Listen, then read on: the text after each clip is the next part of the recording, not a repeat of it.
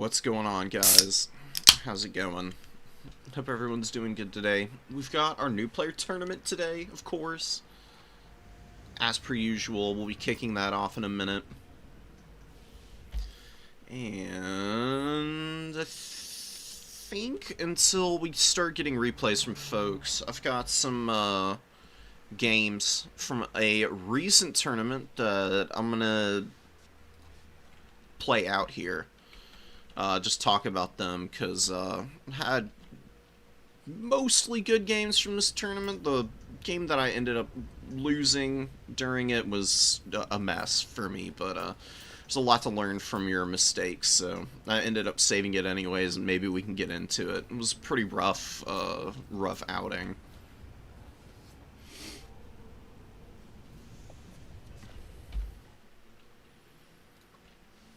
Until then, just kind of hang out here. I'll kick it off in a minute, and we can get underway. I'm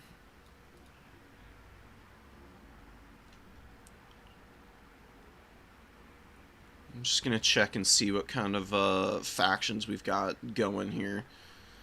We've got some Beastmen, we've got Skaven, Norska players, Tzeentch is going to be interesting to see. A little bit of High Elf action. I'm curious to see if anybody's innovating on the High Elves any, because the High Elves have been struggling quite a bit with their new stuff, it seems. Just haven't really had any kind of improvement in their win rate, so they're definitely the least they've definitely benefited the least of all of the DLC factions. Things just have not improved for them in any way whatsoever, hardly. Although they are fighting against Norska a little bit better, it seems, which is good for them. Looking at their win rate, it's kind of interesting that they're beating they're beating Kislev, the Dowie, and they're beating Dark Elves. They were already beating Dark Elves pretty consistently, but winning so hard against the Dwarves is fascinating to me. Not something I would have expected, to be quite honest.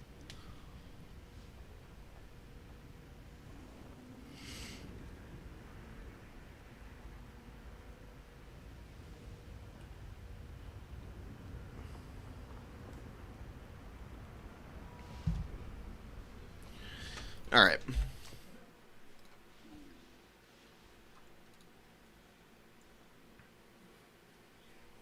Go ahead and get this started.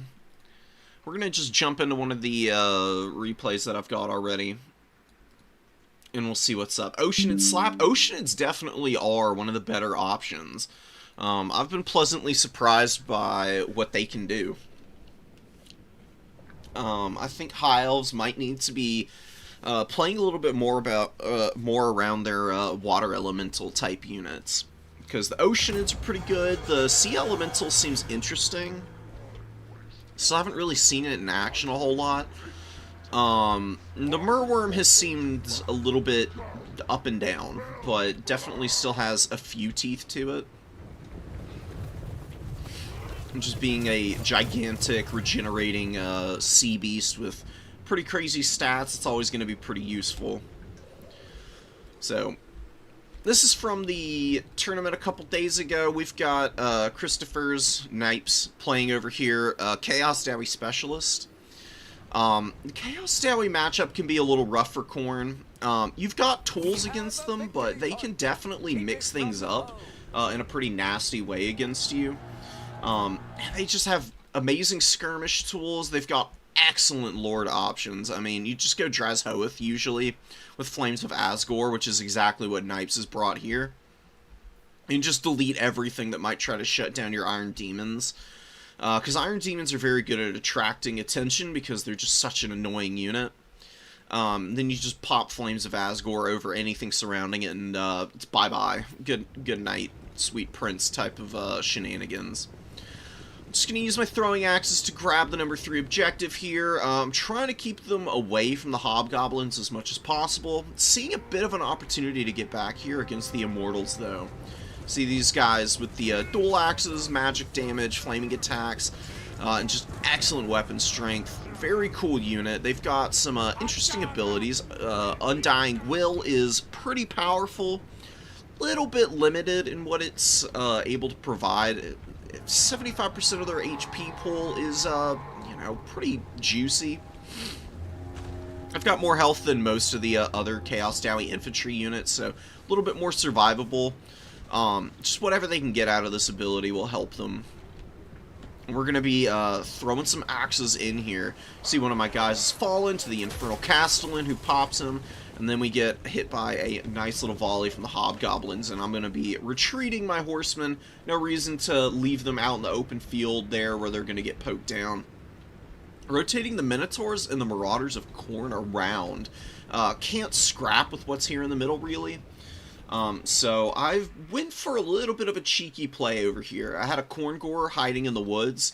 I maneuvered Skulltaker up and through the trees, and I've got Bloodletters waiting in the wings there as well. And Scylla is my first summon out. Scylla is amazing against Chaos Dowie. Very good at fighting the trains and lords when they land. He can also do some pretty nasty damage to stuff like Bull Centaur Renders, as long as he's not by himself there. We're going to get him running in here. He's got Kill for Khorne, so we've got the Rampage. Pretty powerful little ability. Just pop this and have your monkey and whatever support units you've got around just start bludgeoning everything to bits. As your opponent is forced into a less than ideal fight. We've got Bloody Onslaught active, and I've popped the Slayer Sword. Slayer Sword just a really good item for lowering weapon strength. Using all the debuffs on the Bull Centaur Renders just to try and keep the Khorngors active as long as possible. They get smacked by that Flames of Asgore. Huge damage going down on those guys. But they do hold in, and Fury of the Skull Throne is activated, so they are unbreakable, and they will get whatever value they can possibly grind out here, which is about half of their overall cost. Not ideal, but we've got plenty of support coming in now. Minotaurs are moving in, 2 Marauders on the way through, and Bloodletters, and the Hounds of the Bloodhunt. It's a pretty good unit as well against Chaos Dowie. A lot of magic damage for that faction, so the Hounds of the Bloodhunt dampen, which means they remove magic damage effects, which typically helps out pretty nicely against Khedai Fireborn and even against Iron Demons, if the Iron Demons bring the Hellbound ability, which gives them the magic damage and perfect vigor. You can get some good work done. Draz Hoeth doing some damage to Scylla and Skulltaker alike, but in the wrong place at the wrong time. Gotta get back up in the air. Avoid all of my units that are just rushing around on the ground here, being super annoying, doing a bunch of damage. And the Iron Demon is just rolling through. It's just so hard to lock those things in place, and struggling pretty mightily with it right now. It's just kind of running over all my Marauders. You can see it's already gotten about 400 value. Is going to be continuing. See, this is why you bring Flames of Asgore. Very fortunate that I noticed this and was, for the most part, able to dodge. Just the Marauders getting cooked a little bit. Really isn't that big of a deal for me. Hounds of the Bloodhunt and the Minotaurs getting out of the way was really nicely, and a good breath attack from Draz Hoeth, hitting my Bloodletters just getting in underneath this fight though, and the Bull Centaur Renders in the wrong place at the wrong time, getting deleted here. Massive damage coming down from the Hounds and the Minotaurs alike. Both these units are pretty good against Bull Centaurs. Just can't let them do the 1v1. But usually they persevere pretty nicely. With all the fracas going on in the back line over there, I need to pause it for a second, because this game is just so fast-paced. With all the fracas that's going on in the back line there, my opponent's skirmishers are all forced back here so that they can deal with some of my other scarier units. It's allowing the horsemen to just farm value on the immortals over here, and they've only got 300 value. This Bloodletter unit has been scrapping against the Chaos Dwarf Warriors and the immortals alike, just pluckily hanging in there, which is the most important thing they can be doing right now. You use most of our ammunition up. Value hasn't been amazing. They've been firing at the edge of the formation a lot, and these guys did have the cannot die effect active for quite a while, so I think some of the ammunition was used a little bit less than ideally. But we're hanging in there. Kadai Fireborn are scrapping in here, but don't have the magic damage anymore, thanks to the Hounds. Hounds are just nibbling away at everything. They're probably going to crumble out here before paying for themselves, but they've done a pretty admirable job of allowing me to hold up the Iron Demon and let me pummel it a little bit. See the Minotaurs over here. Not amazing value on those guys, but they're still doing some, they've still done some pretty good work. And they should be able to rally in, get one last desperate charge off before all is said and done. Scylla and Skulltaker sitting in here. But Hounds of the Bloodhunt crumble out, and that's going to give the Kadai Fireborn their magic attacks back in just a second. You can see Draz Hoeth is putting some big damage on Skulltaker, so I'm looking to get out of here. I really don't want to be sitting in this fight for too much longer. It's not been amazing for me. Korngors get their Fury of the Skull Throne active, and they've got some pretty nice buffs. And Scylla's going to drop the Rampage here just to force as many of these units to stay engaged as possible. I was hoping Draz Hoeth would Rampage. I don't know how he didn't exactly. Minotaurs get in, just continuing to summon and push units all the way from back here as quickly as possible, so I've got some punching power. We did grab the middle objective and all the ruckus there, and are holding a triple cap, which is really nice. It's been a messy battle, and we are down in value a little bit. We finally get the fight that we're looking for against Draz Hoeth. He's got a bunch of Minotaurs on top of him. Scylla is nearby trying to pummel him. We do drag down the Kadai Fireborn, so even though some of my bigger units have been struggling a bit, we've done a pretty good job outside of the Iron Demon of keeping his other forces in check. The Skulltaker is just going to be going for a dive onto the Hobgoblin Wolf Raiders. We're going to maneuver around the Immortals. They're pretty beat up. We've been hammering them down all game, and we're going to use the Horsemen with their throwing axes. Although really in this instance using them for the dual weapons they have. Just huge weapon strength and charge bonus. Excellent for poking down other skirmishers. And even rear charging stuff like Bull Centaur renders. See the Bull Centaurs are in pursuit, trying to chase down my horsemen, just trying to stay away from them. Using Skulltaker as aggressively as possible so he can get heals off. Trying to keep Draz Hoeth off our backs. It's been such a pain though. Such a nightmare foe to run into. We get Bloody Onslaught on him. I pop the Slayer Sword, but Knipes has been doing a really good job of avoiding a lot of these duel attempts by Skulltaker. Every time Draz Hoeth gets the debuffs popped on him, he's just been pulling back and avoiding all that damage. But here we get a great engagement. We get Horn of Corn active, 54 melee attack on the Horseman. Minotaurs pretty juiced up themselves as well. We just delete this Bull Centaur render. They've only been on the field for a moment and they're already gone.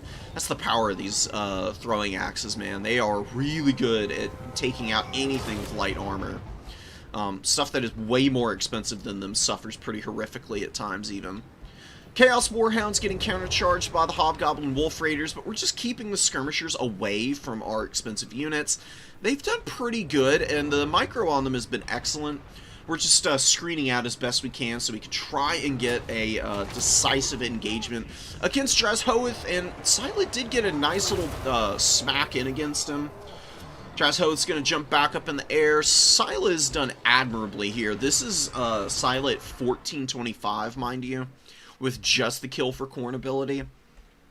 Making him as cheap as possible. Tried to get the Rampage off on Draz Hoeth, but he, you know, just ran away from me. And avoided it. We got a little damage on the Chaos Dwarf Warriors as compensation. Using Chaos Furies to rip apart the Infernal Castle. And he's got a bunch of armor, but pretty weak melee defense. Furies do have excellent melee attacks, so they can actually pull characters apart pretty easily because they pile into combat so well. You see them just surrounding him and nibbling away. Scylla in the 1v1 against Draz Hoeth here. Gonna be a little bit of a rough fight for Scylla. Not really his cup of tea being all alone out here, but he is unbreakable at the very least, so I just figured at this point I might as well keep him in combat somewhere so he can get some kind of value. Good surround with the Hobgoblin Wolf Raiders, and then a counter charge from Draz Hoeth, just getting up in the air, doing the cycle charging shenanigans and trying to take him out. Skull Taker is going to try and work on the Infernal Castellan here, pulling him back to the middle, keeping him alive, and while we did lose the triple cap, we've got a dominant objectives lead here. Just working on taking objectives away from the Chaos Dwarves and holding on to them as long as possible, and playing aggressively has done us a lot of good here. The infantry for the Chaos Dwarves just can't measure up to the Khorne infantry most of the time. Stuff like Forsaken and Bloodletters, just way too tough for Chaos Dwarf warriors to survive against. And those Immortals in the middle, we just maneuvered around effectively. So it's been a pretty good game for us. And here we've got Scylla going toe-to-toe with Draz Hoeth once more. Draz Hoeth's getting hammered right now by Scylla. See him jumping up in the air, doing some cool ground and pound fire attacks. He's going to do one last one, and Scylla gets one last monkey paw in there and just pounds him into the dirt. And Scylla stands tall over his fallen foe, and that's going to be a tap out from my opponent.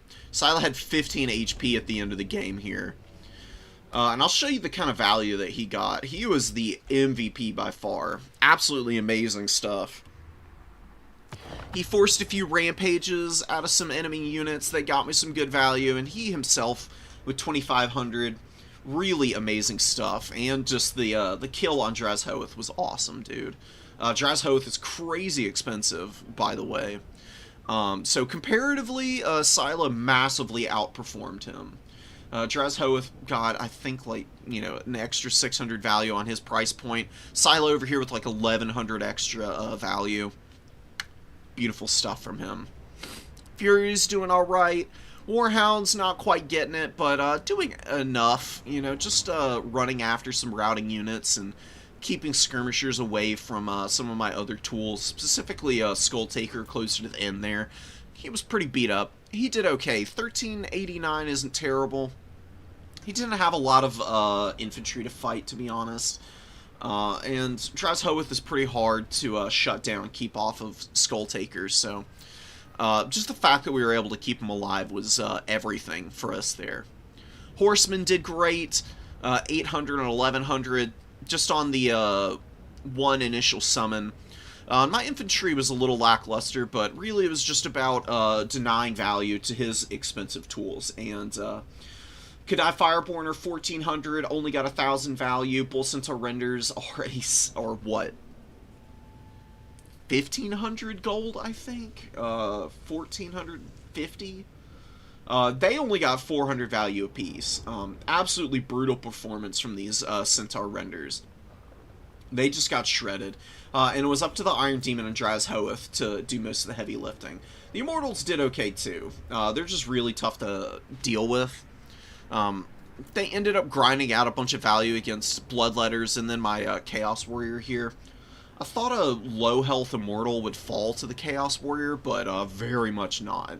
These guys just rip, run, and roar over all Khorne infantry, apparently. So, lesson learned, don't engage them even at low HP. I'll just find something else that can take them out in the future.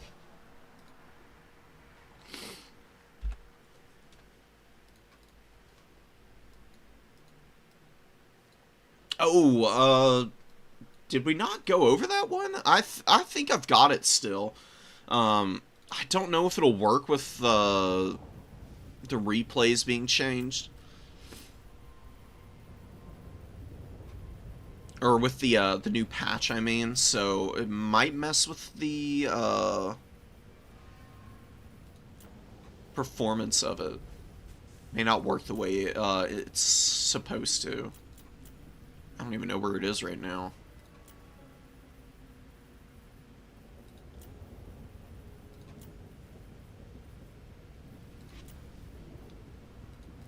Oh, these are my games. This is the first one where Arbol got 4k value. Beat up the chicken 2 times. Killed some other units. It was amazing. Love to watch Arbol going. I thought about playing around with Arbol in a couple of these matches, but just ended up bringing him in the one. here against the High Elves. You'll see this one in a minute. Let me take a peek and see if we've got any replays from anybody. Doesn't look like it yet. Give me a minute and let me see if I can get that other R-Ball game pulled up. From Empire.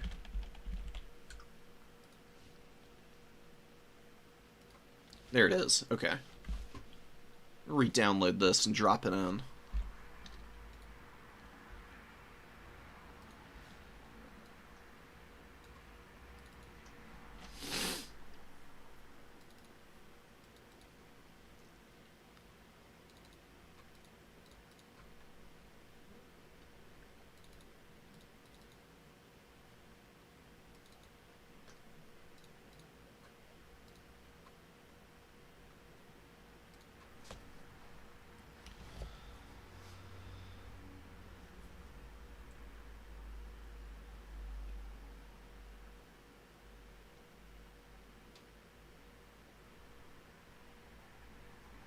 Alright, perfect. Here we go.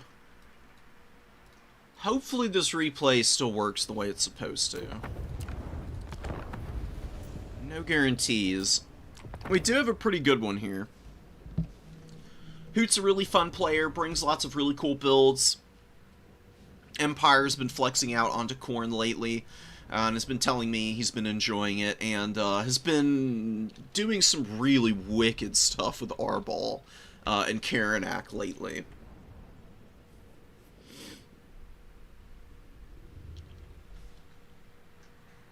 I like the build here, just going for lots of infantry. That's always a good call for Khorne. Into the Warriors of Chaos, you can't really out-skirmish Warriors of Chaos because they just have, like, all these Marauder Horsemasters who just outrange and outdamage your dual weapon throwing axes. It's really brutal trying to do a counter-skirmish game against them with your own horsemen early.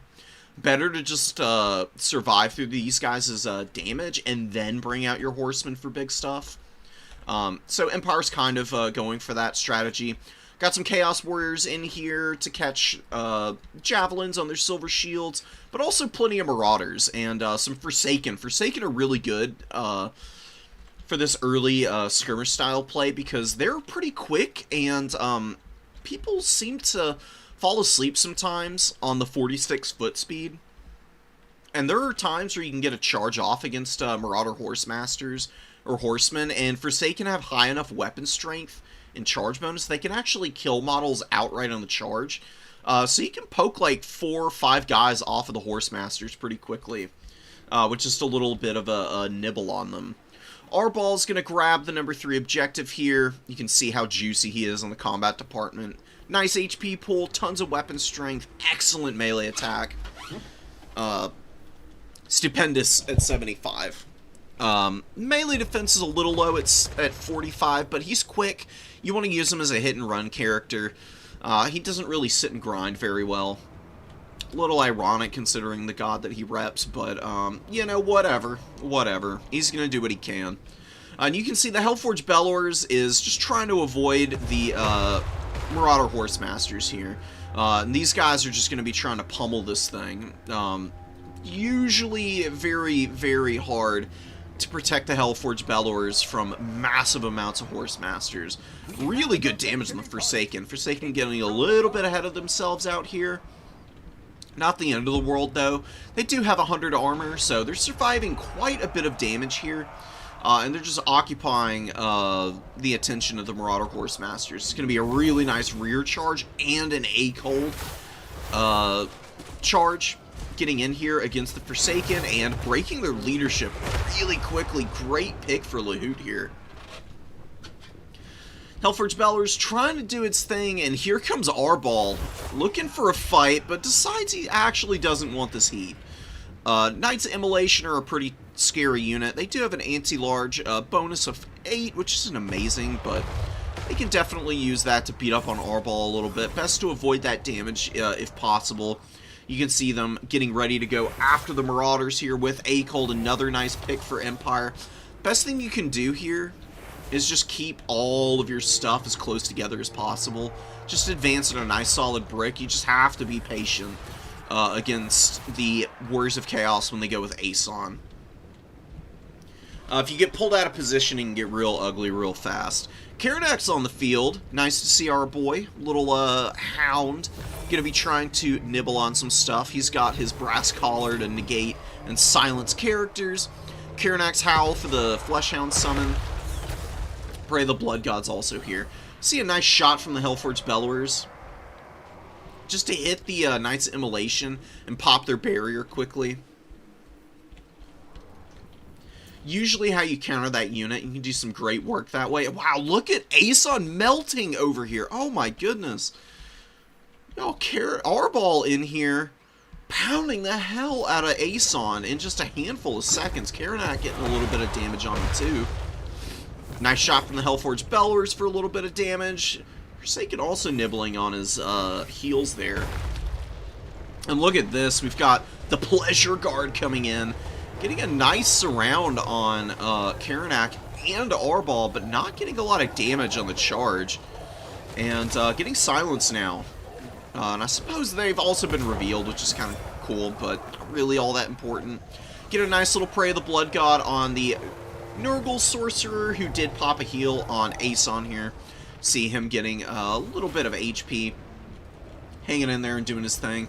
Really nice to have these Chaos Warriors underneath the Pleasure Guard. Pleasure Guard are an excellent unit. But I will say that when multiple units start to get in on them, they fall apart pretty quickly. They just don't have, like, amazing armor is the big thing about them. You gotta be pretty careful with these guys and their positioning. They're best used purely for their speed and charge bonus with the devastating flanker. They get in on the back of an infantry unit and just melt them out of existence in a handful of seconds. This is where they really shine. Otherwise, you're better going for something else, I would say.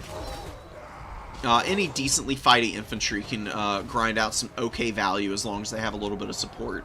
Really nice engagement here. Nurgle Sorcerer gets silenced by Karanak, and Arball's all over this guy now, so we're just seeing some huge damage coming in for the Khorne heroes and Lord.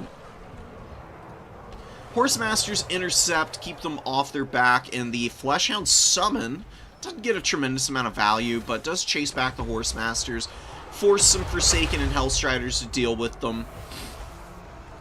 Arball and Karanak able to get out of that fight for the most part and find a nice position to sit in with the Brutes of the Hound here who are going after some Forsaken. And now going to get to grind out a little bit of value against all of these Horsemen, I imagine. Horsemen don't have a lot of armor, so Brutes of the Hound definitely a unit that can chip away at them pretty effectively. Arball's able to get back here and get after Aeson, who is continuing to get hammered here. Hellforge Bellower is also contributing a nice amount of damage right now. It's not bad in melee combat. It really does have pretty decent stats overall. Especially the melee defense being much higher than the standard skull cannons. It's got 32 as opposed to the 18 that a standard skull cannon has. It's forcing Horsemasters to take bad fights, man. They keep having to get into melee before they've used all their ammo. It's definitely hurting Lahoot's chances here. You can see he's down in value. Losing the Pleasure Guard was the big value loser. A lot of the rest of the value is tied up in Aeson for the most part. Until you can get him off the field, there's probably about 1,500 value here that's not really doing a whole lot for you. But you're grinding down a lot of Forsaken, you're holding on to the 2 points, and you've got a slight lead. So just hanging on to that and just playing disciplined around your primary position here with all your infantry is definitely the way to go about this. You can see more reinforcements on the way in, a bunch of Furies, a lot of throwing axes. Khorne Gores, Forsaken, Marauders, anything you can get out on the field right now. Doing whatever they can to hang in there. Karanak's about paid for himself. Definitely wants to try and find an opportunity to get after the Chaos Sorcerer. Not really finding a whole lot of opportunities yet, but surely in the works. Bloodshriek Chimera gets in here. Terrifying unit. Really powerful monster. Got a great heal. Got some good effects with the immune to flanking. An excellent stats. Huge weapon strength. Limited HP pull is like the only thing that hurts this thing. If it takes one really bad fight against single entities, it can get absolutely pummeled to death. But if it can get away, it can usually pop Perfect Predator and just heal up the damage that it might have taken. It's definitely got some teeth to it, but lands into a really ugly spot. Spawn, have it locked in. Our ball is beating the crap out of this thing right now. 2,900 on our ball so far. And he's continuing to grind, and we get a beautiful Horn of Corn. That is what you save it up for. You gotta be very discerning about when you use your army abilities, because it's the only magic that Corn has. You've got Blood Speakers, but they're not really that good of a Lord option. Better off of any of the combat characters, really, usually. So, getting a really nice Horn of Corn there. Corn Gores get some good value. That Spawn summon did pretty nicely. Arball not quite able to finish the Bloodshriek Chimera. It did get a Fleshy Abundance to keep it alive. It jumps back up in the air. Can also pop Perfect Predator in a moment here. Just needs to land. It's worth noting that the way the heal works for the Bloodshriek Chimera is that the heal is active once you proc it, no matter what's happening. So you can actually land the Chimera out of combat, pop the heal, and then immediately like run it into combat somewhere, and it'll still be healing the whole time. So that's something to keep in mind. I don't know if tons of people have caught on to that yet. It's really worth remembering, though, because you don't need to keep this thing inactive while it's healing. It just gets stalk as a nice little benefit, so it can reposition if it needs to. More often than not, though, you can just pop the heal and get right back into grinding with it. You can see that Khorne has done an excellent job of hanging on to this point. It is so hard to fight the infantry of the Blood God. They just massively outperform everything else. Usually a lot of skirmish tools go into trying to poke the infantry down. And oftentimes that can leave even well-utilized skirmish tools in positions exactly like this, where they've used most of their ammo, and I imagine these guys even have good value. They've paid for themselves. 1,100 on this one, 1,100 here, 751. All of the Horse Masters have done really nicely for themselves, but you've just got your 1 point. And Khorne has done a very good job of replacing whatever losses they've taken. And Empire is looking very nicely positioned for the mid-game here. You got a wave of Forsaken coming up, but you got plenty here to duel with them. You got your own Khorne Forsaken, you got some Chaos Warriors, and you've got Furies. Furies are actually decent against Forsaken if they're rear-charging them. Rear-charging Forsaken is actually a pretty good call with the Khorne Furies, because Forsaken have a pretty limited HP pool. Their armor is nice at 85, but the weapon strength on Furies is high enough with good enough AP values. They can, for the most part, chew through that armor. And it's really just the fact that these guys have 46 melee attack with Frenzy active versus 21 melee defense. The melee defense is so weak on the Forsaken that Chaos Furies, especially the Khorne variant and the Slaanesh variant, very quickly rip through Forsaken of any variety. It is pretty brutal. Nice positioning with the Khorne Gores and the Warriors. Just getting a nice little infantry front here. You know, and Khorne's definitely got more cap weight here anyways. Arball's hanging out. You've got the Minotaurs hanging here. Plenty of infantry. The 4th Forsaken has hit the field. See, a couple of these guys have already been out and really not done too hot, so only 490 value, 498 here. Pretty lackluster up to this point, and Lahoot is just behind on value, but remember, a lot of healing in this army. Kind of weird that the Chaos Sorcerer Lord doesn't have the Crown of Everlasting Conquest. I know it makes him weak to fire damage now, after the changes to that item, but it is a really nice perpetual heal regardless. like, he could have been healing this whole time, right? Just without using any magic on himself. And you bring him on the Rot Beast, and he's an okay combat character. I'm not sure Lahoot's reasoning behind that. I think it would be worth it, regardless of the circumstance, personally. But to each his own. He's definitely done plenty of support healing with the Fleshy Abundance, so, I mean, he's paid for himself with the magic at the very least. Chaos Warriors of Khorne taking the charge against the Forsaken. Some Marauders getting up into the front line here, fighting off this unit. We'll see what's going to happen here with Arbol rushing in. He pops his Fury of the Blood God and does a tremendous amount of damage to this Forsaken unit. Excellent work by Arbol here. 3,400 on our boy. He's going to turn around and start fighting against Aeson potentially here. Looks like yes. He's going to get in there with the Marauders, and Aeson's attack animation pushes him into the back line where there's Khorne Gores, Minotaurs, and now Arbol actually trapping him in here, and Horn of Khorne active. Beautiful stuff. Ton of damage going down right now. You see these massive melee attack values in a lot of these Khornate units, shredding through everything.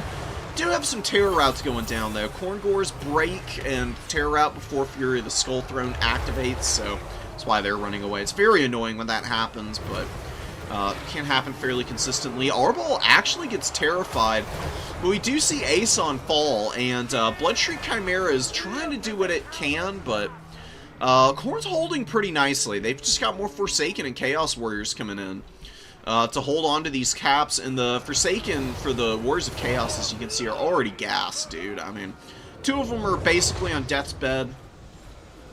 Third one here, doing whatever working can get done, but not doing too hot. As you can see, these Furies just feasting on their souls and ripping through them.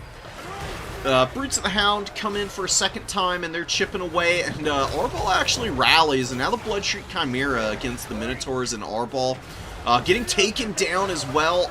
All the big monsters being feasted on here today. Minotaur's going to be eating good tonight. Arbol, courtesy of him, helping out all his boys. It would be really nice to get Fury of the Blood God off here ASAP. I don't think it's been 2 minutes, though. I don't think you really need it. You basically ground this game out. Actually even get a cheeky cap with a Marauder on the back objective there. You love to see it, dude. Amazing game from Empire. Very, very well disciplined. Outside of a few early picks for the Warriors of Chaos, it's exactly how you want to take on somebody. He's going for a very aggressive mobile build. Lahoot probably needed to just play the back objective for Khorne a little bit more. With all that mobility, you should be able to steal it a couple times at the very least. Force some infantry to just sit back here, waste their time doing nothing. Constantly fighting Khorne on a contested objective is risky business, as you can see. Yeah, Aeson gets frickin' melted by good single entities. Arbol with 4,200 value. Absolutely brutal. Karanak did pretty good at 1,900. Not a big uptrade for him, but, you know, just getting some silences off early. Helping to chip down the Pleasure Guard, and beating up on the Sorcerer Lord a little bit, plus Aeson. Very good puppy dog. You can also add the Fleshhound summon value in, so it really is like 21 or 2,200, I guess. It's one Minotaur, 2,100 value. Khorne Tor is absolutely crazy. Bulls on parade for a reason. Gotta love them, dude. Good value out of the Khorne Gores too, and Furies did pretty decently. This one got 1,300 value. Throwing axes didn't do amazingly, but you know that's pretty standard when you're going up against Warriors of Chaos. It's just not really their cup of tea. It's too many superior skirmishers on the other side.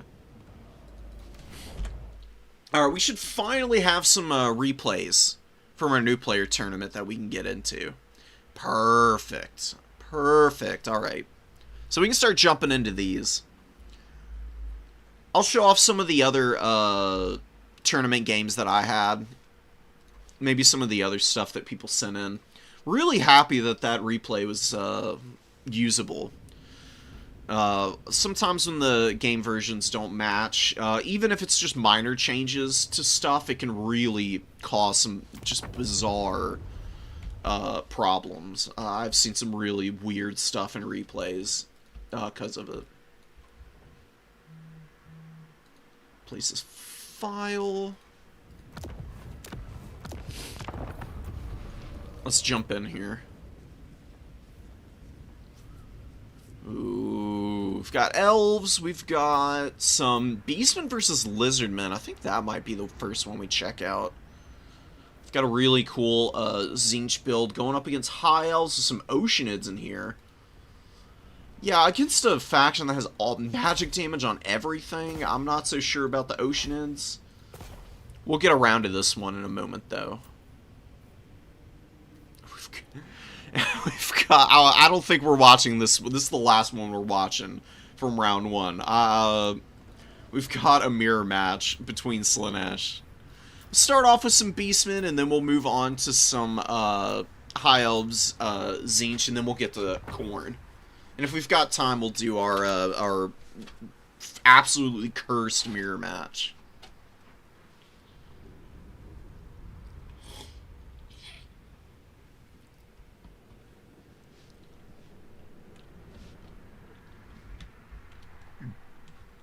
Alright, so we've got Laura here versus Manlam. I believe we've seen Laura. Yeah, Laura's played in New Player Tournament before. Good to see them back here.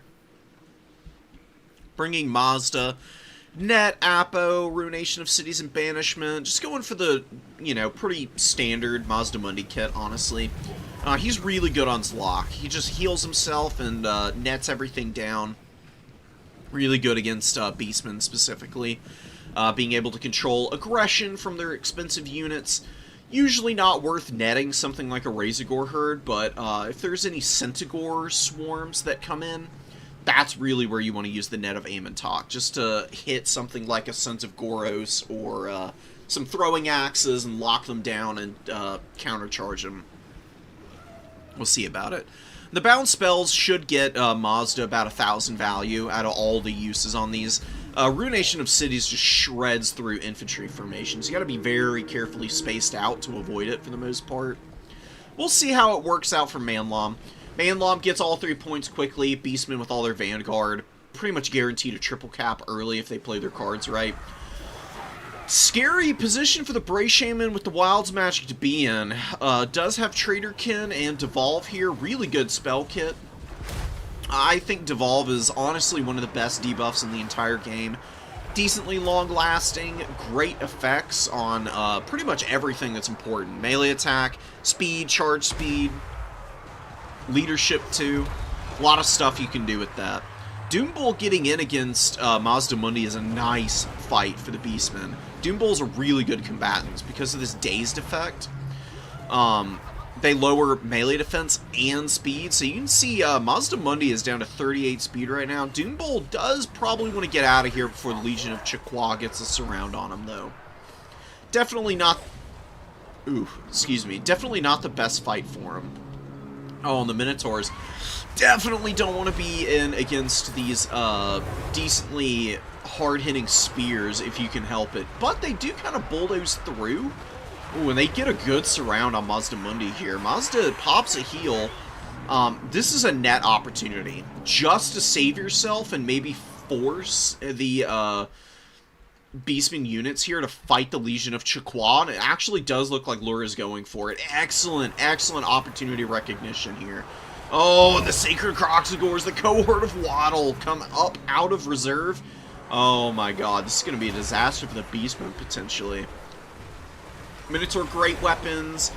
Actually doing pretty good damage to the Cohort of Waddle right now. Cohort of Waddle taking a bit of a pounding. Ruination of Cities goes down and nukes some Pestigores, but also hammers these poor Chameleon skinks. And we get another Traderkin, hitting quite a few targets here. Cohort of Waddle suffering from it pretty badly. It is a pretty nice spell for units of this type and caliber. See, the Doom Bull and the Minotaur is holding up really nicely thanks to the Ungor herd and the Razorgore herd in here. I think the Legion of Chaqua are just a little too busy to really chip in against the Minos consistently. And it is allowing the Beastmen to get a nice little trade here. They do have a value lead, and you can see them just swarming with hordes of garbage over everything else. Full surround on the Saurus unit. Look at these poor guys over here.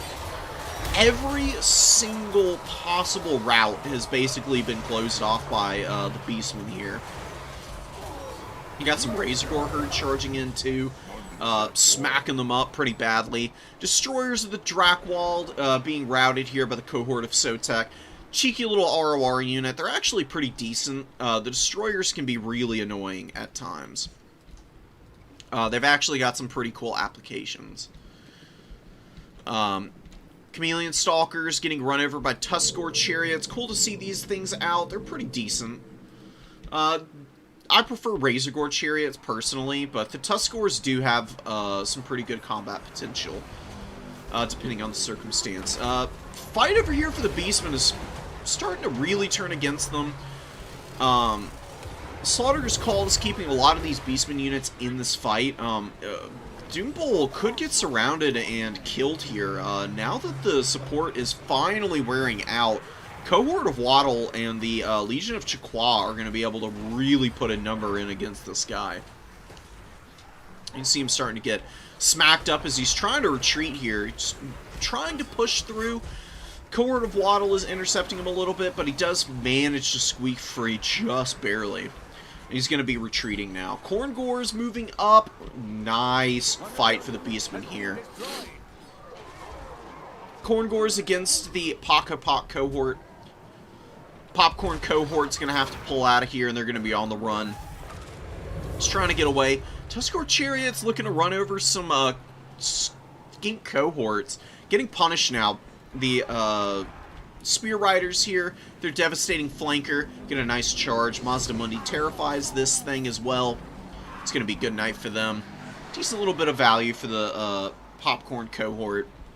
Beastmen have been holding a triple cap the entire game so far.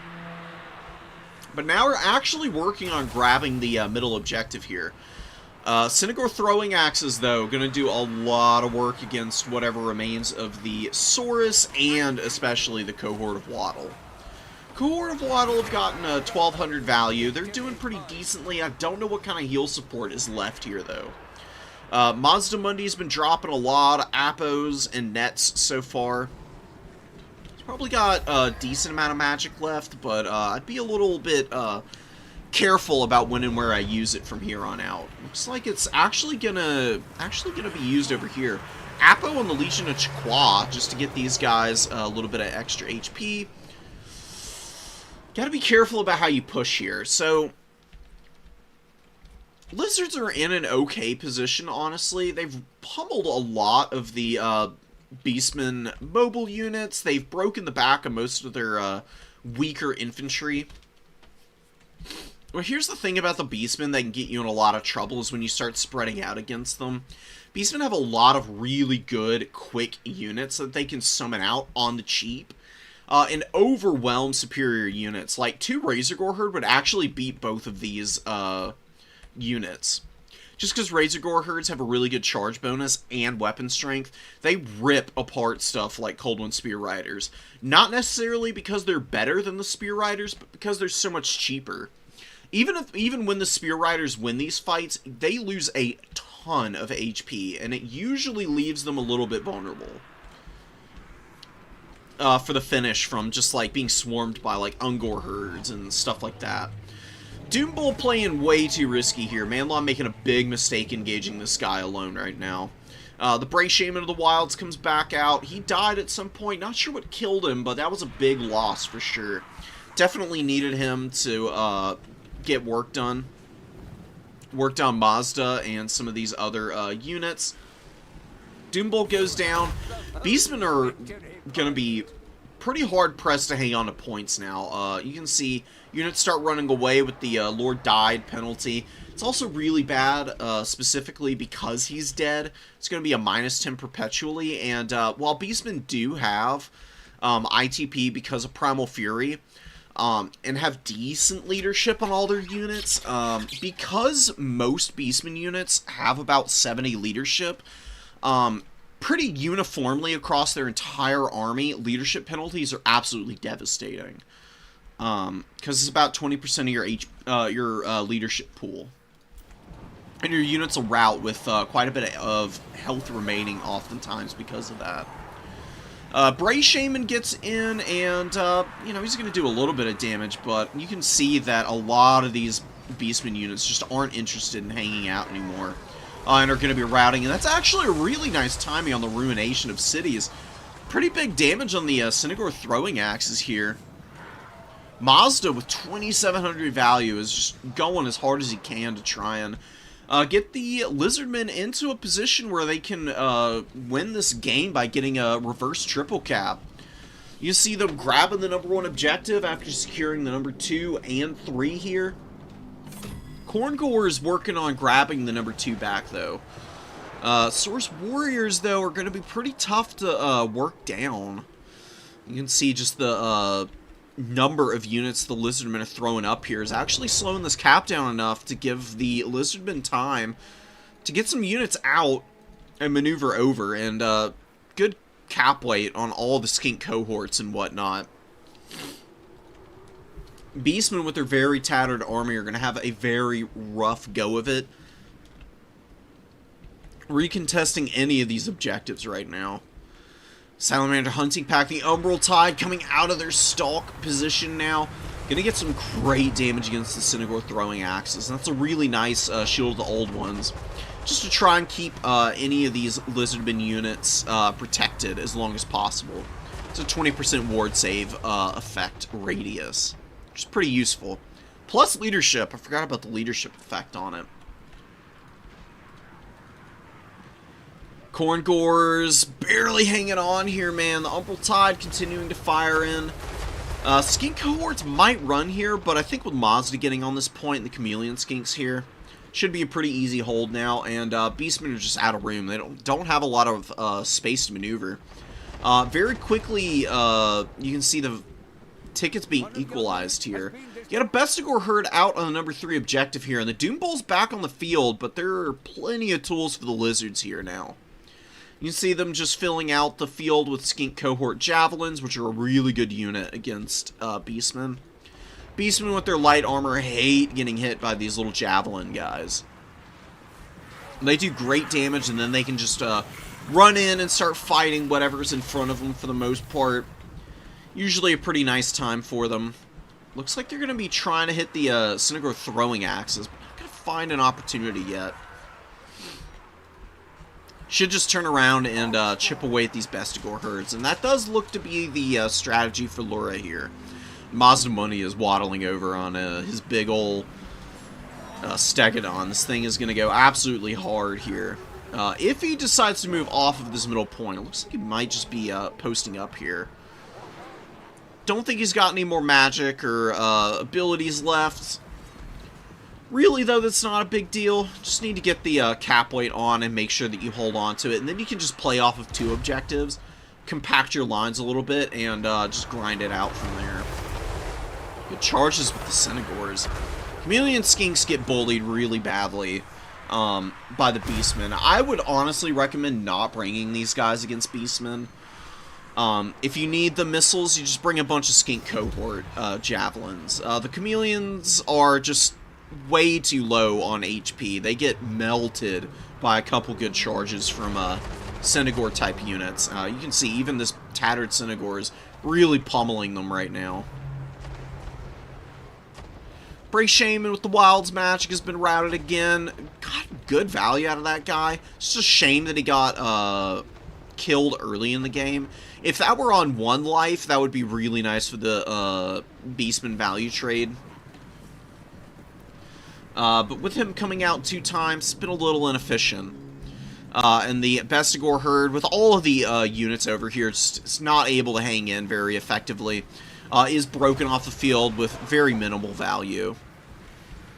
Bestigor herd can work against Lizardmen, but I don't know, man. Against the lizardmen, you want to go for Goreherd with the dual weapons, because they do really well against Saurus, Skinks, and can even do some pretty decent damage against stuff like Spear Riders. Just a really cheap, solid infantry unit. You want to try and avoid allowing the lizardmen to let their Saurus sit and grind through hordes of chaff, and Pestigors are just not very cost effective. They're okay. The great weapon axes are pretty strong. Their melee attack and melee defense is just so low. You're really like counting on Tears of Nurgle proccing and allowing you to like catch some units you otherwise wouldn't with them. Usually why I try and encourage people to go for something else. Pestigors are really only good on the Nurgle roster where they can get passive heal support, because they do have a massive HP pool at 10,500. It's way better than the Khorne Gores and Slaying Gores and Goreherd and whatnot. You know, it's an extra 1,000 HP to work with for the Nurgle passive healing. Beastmen just don't have any heal support for those guys, so they just fall off really hard usually. You can see they didn't do much of anything. Really, honestly, you only need one Minotaur Great Weapon. Beastmen just don't need Minotaurs all that often.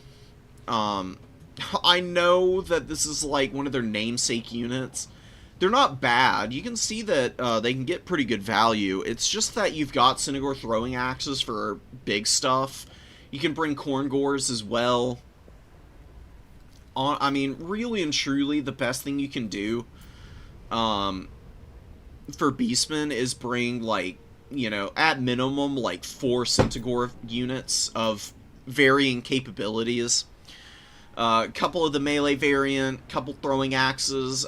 You could probably just swap this Minotaur out for the Sons of Goros. Sons of Goros are a really strong unit. They would have been really nice for chasing down, like, the Pakapok cohort, attacking the Umbral Tide, just swarming around this Lizardman build and getting rear charges and, like, poking away at skirmish elements. Sons of Goros are a great, great ROR unit. Really should try and prioritize utilizing them.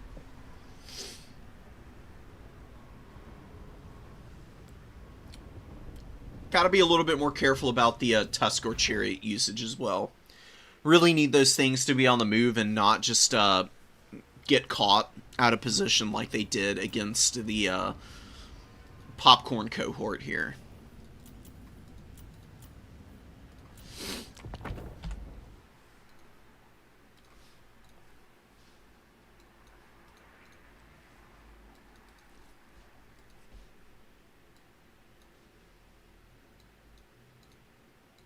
Yeah, Arbol is really crazy. He's really strong as a duelist character. Maybe even better than Valkia, honestly. Valkia is a little bit better for, like, mobile support for Khorne. Arbol's who you go for when you want to just go, like, raw fisticuffs with somebody and do some hit-and-run type of shenanigans. Got a Lore Master Ahoth here. Emmerich is rocking in here with all... No, not all of his stuff. Just Lord of the Dragons and Starlance. A little surprised to not see his Vuvuzela item. Because it gives a map-wide melee attack buff, which is really strong for High Elves, honestly. We'll see how that works out for them. Sartorial's here. He's going to be rocking all of the good stuff as per usual, plus standard die. Rock of Inevitability, really good debuff item.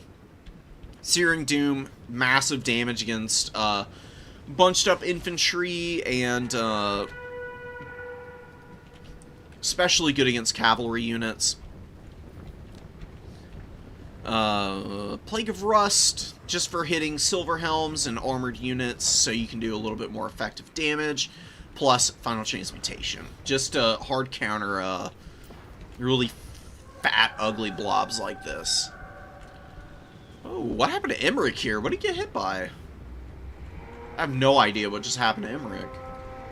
Takes a bunch of damage from some unknown, the Soul Grinder here. Soul Grinder attacking Emmerich, actually really nice damage from that thing. Ooh, this is gonna be scary for the High Elves, man. They've got Earthblood, so they can drop heals. Oh, that's gonna be a disgusting final transmutation. And it's upgraded, plus you have the, spell intensity from Greater Arcane Conduit.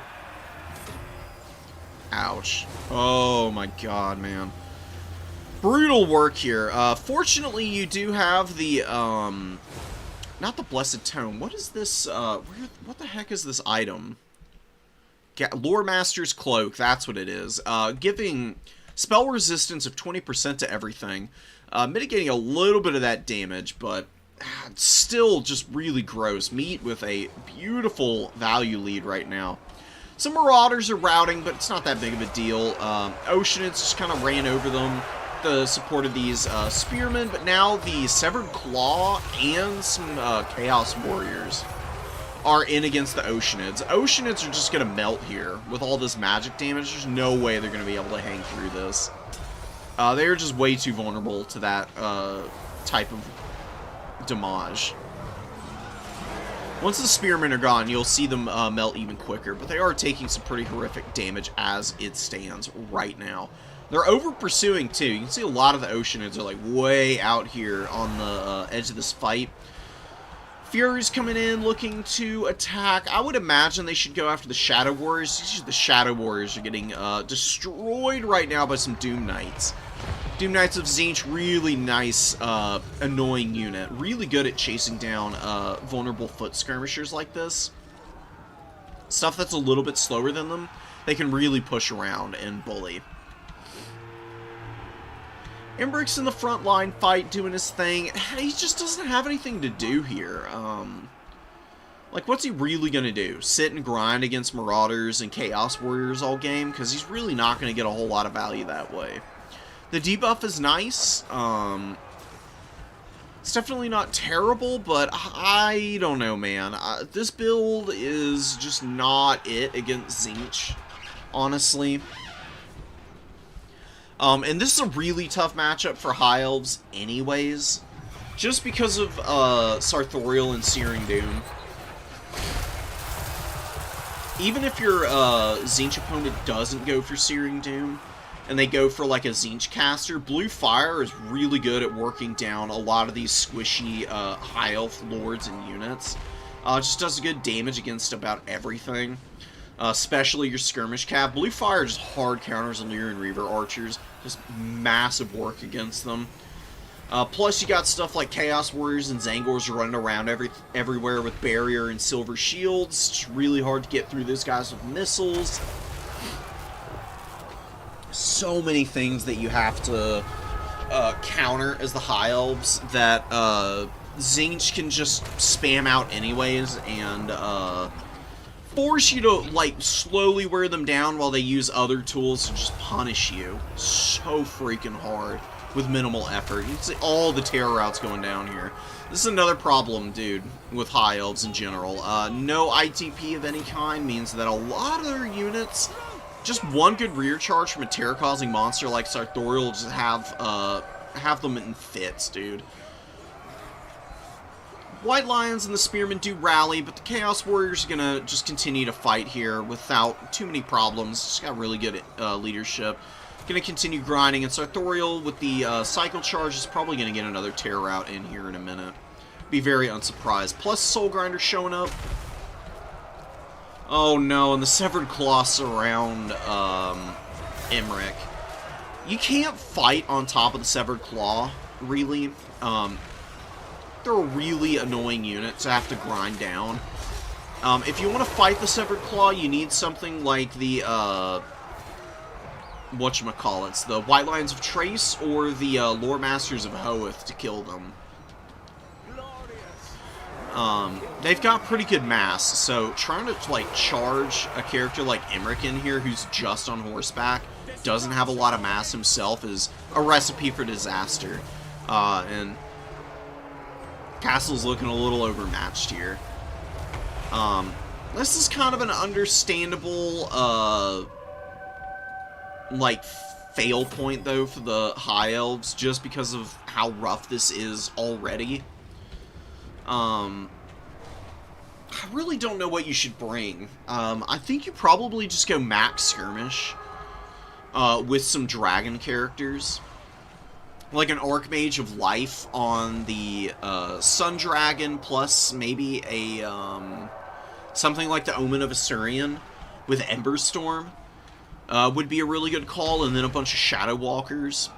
Shadow Walkers have pretty good anti-infantry and good combat stats. You can just have them running around, keeping your opponent back as long as possible. Using their missiles and kite abilities, plus the poison on those guys is really strong. Your opponent's gonna have a pretty hard time Searing Doom, using Searing Doom on them.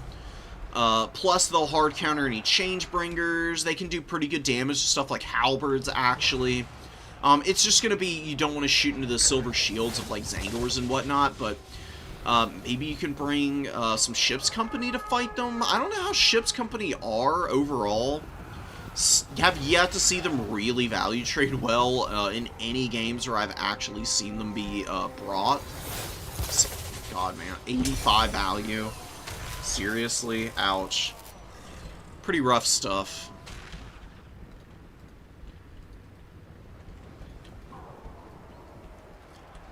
There's gotta be a way for the High Elves to win this matchup, but we're not gonna see it here. Castle is just completely, it's just been hard countered here. Meat just brought a really solid Tzeentch build. It's done a really good job of hammering down even the expensive High Elf stuff, like the Phoenix Guard. Emmerich died pretty quickly. Oceanids melted with all the magic damage on the field. Loremaster of Hoeth has been grinding really well, though. I will say this guy has been pretty impressive. How does he have Cannot Die? Oh, Blessed Tome imbues this, but why does he have it at less than 50% HP? I guess it just imbues it onto his unit card. Does it make it so he can't die, period? It's a really weird ability. I've not seen Blessed Tome in many an age, and I had no idea it imbued this now. Is this a campaign item? Is that why it's so much stronger? It's really cool. I might have to try that out sometime. Anyways, I think the idea here was to use this to make a whole bunch of High Elf units really hard to kill, while using Earthblood on cooldown. Honestly, though, I think you could even innovate better on that. You could just bring the Loremaster of Hoeth with no spells of any kind. Actually, I think I've got... I'm going to show you a build that I think could work around kind of what Castle's ideal was. I think it could work a little bit better than what he's tried to go for here. And then you can still bring a big, scary dragon to support it. Oceanid's getting melted again. Ooh, brutal. Meat with a dominant win here. Really nice stuff. Castle's build is just a little bit, unoptimal, I would say. There's a few things you can change here for sure.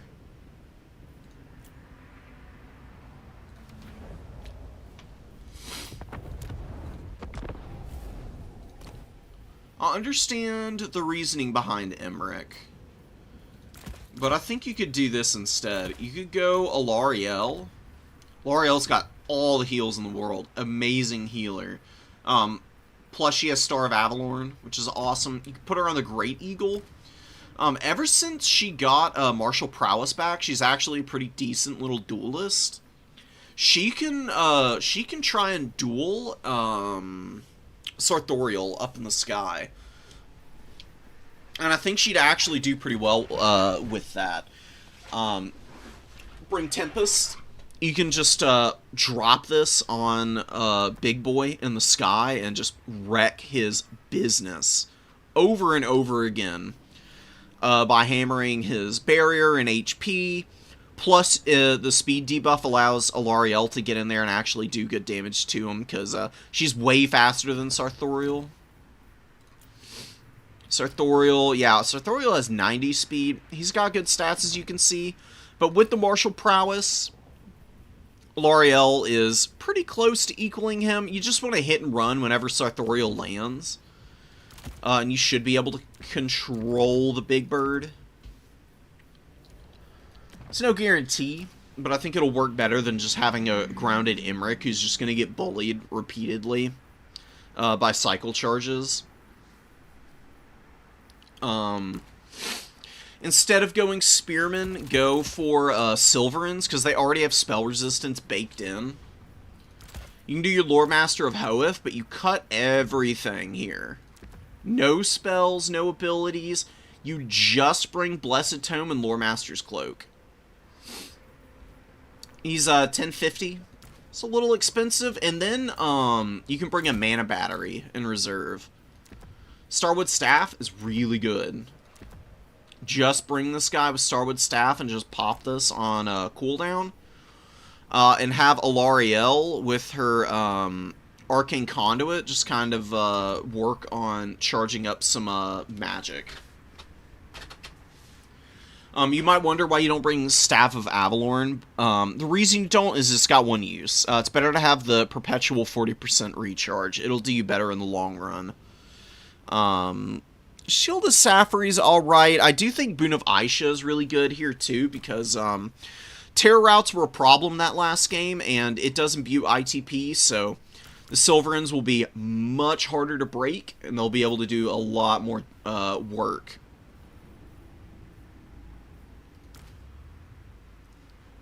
You've got had the DLC. Maybe, I don't know about Lathered Skycutters. I can't speak from experience on their efficiency and prowess.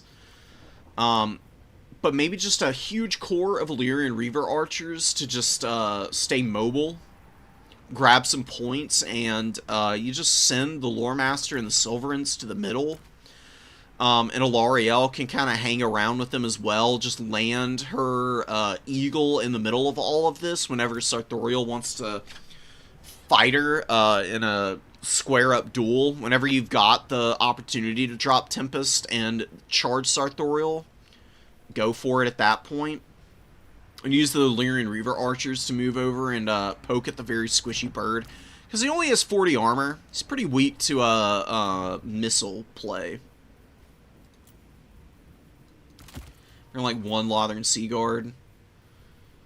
And get like an Arcane Phoenix in reserve. These Arcane Phoenixes are disgusting. Emberstorm wrecks Chaos Warriors, guys. Use this ability. It is disgusting. It's way better than the dragons, honestly. I love Arcane Phoenixes. They're way more consistent at value trading effectively. Although, maybe against Tzeentch, maybe the Phoenixes aren't so great against Tzeentch. Do have fire resistance, though. Tzeentch does have a lot of fire damage, actually. Knights of Immolation have it. Changebringers. Their Horsemen have it. Obviously, the Pink Horrors do. So even though your opponent can get around the Fizz-Res, I think the fire resistance makes up for it. And what else do you want? Storm Riders are okay. I think 2 Shadow Walkers in reserve is a good idea, like I said. These guys are just disgusting. They're so strong. They have Stalk. They have Vanguard deployment. Fast, poison. Their missiles are crazy accurate and do a crap load of damage. Compare these guys to a basic High Elf Archer. Look at that. I mean, they have like what? Almost 50% more damage. Plus, they have the same amount of ammo, just about. You got a few fewer volleys, but their volleys being even more accurate than the already accurate High Elf Archers is amazing. Plus, these guys cannot be attacked by Furies. Furies get melted by Shadow Walkers, actually. They're pretty self-sufficient. And you can always use stuff like Illyrian Reaver Cav to kind of screen for them, if you need. I think this is one of the few matchups where the Fireborn are a trap. I don't think they're very good here. I don't think you want light lines of traits. I think you want a Lion Chariot, maybe? Lion Chariots have missile resistance, plus their really high weapon strength, charge bonus, and mass means they're really good against Chaos Warriors. And then... I don't know, man. Ship's Company are just kind of ass. I don't think you bring them. I think the Pure Main Company might be a little much. Rangers are bad. Maybe you just go for some Silver Helms.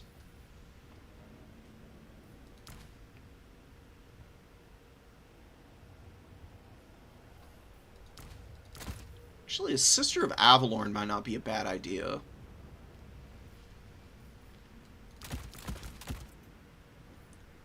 Three Illyrian Reavers. Maybe a Shielded Lothern Seaguard. Honestly, I mean, I think this build has some teeth against Tzeentch. And it keeps the identity of that last build alive while kind of further reinforcing some of the strengths and mitigating some of the weaknesses. Just by giving ITP to all your Silverins. And the extra spell resistance on the Silverins means that there is no magic that's really going to be able to poke through them. They're going to have 50% magic resistance with the Lore Master's Cloak, as long as you keep them all bunched up together. Try this out, Castle, if you're watching this, dude. I think this might be your ticket to success. With an Arcane Phoenix helping out Alarielle in the sky, there shouldn't be anything that Tzeentch can bring out to stop you. And you just want to avoid the Searing Dooms as best you can. It's going to be hard. Just don't want to let your Illyrian Reaver archers get hit by Searing Doom. The Silverins are getting pummeled by it, so be it. You've got your Earthbloods from Alarielle plus Star of Avalorn to kind of help them out.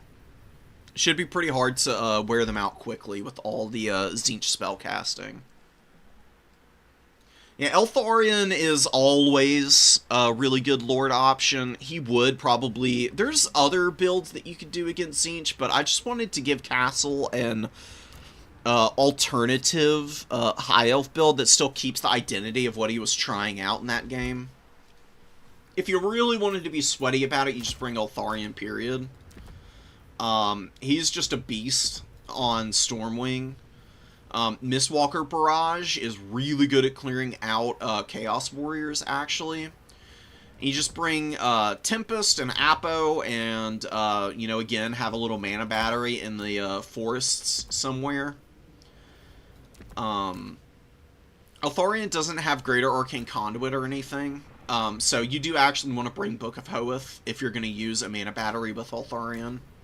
That way you have power recharge rate. And you just pop these when they come off cooldown together. And you'll just have tons of magic to work with.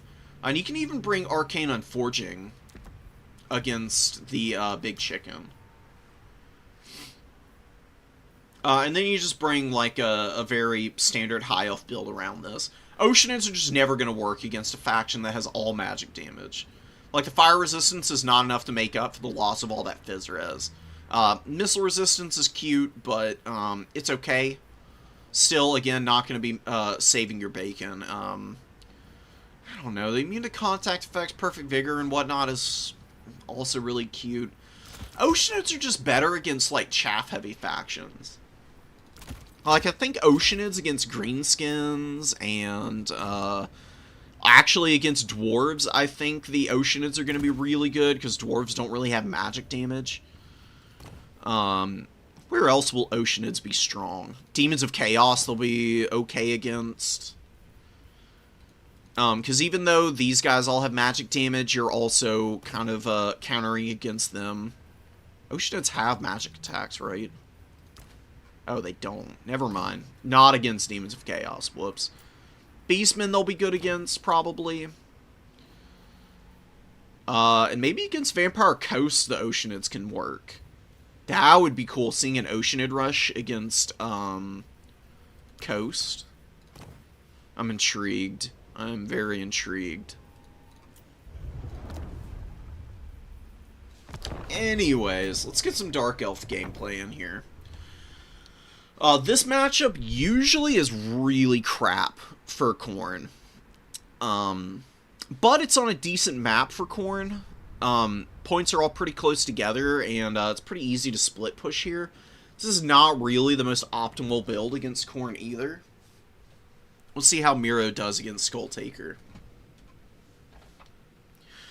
Big Boy on his shrine might just go absolutely filthy beast mode here, though. Because there's really not a lot to threaten him. And a War Hydra is, like, cool. It can definitely do some good damage to the Chaos Warrior core and the Marauders, but Skull Taker can actually outduel that thing. Just using Slayer's Sword and Bloody Onslaught on it, he will absolutely rip it to pieces. He is a nightmare to try and fight square up. Usually beat Skull Taker by shooting him to death with stuff like Dark Shards. That's like the one unit that's okay here, but even here, I think I'd prefer to see the Repeater Crossbows, the Repeater Crossbow Cavalry. Because the problem with Dark Shards, they're just too static. Khorne Infantry will just rush these guys down eventually, and they will die horrifically. If something like a Fleshhound or a Fury gets on them, good night. Minotaur's coming up. Nice to have. Definitely want them just because the War Hydra's here, and, you know, you can use them to beat up on Blackheart Corsairs. Minotaurs are actually pretty good against infantry, just because of their charge bonus and weapon strength. They can actually grind up Blood Greed pretty quickly against enemy infantry. It's really not a bad use of their time, especially against something squishy like the Corsairs. These guys have 6,900 HP. Is about as bad as an HP pull gets for an infantry unit in the game.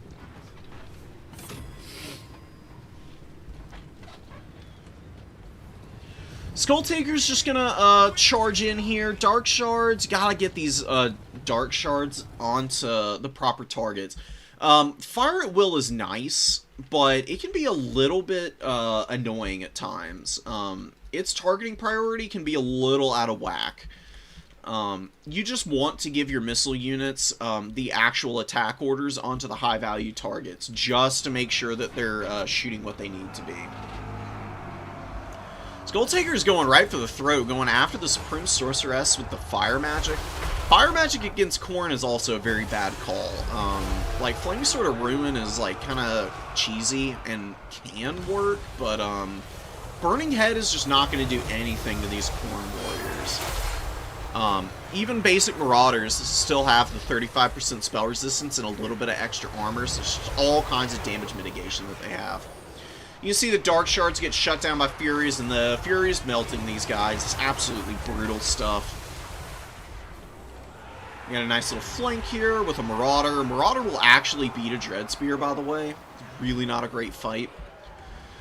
The Marauders are just too fighty. They have a much bigger HP pool as well. Like, even with the Marauders being beat up, have about the same amount of HP as the Dread Spears right now. Blackheart Corsairs get on the back of that fight. They might be able to save those guys, but we do have the Furies chewing on the other Dark Shard. Skull Taker is a little beat up. The Hydra and the Master doing some damage to him. The Master, very, very beat up in his own right. Has to pull back. Not going to be up for a whole lot else. And the Siren of Red Ruin is a good unit. But Khorne has Minotaurs in here with Fleshhound support. That's way too much for the Dark Elves to deal with. Dark Elves are just... This is just the wrong way to go about this matchup. You cannot square up against Khorne as Dark Elves. You have to bring Scourge Runners and some mobile kite tools and a lot of Cold One Knights. Cold One Knights are the ticket to success against Khorne.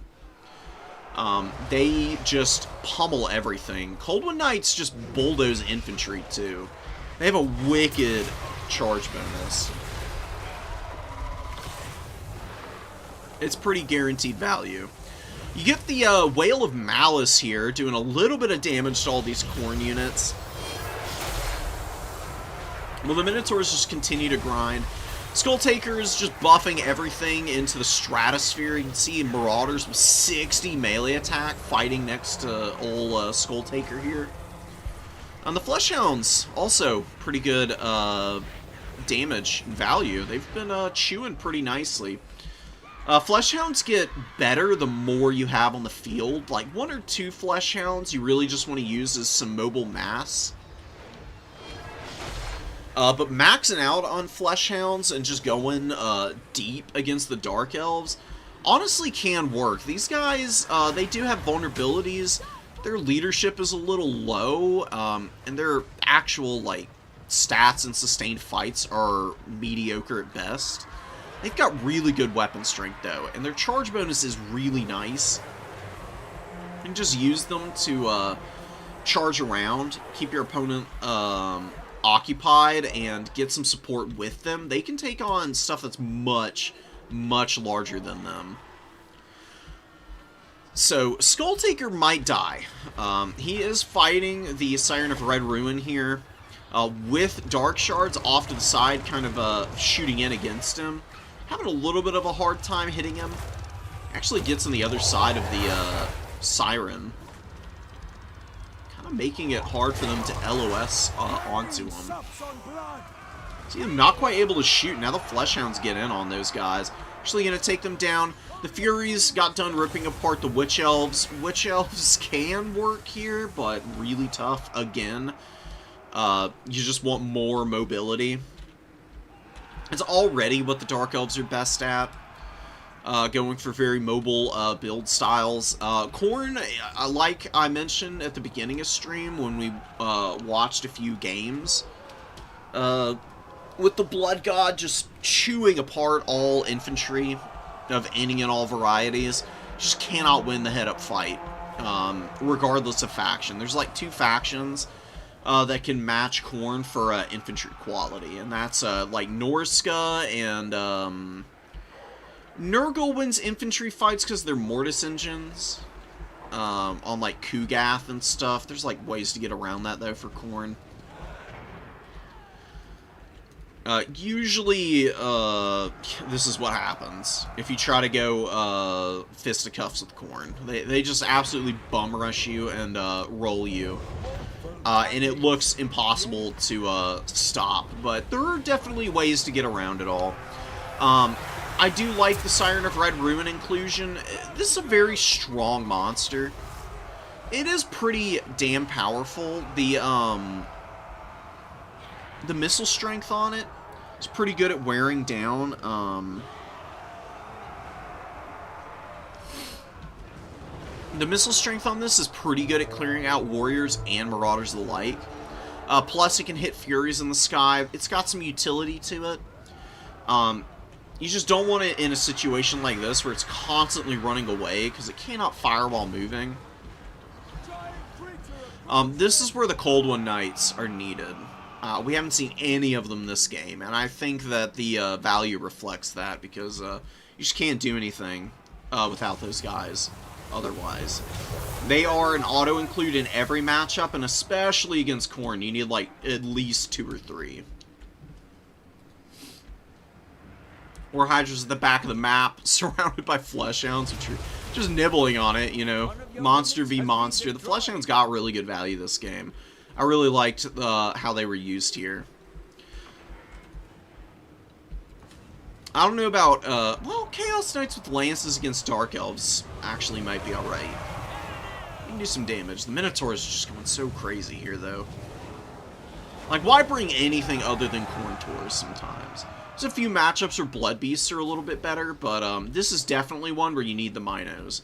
Need that hard-hitting bonus versus large. Especially against stuff like Cold One Knights. A Mino and Fleshhound and Fury Swarm can very quickly rip apart any Cold One Knight units. Khorne Taurs maneuvering away from Witch Elves. Witch Elves are just, you know, out here in the middle of nowhere, basically. Fury, Skull Taker, and the Forsaken should clean them up pretty fast. Now, you can see just the Fury is doing some pretty big damage to these things. And yeah, Skull Taker gets in now. He's going to run over them. They do pop their Witch Brew. They might actually be able to kill Skull Taker before support arrives. Just because they are pretty juiced up right now, but Marauders and Forsaken from both sides, I think might actually rout them before Skull Taker goes down here. You see them getting crushed from both sides. Absolutely. Oh, just an absolute mess for them.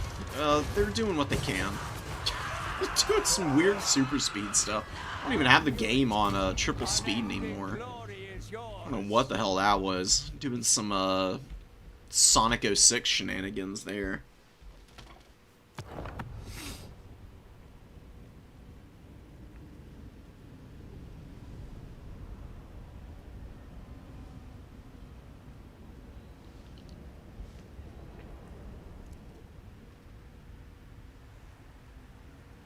One sec, guys.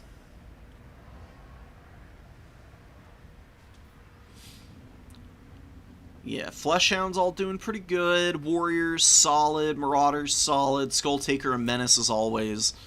Minotaurs are just beast moding it. I mean, 2,900 value is disgusting on them. The Furies were really impactful, too, so... yeah, this is just never going to work against Khorne. I'll show you the Dark Elf tools to success. I don't even hate the Hydra pick. The Hydra really isn't that bad of a choice.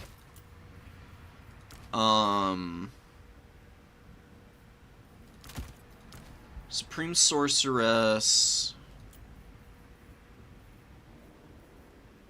Lure of Death, honestly, with Soul Blight and Purple Sun is a really good combo.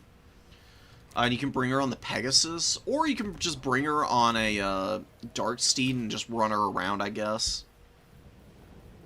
Purple Sun does enough damage that it doesn't matter the spell resistance for Khorne.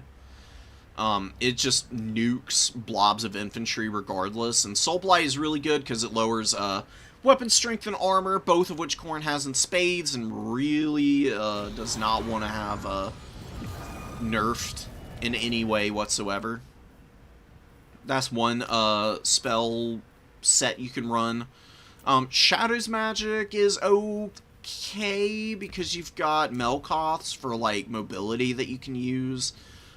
Just using this on Furies is pretty good, and Enfeebling Foe is pretty strong. You can also go with Beast Magic and just go like Amber Spear for some poke against Skull Taker, and Curse of Honor here for the debuffs. That's really what I would recommend. Or you can go like, I've seen people use Malekith in this matchup and do pretty well with him. You basically cut everything and just bring Soul Stealer. And you just Soul Stealer to win, and you breath attack Chaos Warriors. And then he's just a really powerful duelist. The real meat and potatoes of the army is usually like a few Scourge Runners. Get some Cold One Knights. Cold One Knights got a cost increase, I just noticed. They used to be 1,000 gold. Now they're 1,050. Just interesting for sure. Masters aren't bad. They are pretty good against Skull Taker on the Dark Steeds. You don't really need them on the Cold One. He's got good enough armor on the Dark Steed as is. Pegasus is a little bit overkill. He can get caught pretty quickly on this thing. Don't have very good mass. Usually better to just have him running around on the ground. Get him as cheap as possible. Doomfire Warlocks really aren't that strong, but they do have some bound abilities that can help you out. So bring them just for that, for the Soul Blight and the Lesser Doombolt. Crows of Cain are alright here. Repeater Crossbows, pretty useful. A couple of them can be very solid inclusion. Infantry-wise, really, you can just go for handbows. Blackheart Corsair handbows are quick, and they've got quite a bit of ammo, and their missile does hit pretty hard, so they can maneuver around, pull Khorne in really deep, and then you can use like your Witch Elves to like clean up chasing units. Same with the Cold One Knights. What do we have for money left here? Get rid of the Master and get a Blood Rack Medusa for infantry clear. Because you can't use magic like you normally do for the Dark Elves. And you can't fight in the front line like you really want.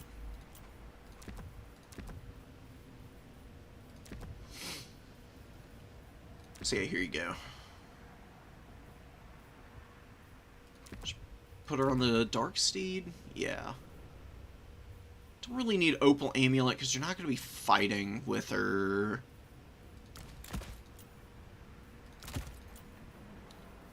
Let's see what we can do about this. Damn, that's a little bit out of the price range of the Cold One Knights now. Ooh, maybe a Dread Knight. A Knight of the Ebon Claw would be really sick. Get that guy in there. Maybe you can bring, yeah, bring the Medusa in reserve. Get rid of the Doomfire Warlock, maybe.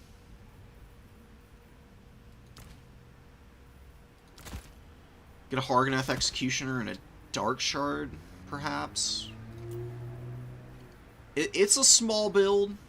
Definitely tough. You just have to kite around Khorne as much as possible and avoid them as best you can.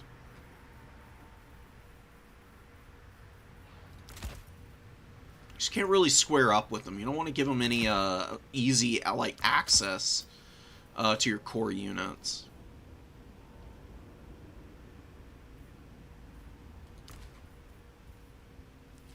Just like mess around with this. There's like other units you can mix in here just for some cap weight and whatnot. Dark Riders are minimally useful against Khorne just because they don't hit very hard against anything. They're like okay against Furious and Fleshhounds, but even there they're pretty mediocre. Oh yeah, and you wanted to mix in the Hydra. That's right. Ah, well, you got Terror there from the Hydra, and then you can get your regular Cold One Knight. And then you don't need the Knights of the Ebon Claw. I included them for the Terror. Khorne can be Terror routed. Just because they have good leadership and Frenzy doesn't mean that the leadership doesn't go below 50% pretty normally. With some good rear charges, and then you can get some very huge breaks in the mid to early game. And really have them running. Hellebron on the... Yeah, Hellebron on the Manticore is pretty cool.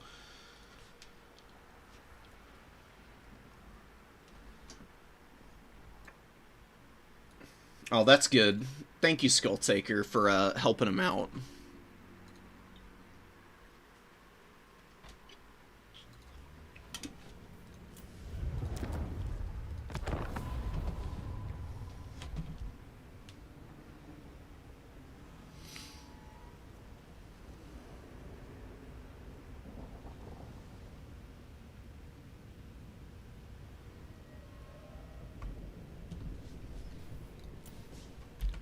Alright, we're not watching that absolutely cursed mirror match. Let's get some round 2 games. We got people dropping them in here, so let's just start getting through them. We've got Nurgle versus Greenskins from round 1 that we haven't covered yet. Hold on to that. Beastman versus some Empire is going to be pretty fun.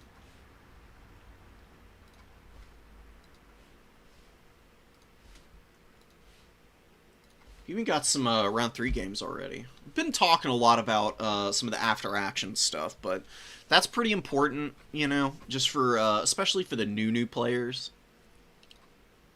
I always want to help people on the build side of things, because, you know, build roulette can happen in domination mode. It's much less normal in Dom than it is in land battles, but it is... There is definitely a limit to what you can get away with in terms of your build in matchups, so just making sure that you've got like a nice, solid core on a regular basis is definitely something you need to be very, very aware of. Okay, this is going to be sick. We got freaking Bjorg Bearstruck in here. Yeah, Burning Headcaster. Let's go ahead and just watch this one. This is a round 3 game. So we're going forward in time, and then we're going to go back in time a little bit. It's been a while since I've seen Kramer around. We'll see if Manlom's able to get a dub here. Lost that round 1 game against Laura. I think, though, can figure out a way to wear down the Norskins. Bestigor Herd are really good against Norska. They just beat the crap out of all of the infantry, for the most part. I mean, Berserkers get wrecked by Bestigor Herd, because the armor on these guys is pretty substantial at 95. Plus, the weapon strength on the Bestigor Herd is pretty huge. The lack of armor on the Berserkers is, like, whatever. I mean, it doesn't affect them that badly, but Bestigor Herd do have 12 base weapon damage. So that extra little bit of punching power that they have can help immensely with the early game. It's a really nice Flock of Doom. Right out the gate, you hit the Horse Masters and wear them out pretty nicely, and your Synagor Throwing Axe is going to be moving in here. Gotta make sure that they don't get attacked by the Norscan Ice Wolves. Norscan Ice Wolves, very, very naughty doggies in this matchup. Really strong. They've got Striders, so they don't mind where they're fighting. Usually, Synagors can win fights by just running into forests and taking advantage of their extra stats at the expense of other large targets. Not so against Norska. You just gotta play very disciplined here.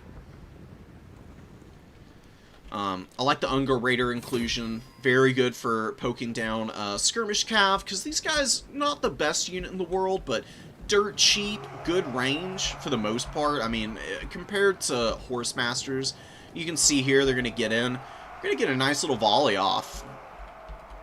Help Manlom out with controlling Kramer's mobility. Come on, do it. Yeah, you can see the damage going in against those guys. Already getting some really good value. Burning Head goes down, doing a little bit of damage to the Bestigors. Yeah, I mean, you might as well use it. I mean, it's the only spell you brought. And normally I would say it's best to cast down this way, but because it's a Bestigor, and because you've got so much light armor on your own units, I do think that casting it out of your formation is the right call. It's just a little bit unfortunate for Norska, man. So here's the thing. Like, you cast Burning Head, and a lot of wind spells just go on a flat, straight line. Burning Head, though, wobbles. It's a little bit of a randomized wind spell in terms of, like, the arc that it takes as it's moving along its path. The last thing you could afford here is for it to veer off into your own guys and just, like, destroy your entire front line, so...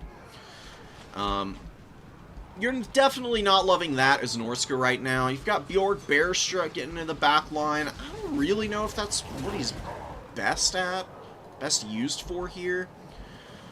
Goreherd against the Norscan Ice Wolves, my goodness. The Ice Wolves, wow. Oh my god, dude, the Goreherd just ripped them up. Wowee. Okay, well, that's great for the Beastmen. Securing the backfield is nice. Those Ungar Raiders can kind of run back in now. All the Goreherd that are flooding out onto the field can maybe help grab one of these other objectives, because Norska did grab the middle and the number 3. Beastmen holding on to the number 1, which is nice. Definitely do want to make sure that they can start securing some objective points, though. And another Goreherd coming from the outside, going to be rushing up here. Going to get a nice little sandwich out there in the Bestigor Herd over here. You can see them just fighting against the entire world, basically. Looks like the Beast of Tashnar might have been sent in against them. That's a very bad error in judgment. Beasts of Tashnar are an anti-large hound unit, and they're not really all that good in any other circumstance. Really, the Beasts of Tashnar in this matchup should be used exclusively against Synagors by countercharging them or intercepting Razorgore Herd. Anything else is a huge waste, in my opinion. Yeah, the Bestigor herds have been beat up a little bit, but they've held really nicely. They've just given plenty of time for the Beastmen to grab this number 2 objective, and they're going to start grabbing the high ground here, too. Manlom is starting to run away with this game. The early Bestigors definitely kept this Fire Shaman from really being able to focus the magic where he wants. It's been pretty brutal so far. Definitely could be looking to drop a spell back there, but the Beasts of Tashnart go down, and now you've lost that chance. We're just going to Ice Wolves getting tangled up with Ungor's Spear Herd. Awful, awful, awful situation for Norska. These Ice Doggies are 600 gold a pop. Ungor's Spear Herd will win this fight and costs 375 with the shields. So they've already paid for themselves. Probably going to end up with about 800 value by the time that fight is resolved. Some more Berserkers coming in. They're doing some good damage. Just get Malagor off the ground. You do not want to let Malagor get surrounded by Berserkers. They will kill him. He's at 15 armor. It's very weak to stuff like that. Got to be very cautious. It's a good flock of Doom back here. Just continuing to wear down the Horse Masters. And the Beastmen just sweep up the number 3. Looking to be in very firm control. Rear charging the Berserkers now, knocking them all over the place, and Goreherd are in here. Bestigors are in there. Berserker HP pool is about to start melting. It's actually going to be a really fast tap out. Man, oh man. Oh, what killed Bjorg, by the way? I didn't even see what happened to Bjorg Bearstruck. I just completely forgot about him. If I had to guess, Sinagor Throwing Axes and maybe Korok's Manrippers just murked him. He probably got stuck in the halberds and just melted to them. Bjorg is a campaign character. He is definitely not very good in multiplayer from what I've seen. I think there might be some applications for him, but I don't know about against the Beastmen personally. Maybe if you just let him sit and grind against a regular Bestigor herd, he can do some work. Yeah. Questionable, though, to say the least. Let's go take a look at him.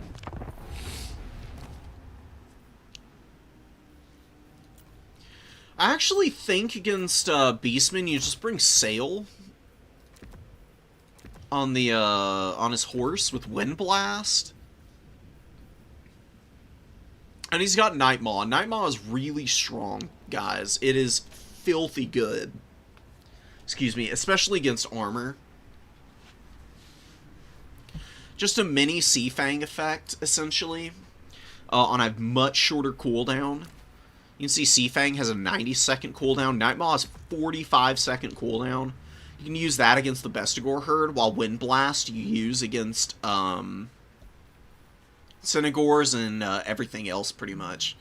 And then maybe you can bring... what else do you want to bring?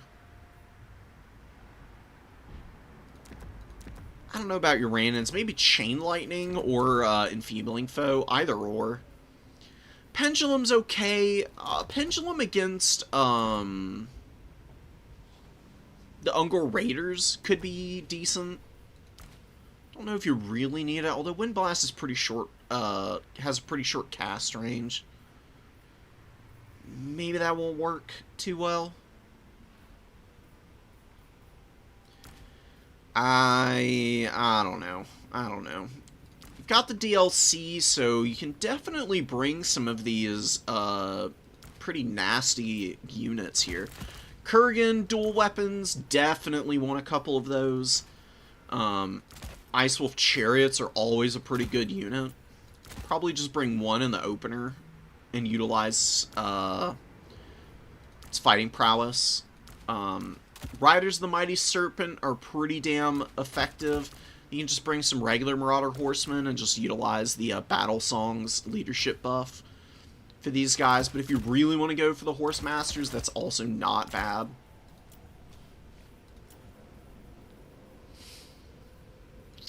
Marauder Bearmen. Maybe Marauder Bearmen Great Weapons for the front line. with just a few Marauders, because the Bearman Great Weapons can actually scrap against Bestigor Hearth. I think they'll still lose, but they will do good damage. They're massive HP pool and decent stats. I really don't hate it.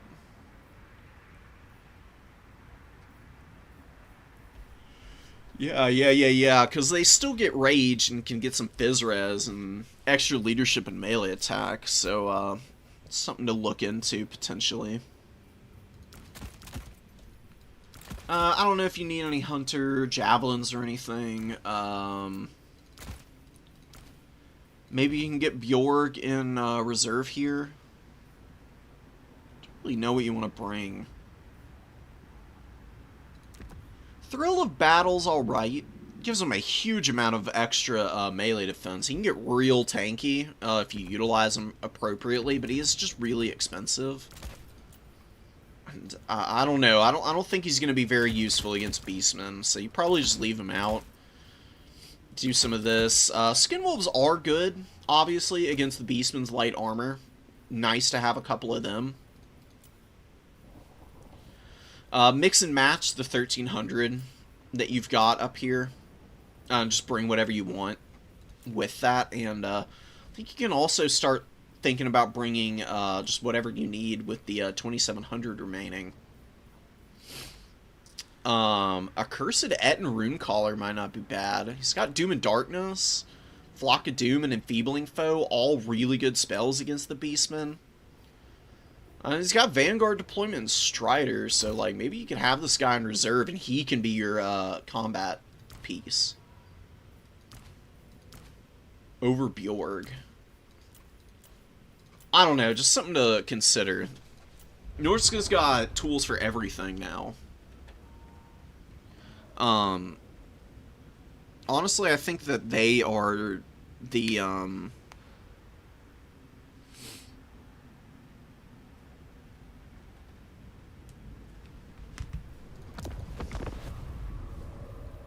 don't know, man. Norska, I think Norska over Slaanesh for the new DLC has become the better faction, honestly. Because all of their new tools are affordable. Slaanesh got a bunch of really expensive stuff. Just trying to figure out exactly how to frame this. Like, Norska got, like, good, affordable units, while Slaanesh got, like, crazy expensive stuff. Outside of Slangors. Slangors are, like, the one, like, new unit that's, like, fairly cheap. Like, you know, they got all these, like, devotees, which aren't very good. Pleasure Seekers are excellent, and so are the Pleasure Guard in some matchups. The crossbows are, like, 1100 gold, though. They can be a little bit prohibitive in terms of cost. It's really the characters and the Slangors that have benefited Slaanesh. Especially the mask. The mask is just absolutely ridiculous. It really needs to just be banned outright, because these dances are just really stupid. Especially the Mortis Engine. I don't know why they wanted to give this character a Mortis Engine. Way too hard to snipe and stop that from just constantly leeching everything down. Yeah, the Trouser Snakes are nice for disrupting, but I think Beastmen have answers to the Trouser Snakes. You've got Synagor Throwing Axes, you've got Gorbals, who can probably just hard counter the Dreadmaws. I'd be a little careful about using them, but maybe they're fine, maybe they can still be useful.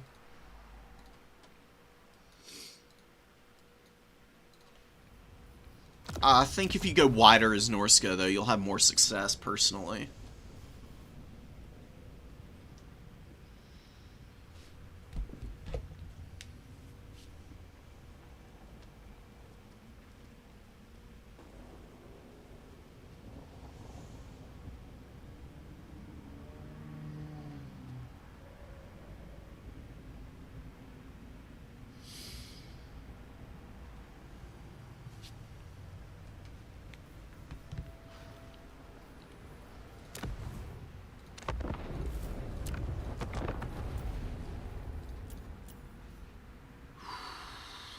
Slanesh versus Greenskins. Get the double gumball. Oh, man. Klugscheitze. Yeah, it's got all the crazy stuff. No magic in this build, actually, though. No magic Slanesh. I mean, if you're gonna... I don't know. Honestly, it's a little bit fairer than a lot of other Slanesh builds I've seen. Curious to see how this goes.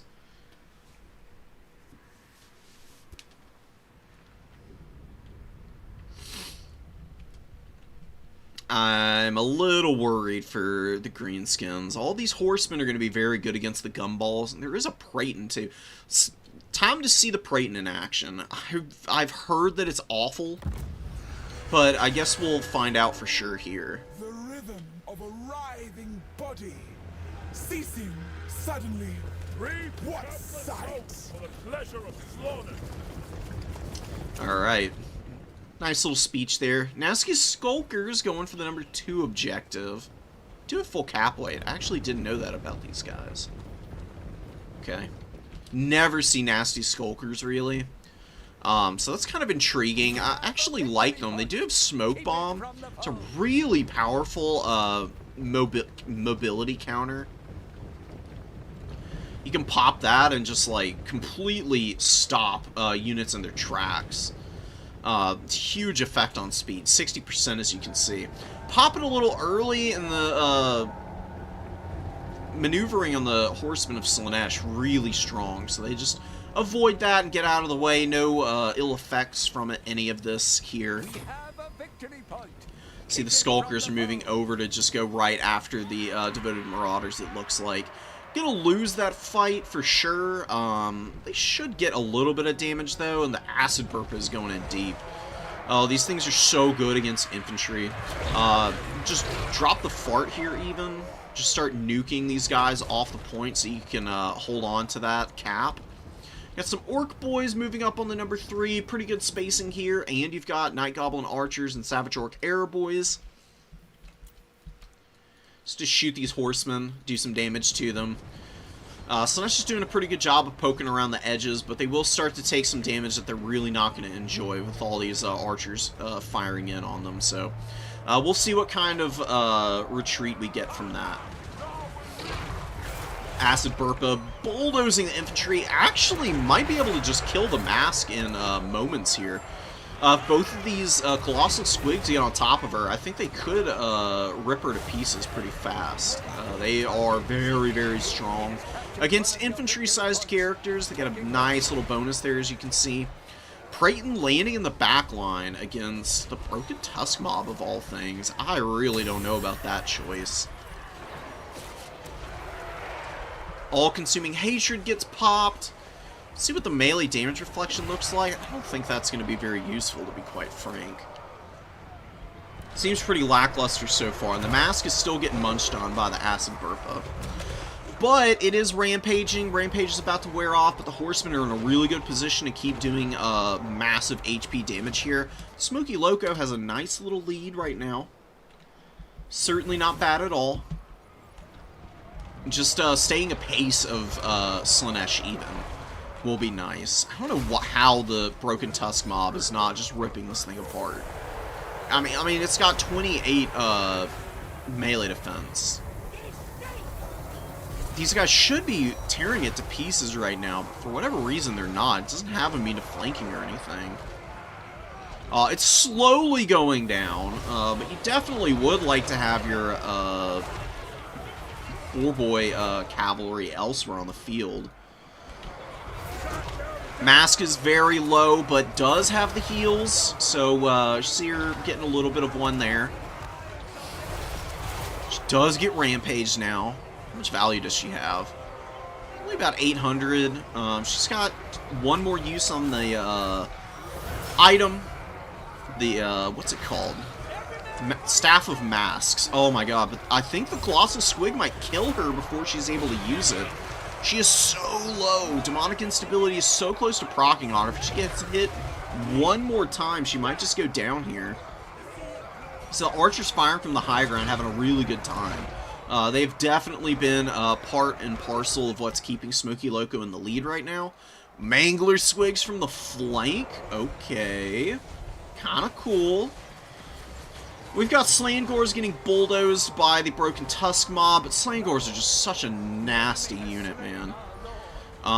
The Night Goblin Archers are going to die pretty quickly here, and you do have a little bit of overlapping units here. You need to get these guys down and off-center a little bit so that they can actually fire a little more effectively. But the mask is dead and gone. Strykar is trying to kill the Night Goblin War Boss now.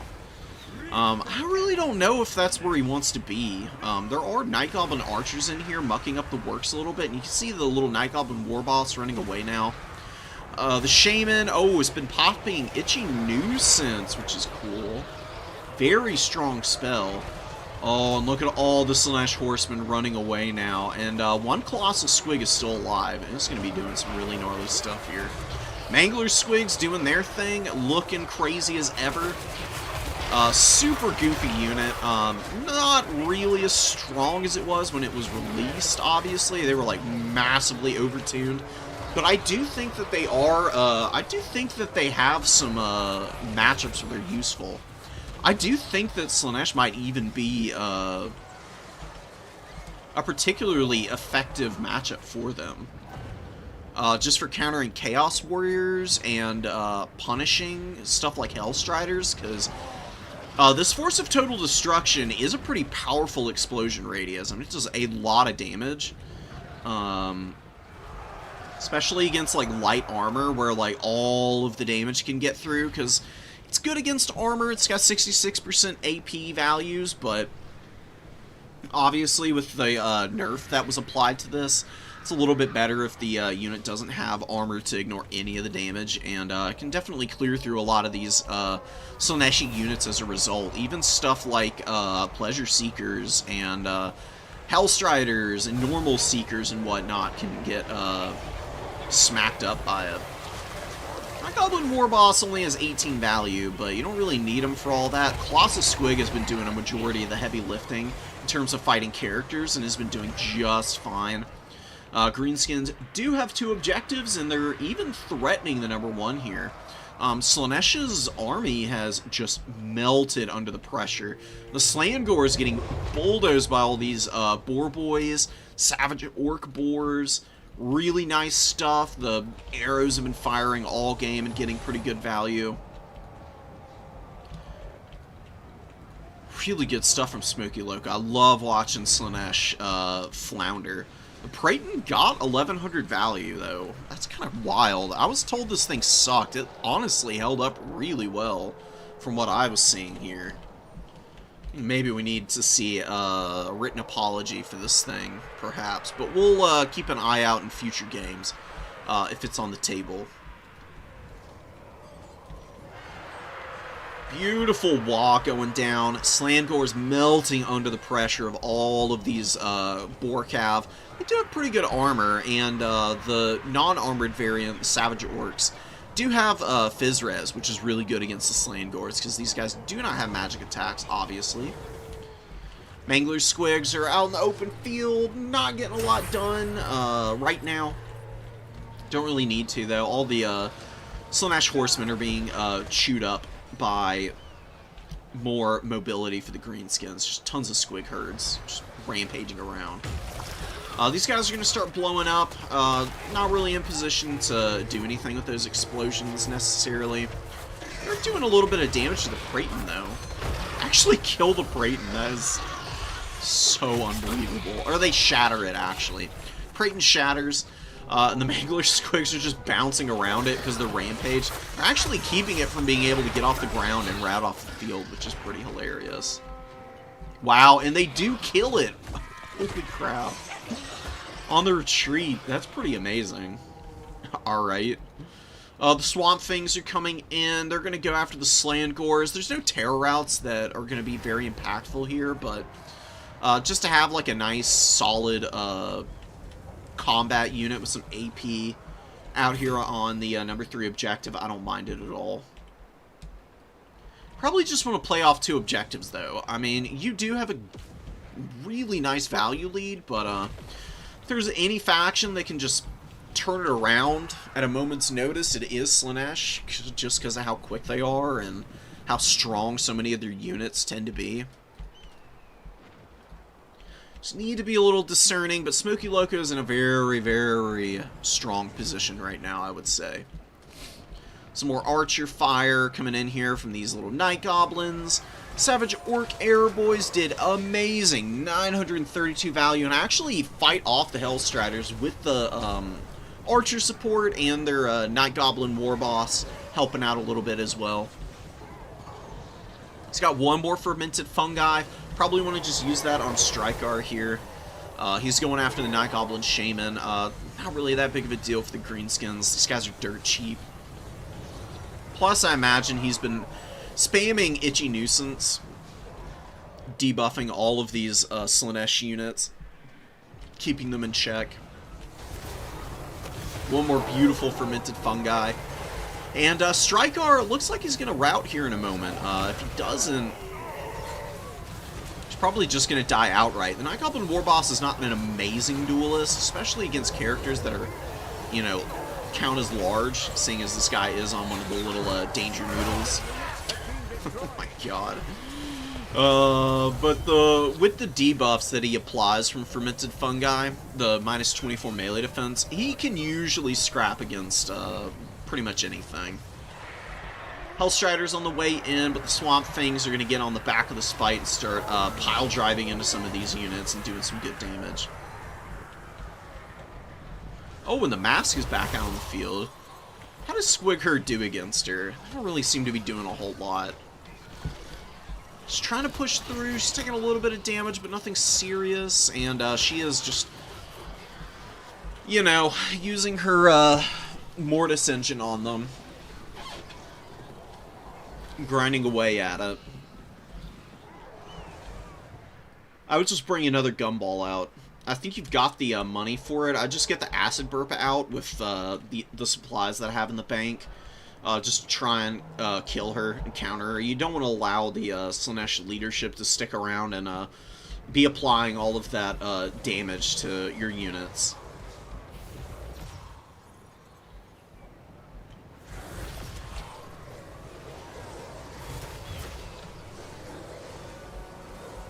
Mats gets in here and actually kills one of the river trolls. Slangors, though, are all routing. There's one Slangor unit here. Yeah, there's the Acid Burpa. That's a perfect summon out. The Mask is going after the Night Goblin War Boss. He takes a nasty smack to the dome from her. I don't know if I would be getting in here with him right now. The last thing that you can afford is for him to die, and then your entire army just flees because of the leadership penalties.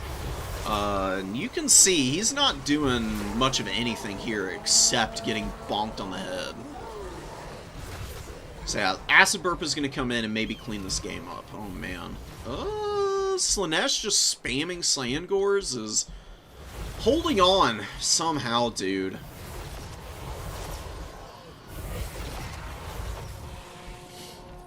See some nasty Skulkers and Archers on the way in. I would just stop playing all 3 points.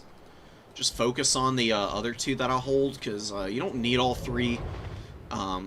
It's just a risk of overextending at this point. And feeding value to Slaanesh, and they can still maneuver quicker than you once they clean those units up. Just a little bit more caution, I think, would do you a lot better here. Acid Burpa is ripping the Mask apart, as opposed to the first time around where it struggled a little bit and it was the other Colossal Squig that finished her off. This time it finds her in the open field and just yeah, makes a meal out of her. I don't even want to imagine what kind of weird chicanery is going on in this thing's gut. It has got to be one of the most revolting places to be.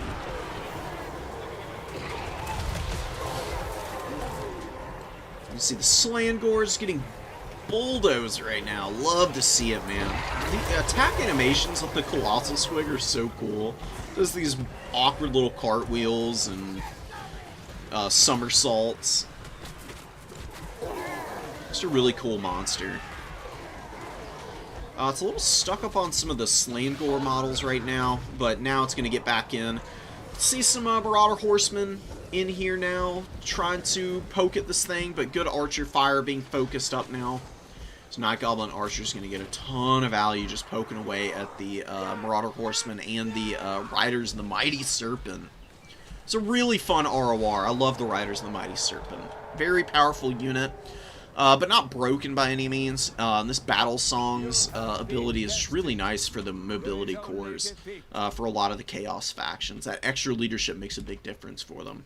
And it imbues fear, so they're not affected by that anymore.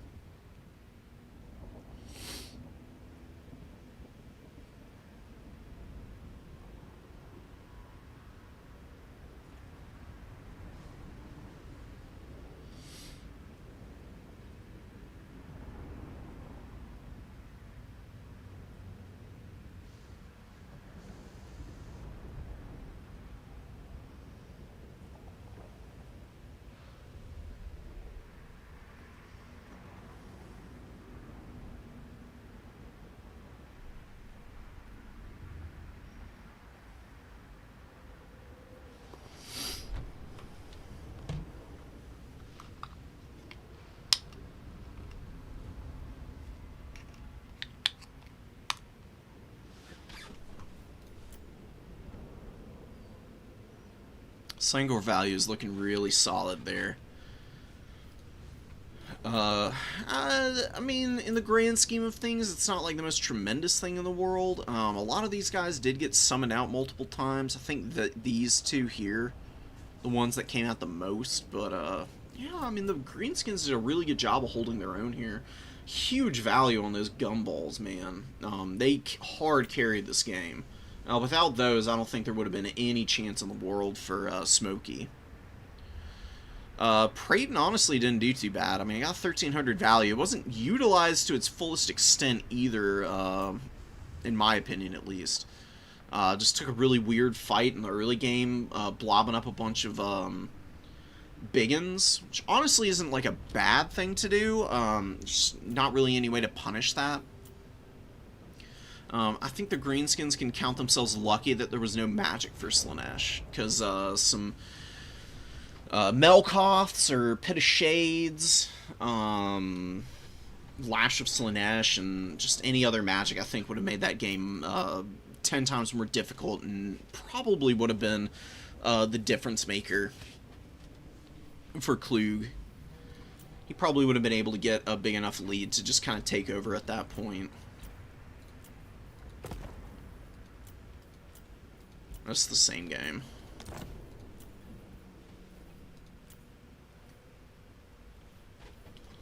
Got some more mirror match shenanigans. Empire versus 8-bit. We'll get around to watching some more Slaanesh in a little bit.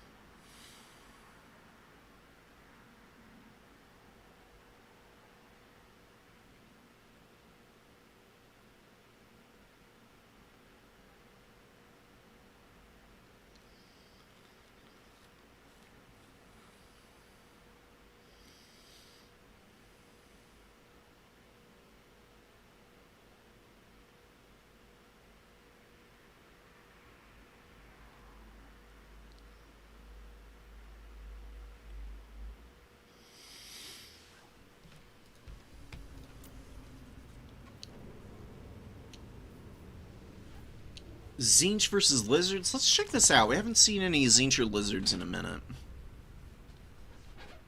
Laura's going for the Banana Slan. Or no, is this Banana Slan? No, this is the Lime Green Slan. With the light magic, which is cool.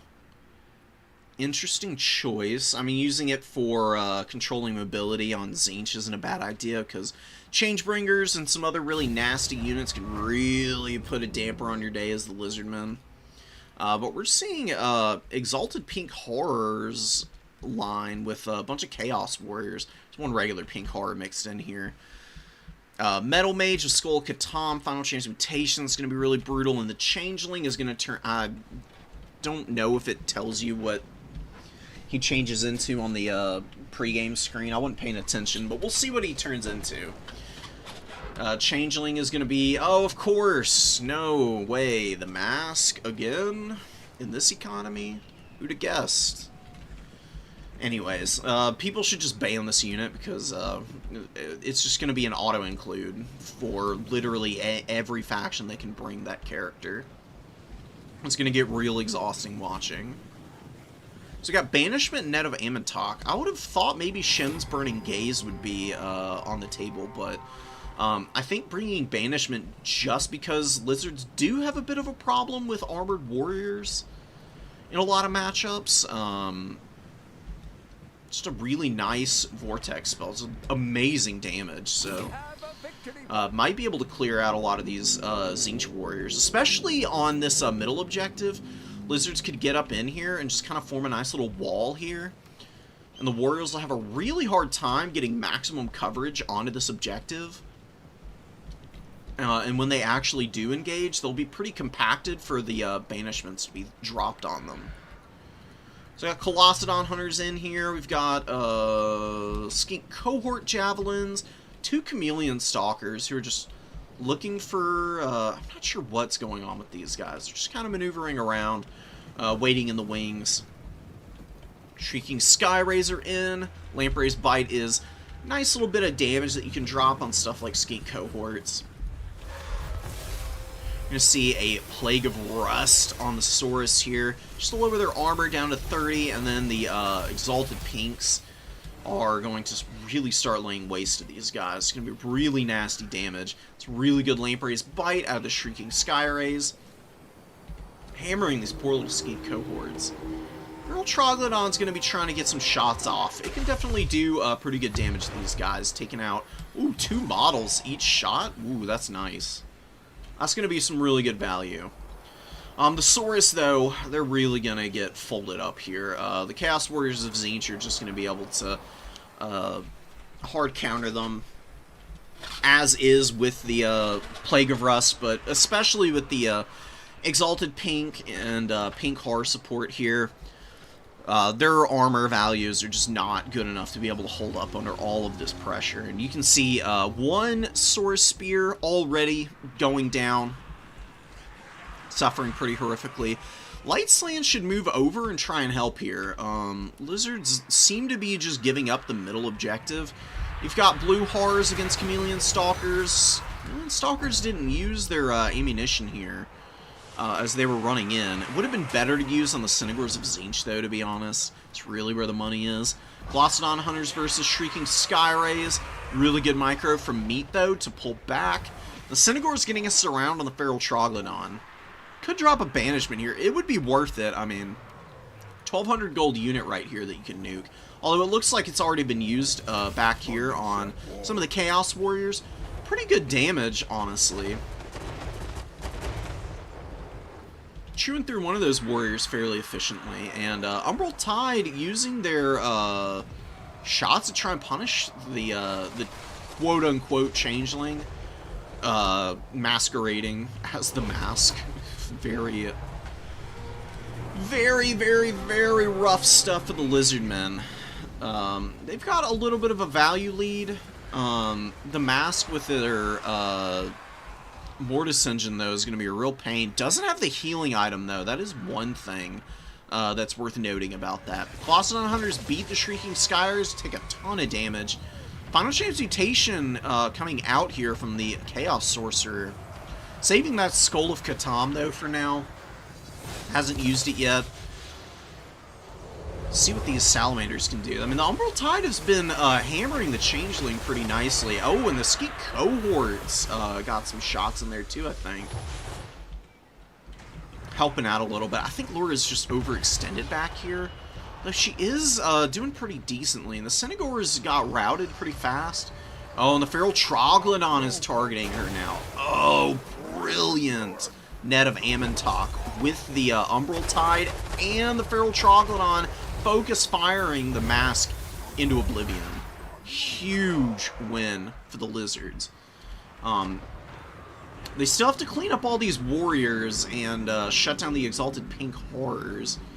It does look like, though, the Ripperdactyls helped take down one of the Pink Horrors, I think. Just the regular one, but that's a win, nonetheless. The Exalted Pinks are going to be a little more annoying to kill. But you got some Spear Rider cohorts on the way in who will be very useful for breaking down these armored warriors. Even though they're not very well suited in a melee grind against Chaos Warriors, their charge bonus and weapon strength is decent enough. They should be able to hammer in here. I mean, capping that point is nice, but I think right here, getting onto the flank is way more important, because Devastating Flanker will give these guys a huge boost to their combat potential, and I don't think you can pass up right now, especially with the Stalkers hanging on for dear life in this pit fight right now. Centaurs of Tzeentch go down, really didn't get anything done. Colossodon Hunters at 1200 value, pretty nice. Ripperdactyl's not doing bad either, and helping crumble down some blue horrors. And look at Meat's value just melting in the face of Lura's aggression. Alright, well, the aggro back here actually working out really well for Lura. Just occupying Tzeentch's attention in the middle here, and actually value trading very well in the spawn zones, believe it or not. Not normally something that you can say, but it's going really nicely here for the Lizardmen. Got a really nice final transmutation there with the Skull of... or no, not using the Skull of Catan. Oh, man. Maybe gonna try and use it here in a moment, just to finish off the Slan Mage Priest, but the Feral Troglodon terror routes that guy. Losing that opportunity a little bit. Oh no, and the Umbral Tide runs into the Tier 3 army ability from Tzeentch. It's interestingly placed, didn't really hit much of anything. Just took down some of the Umbral Tide that moved a little unwarily into the middle of it. Lura takes the number 3, gonna take the number 2 fairly quickly here. Holding on to the number 1 all this time, and some Chaos Warrior Halberds moving in. But Tzeentch is in a really ugly position right now. The Feral Troglodon has been allowed to shoot all game, pretty much, and has been doing wonders against these characters, and the Sorcerer here, another beautiful net of Ammontok to punish. He's actually going to route, and that's going to be a GG. I was skeptical of Lura's strategy, but I'm eating my words. It was beautifully done. Doing a little bit of a bait and switch there, evidently. Really taking advantage of this much slower Tzeentch build.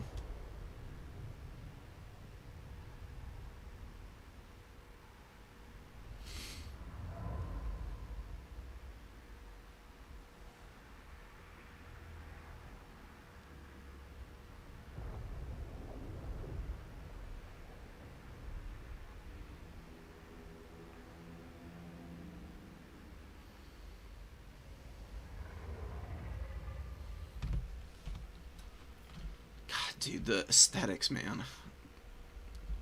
Just appreciating the battlefield from the bird's eye view. You know, like, the game honestly looks pretty nice just from, like, the middle distance, you know? Like, everything's very clearly communicated to you, but, God, when you get down in here, you just have an opportunity to just, like, look at what's going on. Ugh, it's amazing.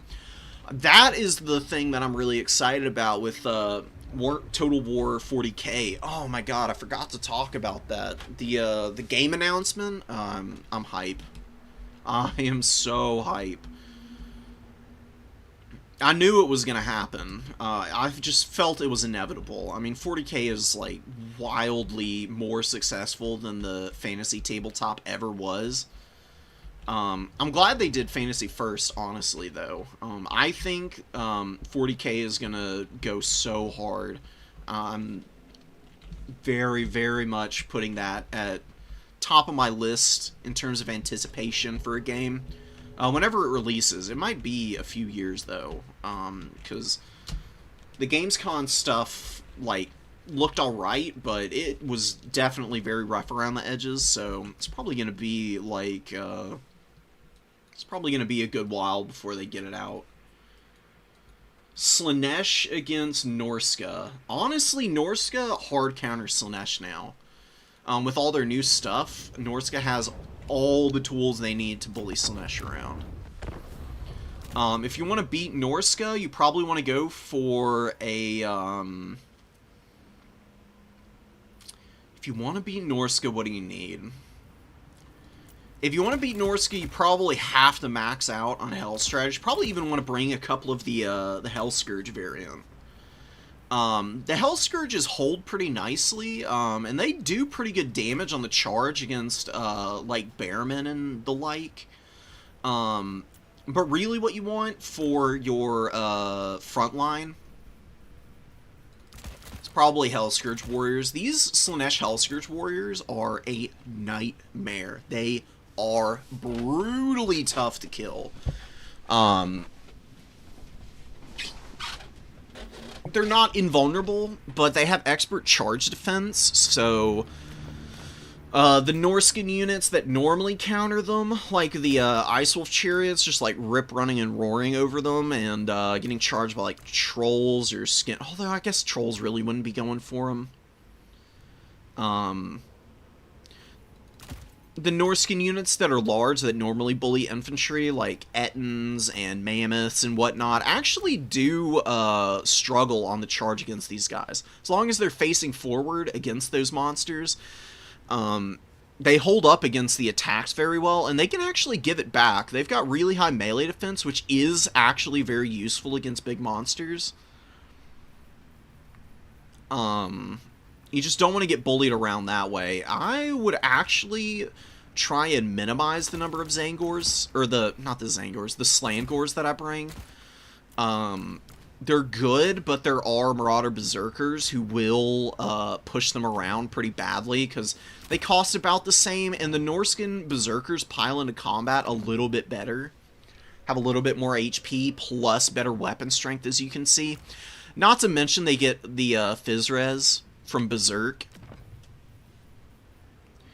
Don't know about Seekers. I think Pleasure Seekers are a trap here. I think they're a little too expensive.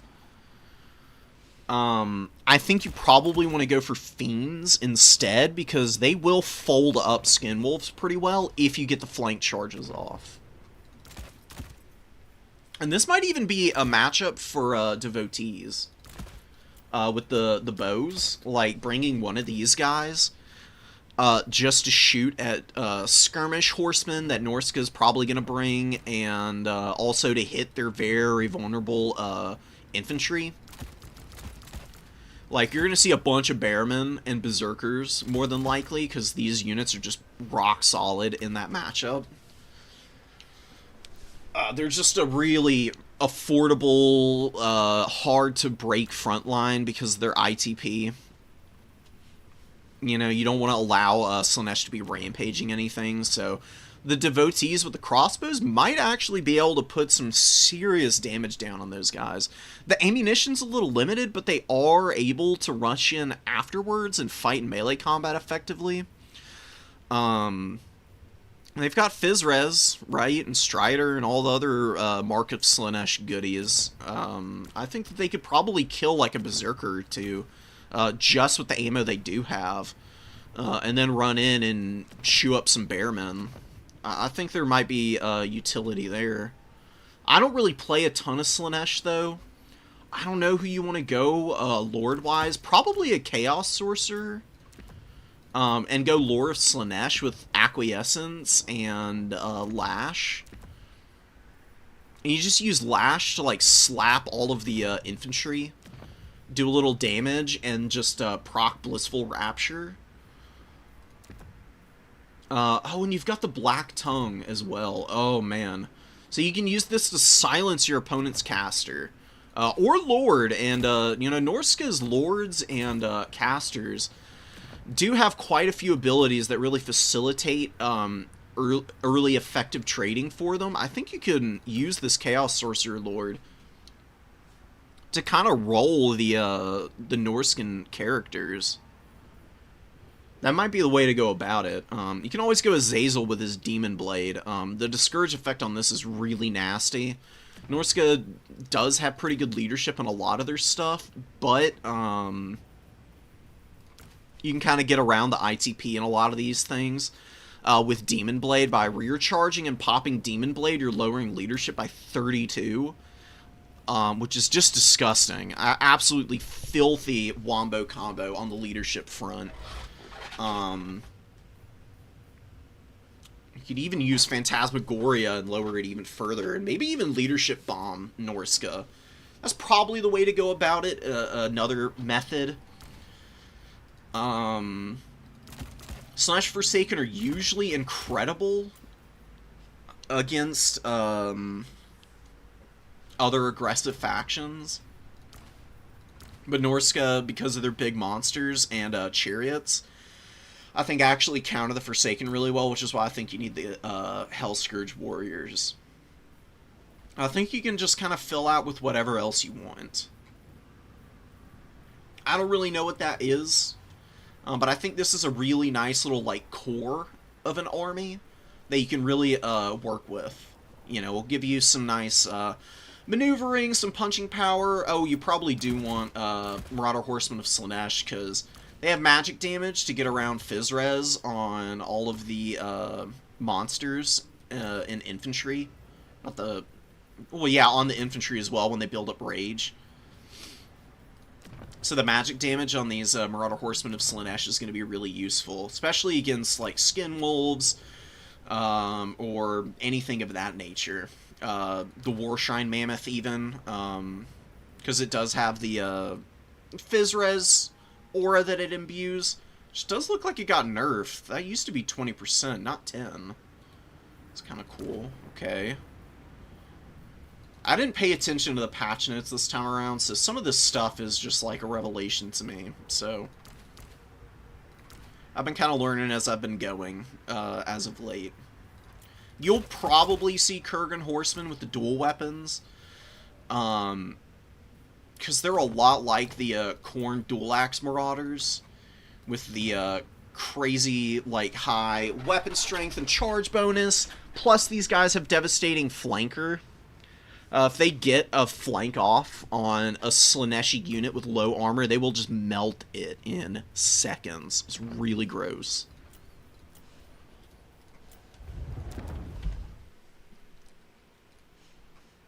I wish I could give you, like, a full build, but I just don't know the faction quite well enough to be able to inform you as expertly as I would really like to. So, try out some of those units that I advised you onto, and work in some of the other flavor and units that you like for yourself.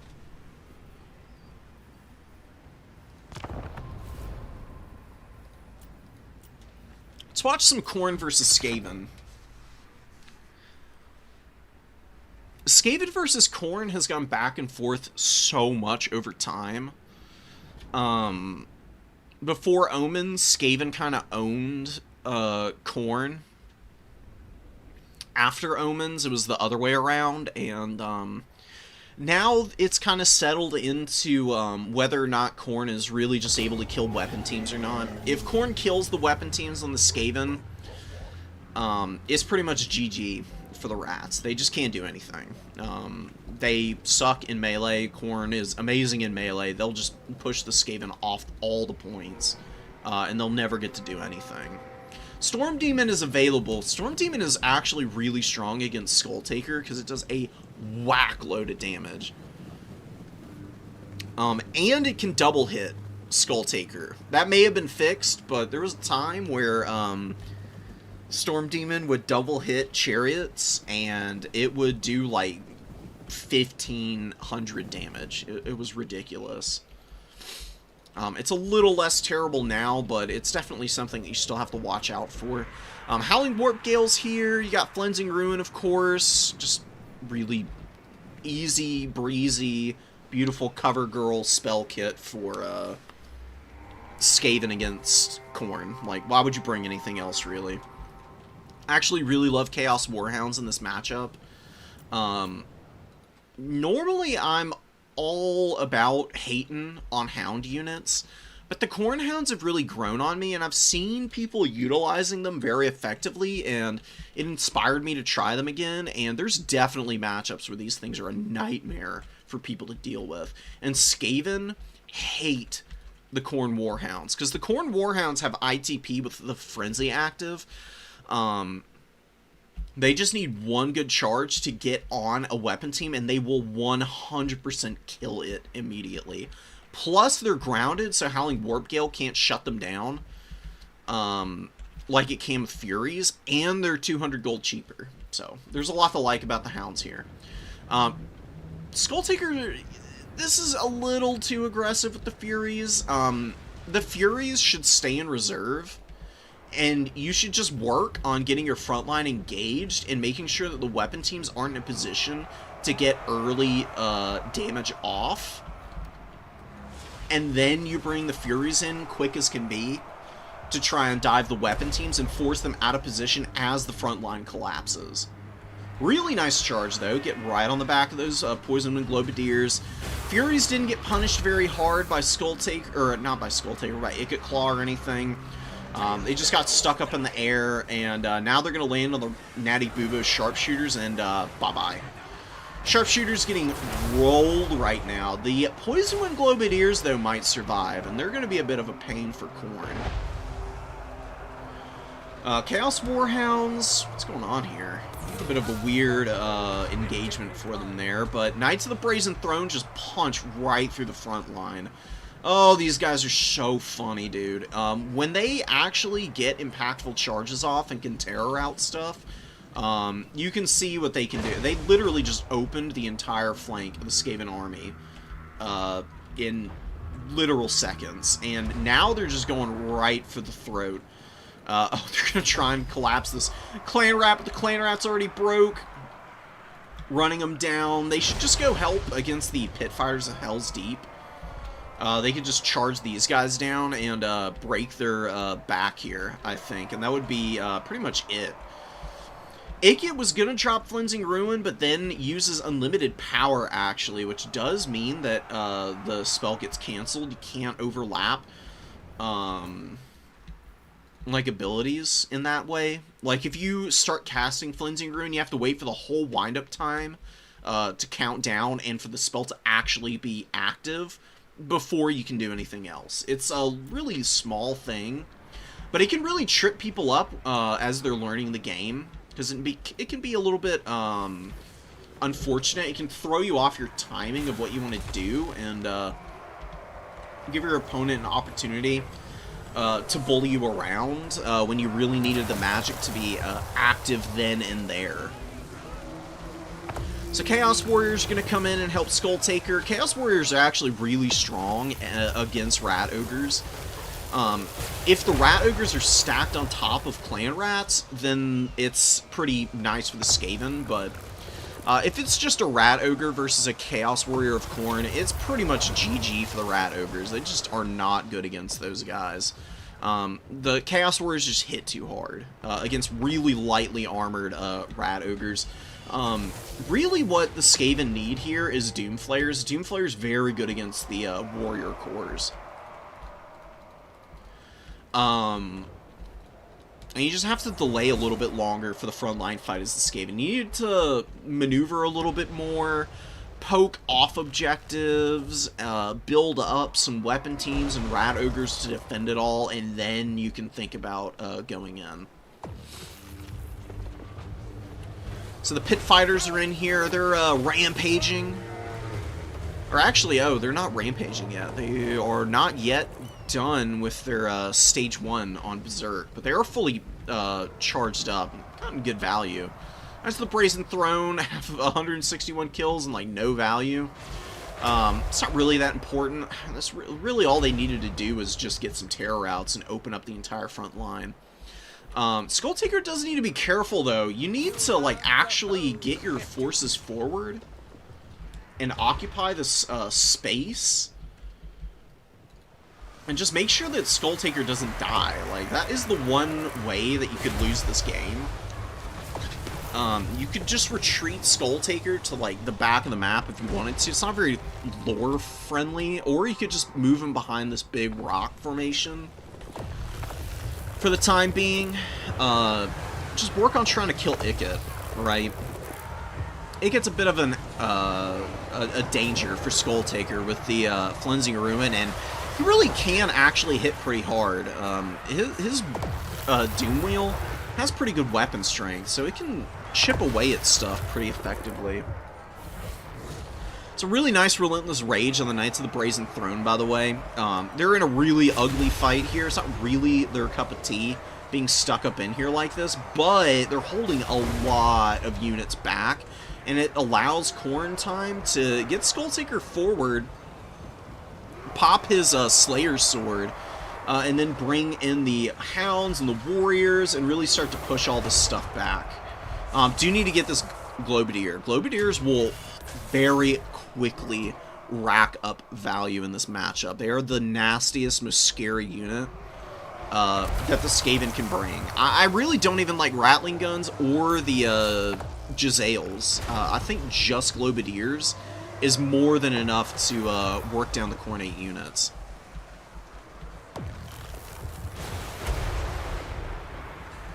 And they just have so much burst potential. Like, their shots get around shields completely. They have a damage over time effect that is not affected by spell resistance in any way. You just have to protect them. You have to bring out a bunch of them, and you just have to make sure that whatever Furies are trying to do to land on them gets punished as quickly as possible.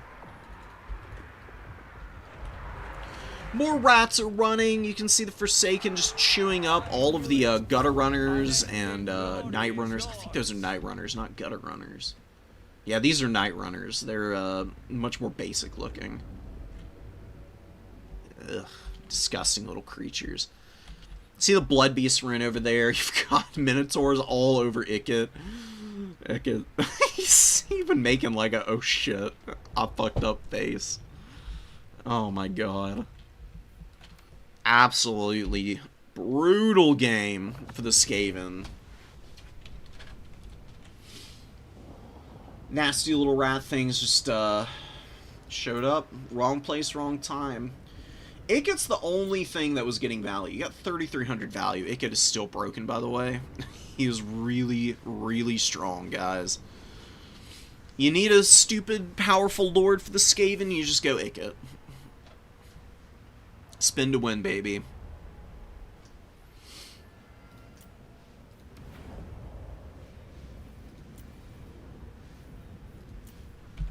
See what other replays we've got here. People are dropping them in, so we can start grabbing some more of those.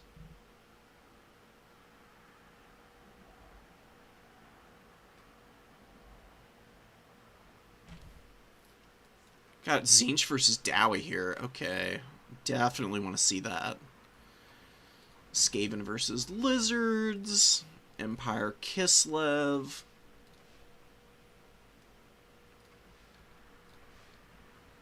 Orcs, High Elves. Is this another Khorne Skaven game?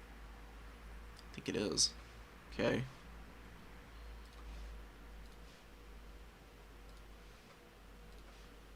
Oh, Khorne versus Vampire Counts. I've been really loving playing Khorne lately.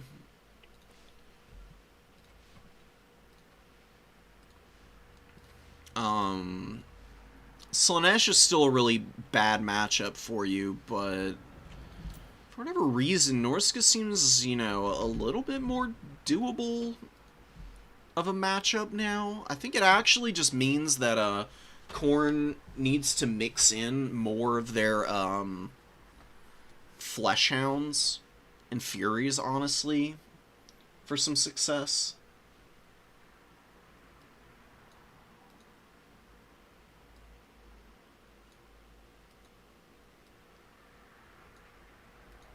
Pure Mistake at the beginning is almost exactly the same, but slightly worse. Okay, yeah, I can check that out. I mean, it really is just straightforward. It's like, Khorne either kills weapon teams, or Skaven weapon teams live, and then they kill all the Chaos Warriors. It's one of the matchups that's just, like, very much does not change at all. It's got, like, 2 ways of being played for both sides, and both sides are happy with that. They just have to execute better than their opponent, right?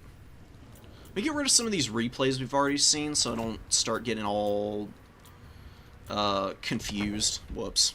Already messing up here. I'm going to back out of here, since we already watched this game. I just want to clean up my folder a little bit so that I can keep it all nice and orderly.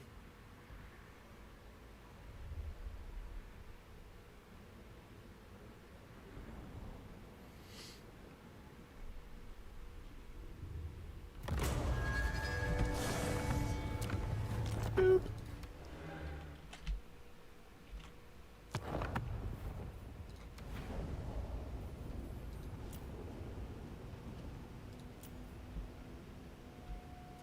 No, we didn't watch this game. Okay, so we got these, and don't think we saw that one. These 2 are done. This one's done. This one's done. I need to get rid of all these because they're old and probably don't work anymore. I'm pretty sure I've cast almost all of them anyways.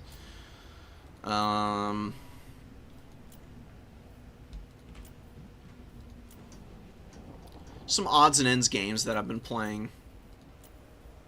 Most of these I've played on stream. I think this Renegade Moose game is the only one I haven't showed off.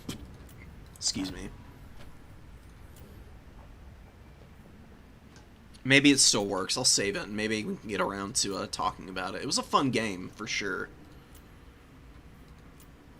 God, this Lost Authenticity was rough.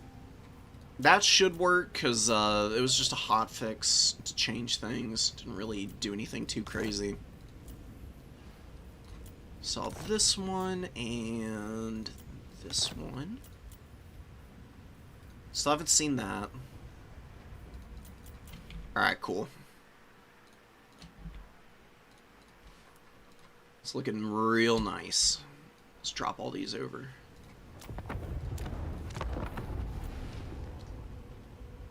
Okay. Lizards versus Greenskins. Skaven versus Slaanesh. God, dude, this is... Skaven Slaanesh is brutal. I'm very curious to see if there's even a chance that the Skaven could have maybe gotten a win here. Just want to check it out. This will be a really quick game. I'm willing to bet. This is just one of the worst matchups imaginable in the game. Slaanesh is just so fast. I mean, the Skaven just can't protect anything. So, we got a Greyseer of Ruin with the Warp Storm Scroll, Howling Warp Gale. Of course, you got Unholy Clamor. It's really nice to have the leadership buff against Slaanesh. Definitely the way you want to go. And Dreaded 13th is pretty nice, because you just use it to nuke any Chaos Warriors. Or, you can even use it to blast something like a Hellstrider or a Seeker that's like trying to get around the flank. Once they engage, you can just like pop this on top of them and annihilate the whole unit.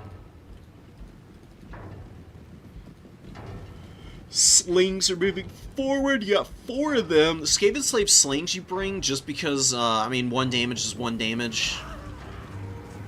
Do whatever you can. Oh, the unit sizes are a little whack, but whatever. Who cares? Doesn't really change anything that much.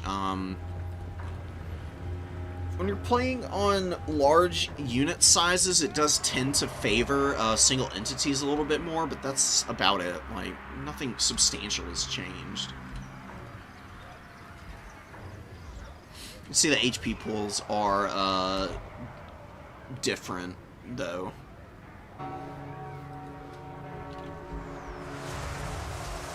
Gonna get a nice little scorch there, going right down the pipe on all those devoted marauders. It does also buff magic, because magic damage values do not change, but, you know, obviously the HP pools for units change. It's not like the magic, like, does more damage per model. It's just that it's more likely that the magic is doing damage to the entire unit and actually doing more effective, efficient damage. You can see Slaanesh just dogpiling the edge of the formation here. Killing a Skaven slave, but not really getting a whole lot of value out of that. Sigvald moves out of the trees. He's going to be collapsing in. Unholy Clamor's going down just to keep the leadership nice and high. It lasts for 18 seconds. It's like a decent amount of time. A beautiful nuke here. I mean, hitting a Devoted Marauder and a Slain Gore. Bye-bye. Super dead. Actually going for the Storm Vermin Sword and Board variant, which honestly, against the Slain Gores over here, is going to work pretty nicely. This Storm Vermin unit should be able to grind out, you know, like 200-300 value fighting against this Slain Gore that's over here. Definitely don't want to overextend the Grayseer, though.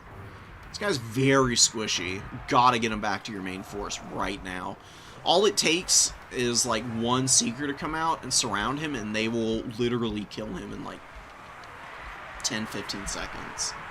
It is filthy how fast Slaanesh units can melt Skaven. You know, Skaven are holding their own, but they're starting to fall behind in value. Sigvald and the champions of Slaanesh here are just grinding through everything. And the horsemen are just force pathing through all of these infantry to try and get on top of the Natty Boobos sharpshooters here, which they are able to do. You can see them starting to really collapse in on these little guys, and that's going to be a disaster for the Skaven. Don't want to lose this weapon team if you can help it. You do have Warp Grinders, oh, and Triads, and from the back you've got Plague Monk Censer Bearers on the way in. That is a filthy, filthy snare from the Warp Grinders. Warpquake and Seismic Snare hitting all of these units here and just bashing down the HP.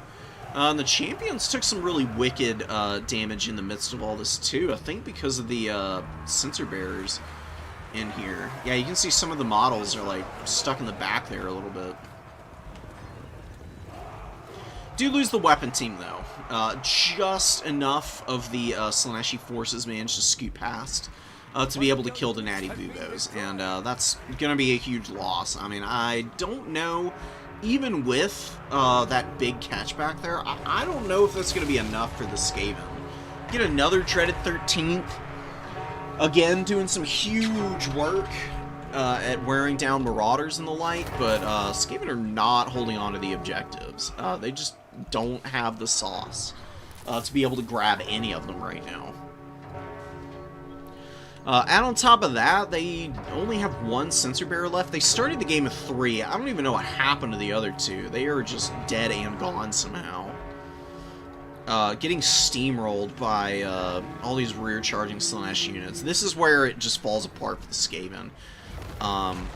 Their units are just bad individually, and the synergies that Slaanesh has just work so much better at countering the Skaven and their game plan than the other way around. Like, the Skaven just don't have any way to really keep Slaanesh at bay. Skaven Slave Sling, Clanrat Spear back there. Here's one of the Plague Monk Censer Bearers. They're all the way off in the woods. They've kind of been forgotten about. They probably routed in there, and they've just been noticed, so they're going to trot out and try and get some work done. But 8-Bit Warlock just has a huge value lead here. Pretty grim sign for the Skaven, to be honest. Things are not looking too hot for them. They've got like a handful of units that they're bringing out to like try and rally up and figure out a way into this game. But the Grayseer is getting surrounded by Furies in report. When even Furies can do this to your Lord, that's usually a pretty bad sign for how the matchup goes overall. You really hate to see it. Gracier is alive, but he's on very borrowed time right now. Got multiple Fury units flying in here, getting on top of him again. His HP is so low at this point.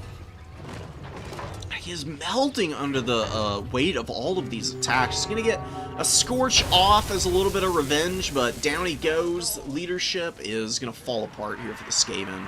All their units are going to rat off the field now. Whatever's left. They've got like 2 units left. They got some Censer Bearers here and on the other side, and that's quite literally it, outside of Clan Rats that are just hovering around back there. Look at this fight against the Slangors. Oh my goodness. You know, the Plague Monks held their own, but the thing is that they are, what? They're like 1,000 gold. I think they're 1,000 gold flat, and the Slangors are 700, so huge win for Slangors, obviously. Not a very cost-effective trade for the Plague Monk Censer Bearers. Nice Warp Grinder ability. Good damage out of the Warp Quake at the very least. You can see it hurting the Slangors pretty badly. The Devoted Marauders moving in, going to be able to follow up the attack, though. Horsemen retreat and fall back. Warp Grinder's got 900 value. Oh my god, the Skaven just can't hold their ground. Oh no.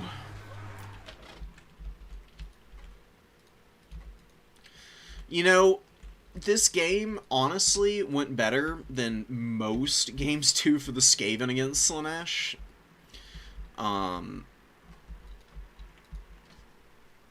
Usually this ends up being even worse. I'm honestly a little impressed. Demonette's getting lit up by the Rattling Guns. Maybe like a couple Poison Wind Globadiers mixed into the middle of this build could give you something to do. I don't know, though. It's rough no matter how you slice it.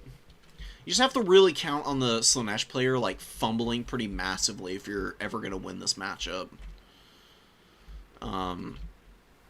And that's really hard to do, because Slaanesh is so fast, they can make up for most of the mistakes that they make.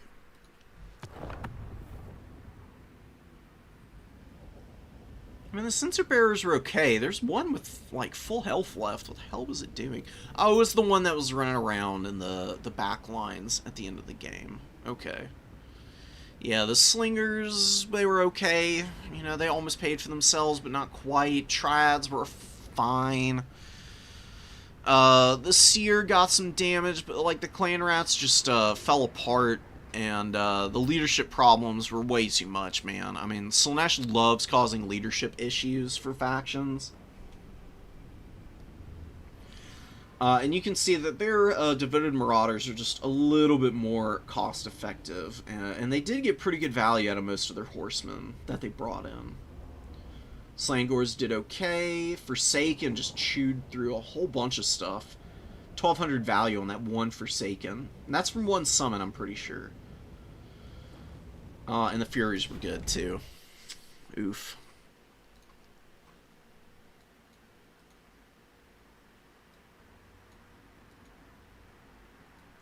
Finally able to play an Attorney. Ooh, bloats. Where are your replays, bro? Oh, I see a couple of them here. So, round 5 games are closing out here. I think we'll do the, cast semis live for you guys.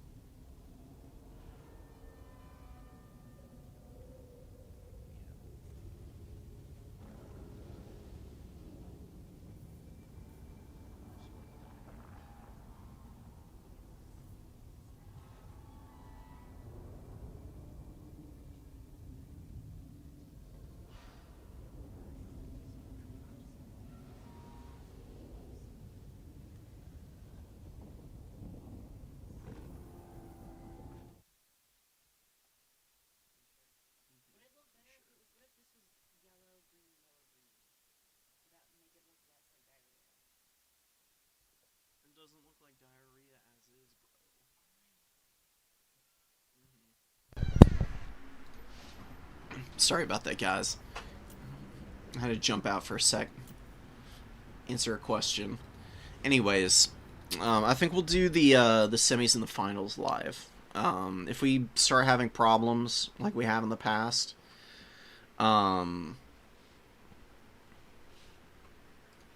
with the peer-to-peer, I'll jump out and I'll just get the replays from them. It just would be really fun to be able to cast them as the games are going on. So give me a minute. Let me see if I can get that set up real quick. So I don't think they're all the way through round 5 yet. Yeah, there's a couple games still going. Some people drop. Where are we at with standings? Oh, wow.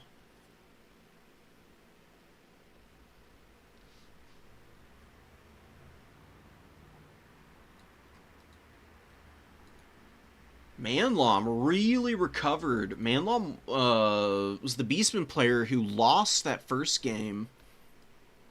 One out. I mean, he's basically, yeah, guaranteed a spot in the top 4. What a comeback, man. You know, it's always rough losing your first game, because that can really mess with your tiebreakers by the end. But you know, winning out is an accomplishment for sure. What a recovery. And I think we'll have ourselves some corn and Skull Taker action in the final round.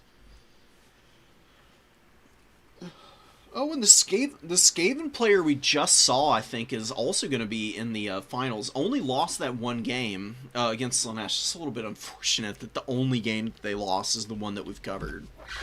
Oof. I mean, losing to Slanesh, though, as Skaven, is more than understandable. I mean, it's literally... I can't think of a worse matchup than Skaven Slanesh. If anybody can think of a worse one, let me know. Maybe Dowie against Vampire Counts. No, that one's not. That one's bad, but it's not as bad.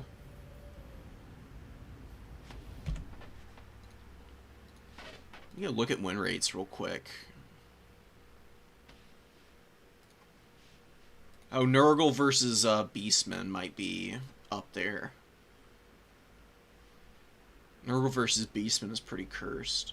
Oh, I know what it is. So, Dwarves versus Beastmen and Skaven versus Slanesh are probably the 2 worst matchups in the game. There is just absolutely no sauce that those factions have against those opponents. If their opponents know what they're doing and don't just massively misplay. That is always on the table, but against equally skilled opponents, Skaven will almost never, ever, ever beat Slanesh. Exceptionally rare. Kind of curious how Beastman did against Coast. I don't think we have time to do a whole match, though. Nah, okay, so let's just see who's in the finals bracket, and then we'll start grabbing people.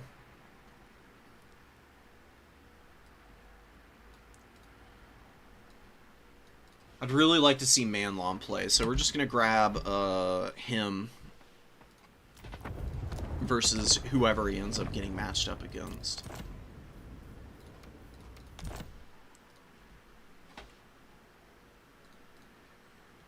Go to DMs.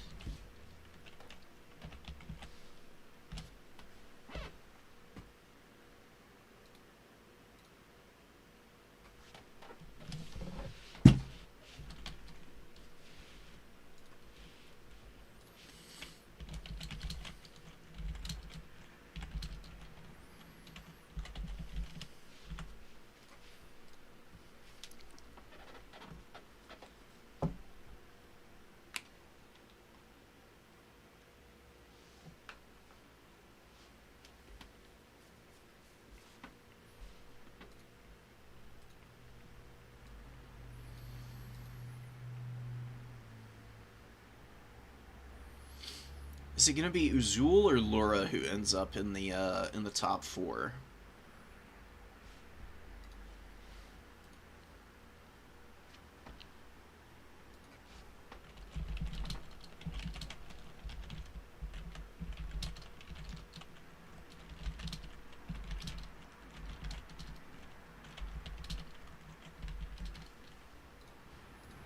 Incompatible version, why?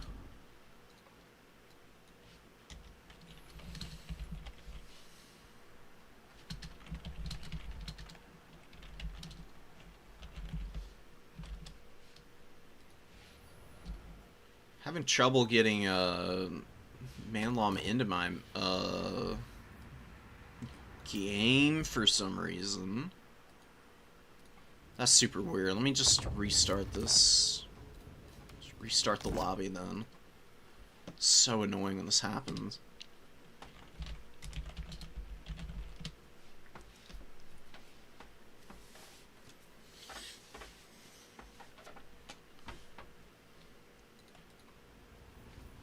What incompatible version of the game do I have that people can't join my lobby? Just that's why all of this is completely blacked out. That doesn't make any sense, though. What the hell? I'm gonna restart my game real quick. Maybe there's, that would be why. Apparently, I needed to download an update for this game. I thought that it would have done it already, but apparently not. That's super bizarre. Alright, well, at least it was a quick one.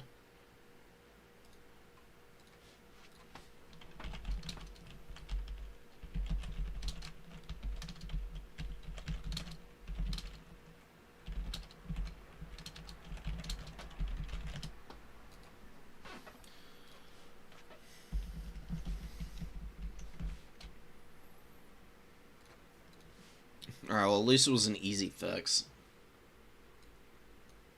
Can I have the RPS? Do it! Rock, paper, scissors to the moon, man.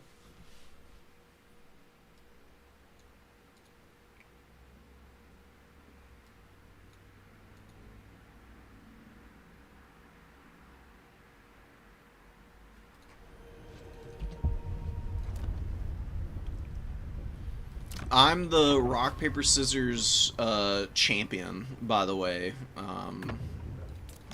No shade to anybody else, but I am a master of it.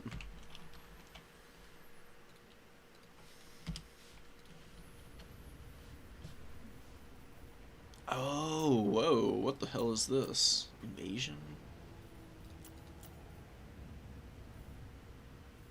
Somebody put in some new funky maps. Are these playable on not this other mode? What the hell is this anyways? Assault on Spite Peak, Assault on Ash River, Assault on Carrag Rin. Alright, it's kind of interesting. Anyways, what map do we? I think it's Hashett's Oil Fields. I never remember what maps we're supposed to be playing on for these tournaments. It'd be too easy for me. If I could actually remember things. Yeah, okay.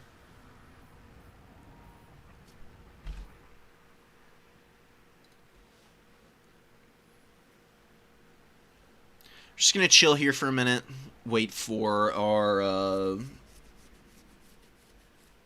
semi-finalist opponent to show up.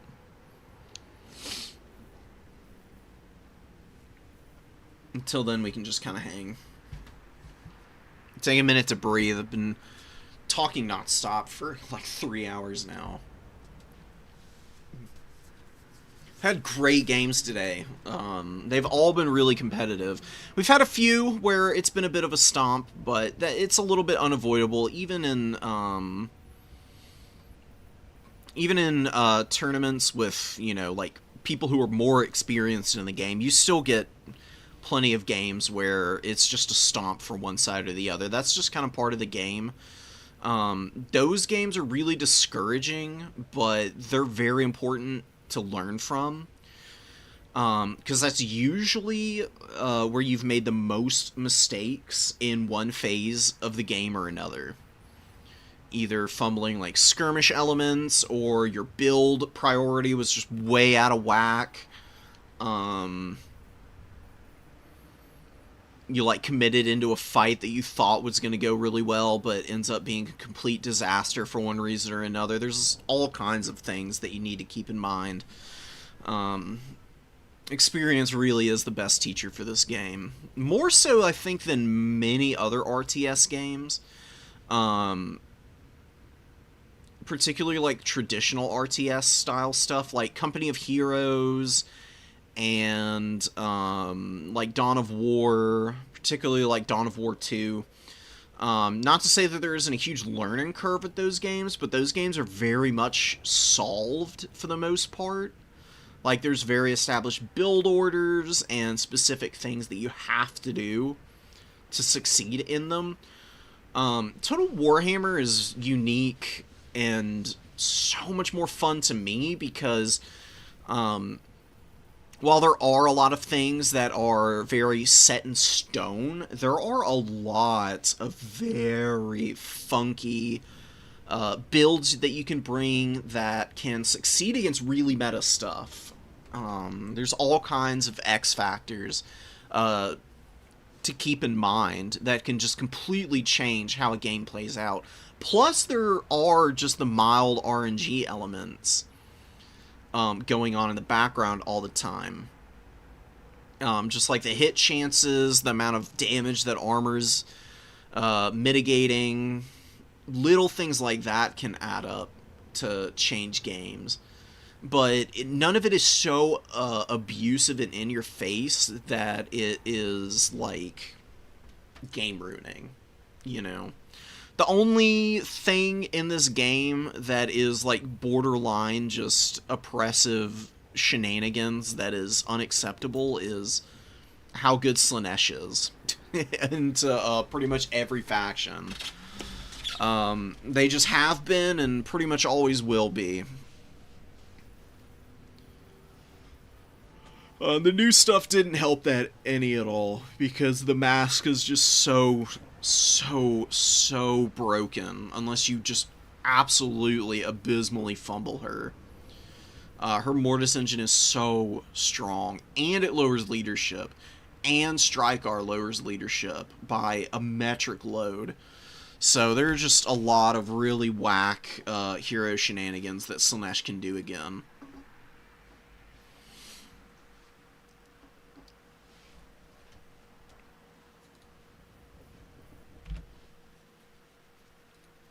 It's really hard to counter. It's like the only thing I can think of in this game that really makes me like actually feral in terms of the amount of frustration that I feel.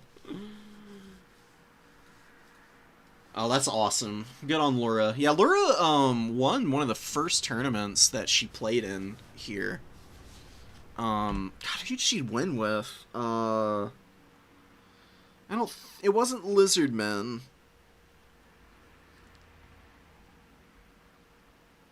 Was it Vampire Coast? She may have just won against Vampire Coast. Can't remember what she won her tournament with. But she is a very new player. Usually we let people in if they've won like one other new player tournament. If they haven't been playing for, you know, like a super long time.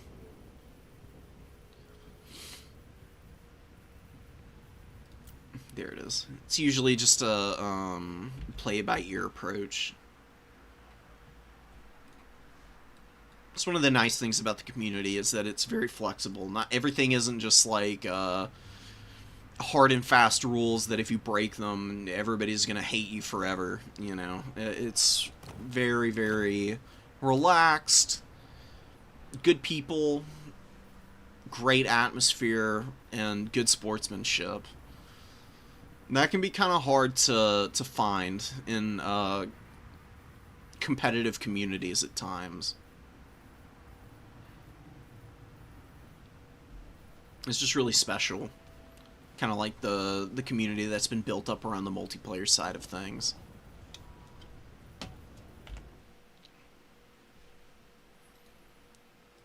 Alright, let's see who might be the other player. I may not know to get in here. Okay.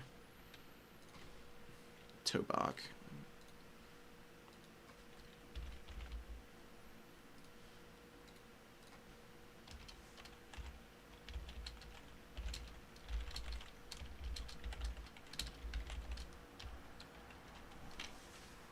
Yeah, Skaven and Beastman have a pretty even matchup, actually. Skaven can definitely scrap with the Beastmen. For a top-level faction, this is a matchup where the Beastmen can definitely struggle. Excuse me. Even though they have really good tools against the Skaven, just the fact that Beastmen are so weak in terms of their armor values, and they typically are the swarmier faction. Skaven being able to outswarm them and also having really good tools for punishing both armor and light armor means that they've got the sauce against these guys. The big thing that Skaven need to worry about, they do need to protect their weapon teams here. It's very important. But one of the other big things is bringing enough stuff to like clear out gore herds. That's one of the most important factors for the Skaven against the Beastmen, because just standard dual weapon gore herds are rock solid at clearing out even storm vermin, right? I don't know how that's changed with the cost reductions to the storm vermin. I imagine, though, it's still a pretty decent trade for the Gore Herd, because they just have so much weapon strength. The Skaven need to be able to chaff clear here. So, Poison Wind Globes, Doom Flayers, like 1 or 2 Doom Flayers are really good against the Beastmen because they're heavily armored, so anything short of Razor Gores or Synagore Great Weapons can't do a ton of damage to them. And then, what's the other big one? Oh, Plague Claw Catapults are really good against Beastmen because they have a contamination effect, which can lower the leadership on Beastmen units. This is also a matchup where Plague Monks for the Skaven are actually half decent. Not the Censer Bearers, but just the standard dual weapon Plague Monks, because they have a little bit of Fizz Res. They cost about as much as a Gore Herd, and they fight fairly evenly with them.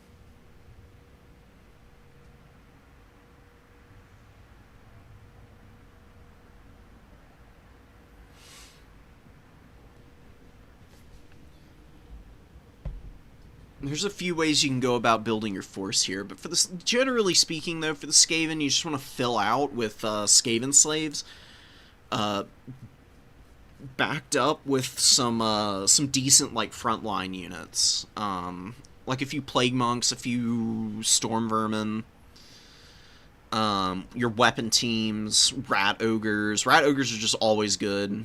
They're a little less good in this matchup, but they're still really important mass, so that if the Beastmen go heavy into chariots, you've got something to stop them and kill them.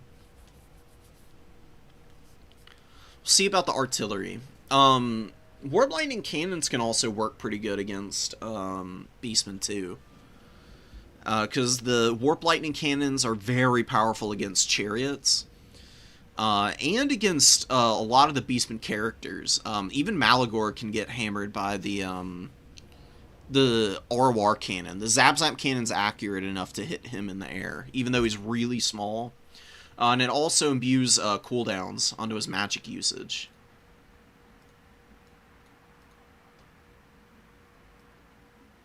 Okay, gotcha.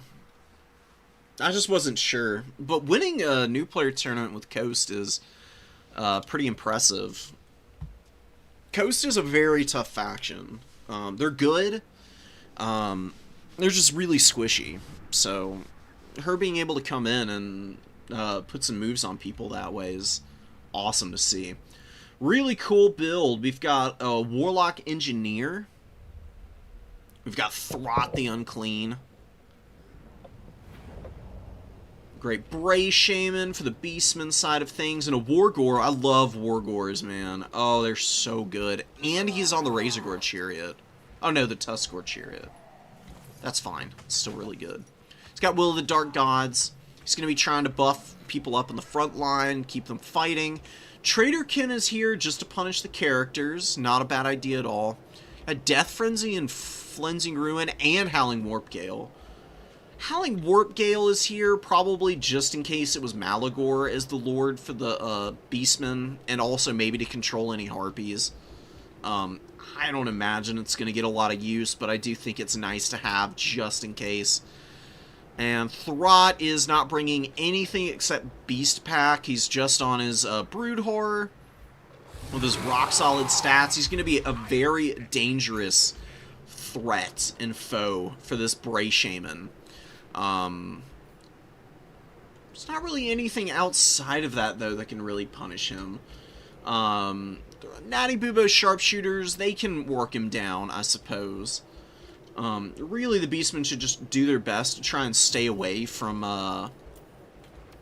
the main Skaven formation, especially on such a big map.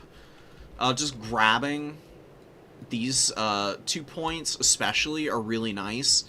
Because this one's fairly easy to defend and has some cover for avoiding long-range stuff. It can get really scrappy over here, but Beastmen would generally outtrade the Skaven in a head-up fight. Skaven really needs some room to like set up their shooting to really have a tremendous amount of success. So Tuskgore Chariots are moving forward. Probably want to go after the Gutter Runners. Beautiful shots from the Gutter Runners. Massive damage on the Tuskgores already. They do get an amazing charge off. Oh, baby, and chunk these poor little ninja rats. Keep an eye on it over here. Ungors are trying to close ground. The Gutter Runners should be able to escape, though. They are fairly quick, but a lot of their models got knocked over by the chariots and are actually tied up by the Ungor herd. They're going to take a lot of extra damage here, actually. Like half of that unit is stuck back here being attacked as they're trying to retreat. Some pretty nice stuff. Synagores are definitely getting a little too far forward here. This is not a fight that's worth taking for the Beastmen. You do not need to fight over there. You don't need to rush the Skaven like this. You can definitely stand to stay back a little bit more and give yourself a little bit more space before committing yourself in. And Tuskgore Chariot's actually getting shot up really badly by the Natty Bubo Sharpshooters here. Very accurate fire. Actually slowing up their compatriots here as they're trying to push through. Really nice defensive lines. Just a bunch of clan rats and mediocre units, really. Beautiful shots on the Plague Claw Catapult. Oh my goodness. Ungor Raiders are the perfect target because that -10 leadership, you can see you get the -10, you've got Frightened and Contaminated affecting these guys. That's -28 on a base value of 45. Absolutely horrific leadership damage on those poor Ungor Raiders right now. Synagores get into the back line, but here's the thing about attacking these Warp Lightning Cannons, or the Plague Claw Catapults, rather. The catapults themselves are so big and bulky, you can see a lot of the Centaur unit is stuck on one side of the formation, and they don't actually kill the entire crew. Most of the crew just stays on the catapult, and then the Wolf Rats clear the Synagores off. You need to chase these guys off, though. Because this Synagore unit, I think, is healthy enough, they'll rally at the edge of the map here. They may run off. We'll see. If they rally and then they kill the catapult, that might be one way that the Beastmen can get back in this. It's a little bit of a shambles back here. The Tuskgore Chariots just absolutely rolled over the Skaven Slave backline. And they're on top of the Natty Bubos now, and doing some pretty big damage to them, actually. But there are some Rat Ogres. This is why Rat Ogres are so important. I mentioned it earlier. They just hard counter the Chariots. The Chariots get absolutely clowned on by these big Rat Ogre monstrosities. They are actually able to save the Natty Bubo Sharpshooters. Although the Skaven have lost their value lead. They had a little bit of one going, but now there's Gore Herd coming out. Their Clan Rats are all kinds of out of position. And the Ungol Raiders are back in a good firing line. Need to spread out just a little bit here so that they can get set up, but otherwise they're fine. I think the Cynagors did run off. This is a fresh one, though. Looks like the Playclaw Catapult crews not really loving life right now. They're hovering in the backfield here, wavering on leadership real badly. Could run off, and another Tuskor Chariot has hit the field. Oh, and a Cynagor charge to follow it up. Natty Bubo's Sharpshooter's dead here. No way they're going to be saved this time, I think. They're going to break. They're down to 9 models. They didn't get to use a whole lot of their ammo. They have decent value, but that's a big loss of momentum. It's going to be very hard to push out now and find a way to clear the Ungol Raiders. Playclaw Catapult's really the only thing going for the Skaven in terms of range now. And the front line, quality for the Skaven is very weak. They didn't bring any Storm Vermin. They didn't bring any Plague Monks. So they don't really have any powerful infantry to kind of push. Oh, but they got a Doomflayer coming in. Getting into the Ungol Raiders. Not really plowing through the unit, though. Kind of getting stuck up in them. But the Skaven did kill the Bray Shaman. You can see his chariot is out here. Damn, caked up. Dude, Bray Shaman is laying on the ground. Very much not feeling it. And with the Rat Ogre charge coming in, actually breaks up this Ungol Raider unit. And now you can actually look around the battlefield and see that even though the values are pretty close, Manlom's in a much trickier position. He's got the Butchers of Kalkengard rushing in, trying to get after these Skaven slaves. Eshin Triads coming from the flank, and the Rat Ogres. Oh, this is going to be a huge surround on the Butchers, I think. That could, if the Butchers of Kalkengard are getting way too deep in here. Manlom, I think, has really overplayed his hand with the aggression. And losing his Lord, you can see the leadership problems for all of the Ungol Raiders, which are basically the only infantry that remain on the field now. And the Centaurs have been diving so deep, they have not traded effectively in the least. Oh my goodness. Super scrappy game from the Skaven. From both sides, really, but I think the, just the fact that the Skaven could sit so far back, defend a much more compact area, is definitely what got them the dub here. Beastmen are just going way too deep to try and get into that back line. I mean, it's something that you've got to do eventually. Yeah, but what you want to do, especially on a big map like Hashett's oil fields, you want to consolidate on your 2 objectives. You want to pull back off of the middle objective that you want to fight over, that's going to be the contested objective, and you want to, like, spread your formation out all the way around the Skaven, and you want to collapse from all sides. If you're just trying to attack them while they're kind of sitting up in the corner of the map, they've got much less surface area to worry about being, like, jumped from. If they have to move their units forward, get up on the middle objective, and still try to defend all their missiles, that gives your Cynagors more room to maneuver, gives you more area to retreat as well, because you're not near their deploy zones, and Wolf Rats can't just jump out and immediately start nibbling on you.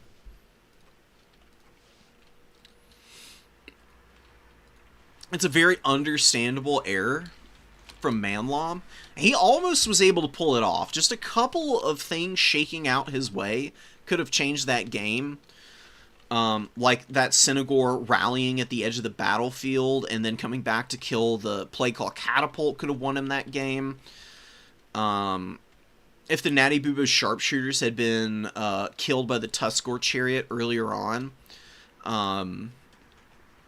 we could be talking about a Beastman victory. And his Lord not dying. That was the other big thing. Toback, he just did a great job of staying calm. That's what you really have to do with the Skaven. You're going to see a lot of routing units. Cannot panic in that situation.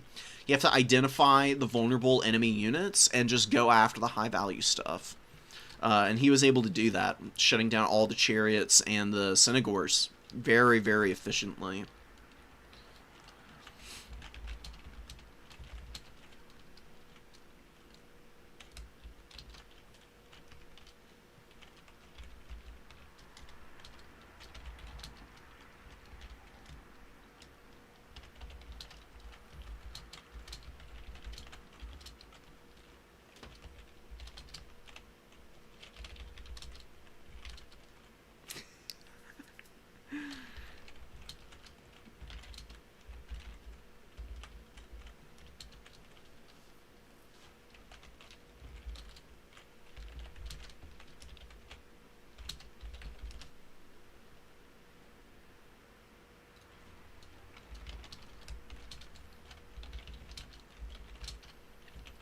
Apparently, Manlaw didn't capture one of the objectives.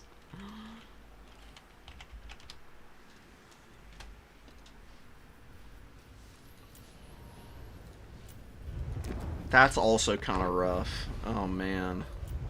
You hate to see it. I didn't even notice, though. That was not the biggest thing for me that needed to be adjusted there.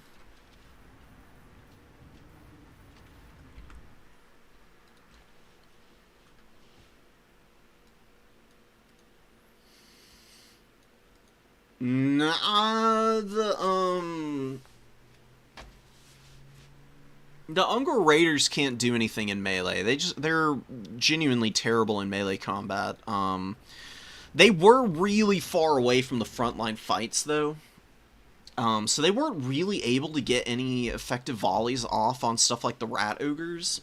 If they had been pushed forward a little bit more, and they had been able to triangulate some fire onto all of the very low armor Rat Ogres that were running around the field, that's something that could have helped Manlaw out tremendously as well.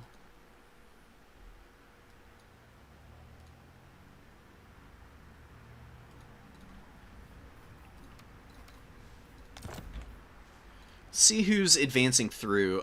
We'll invite Toback, because is the winner.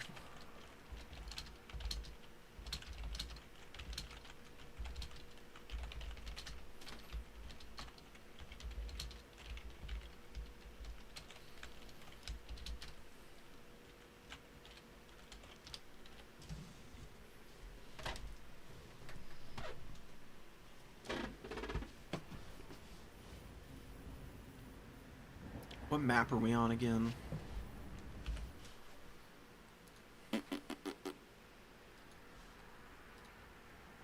Imperial Road. Oh, this is a really good shooting map.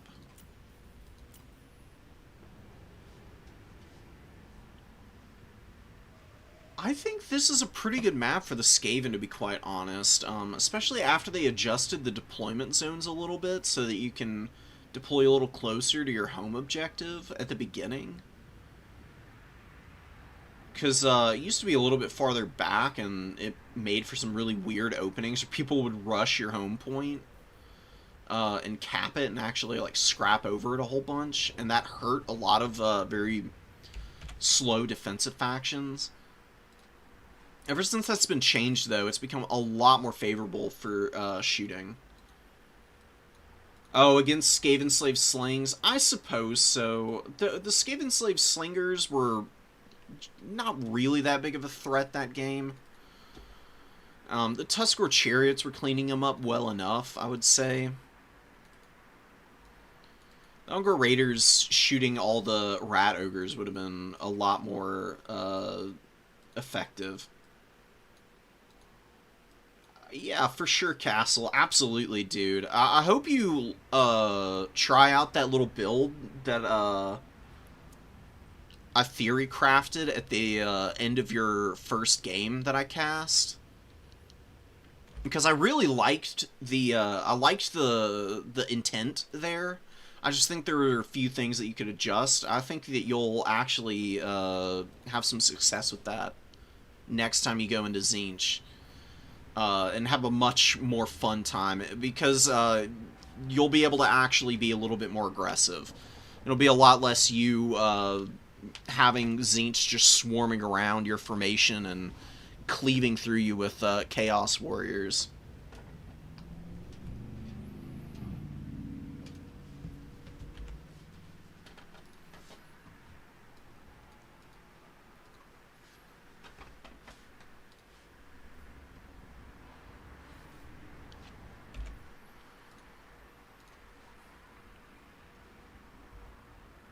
So between 8-Bit and Skull Taker, man, I mean, it is Khorne versus Slaanesh.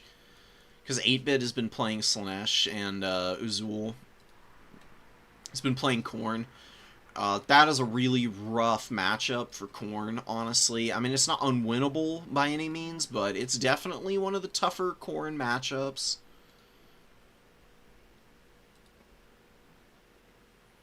You have to play basically perfectly to beat Slaanesh. We shall see. We shall see.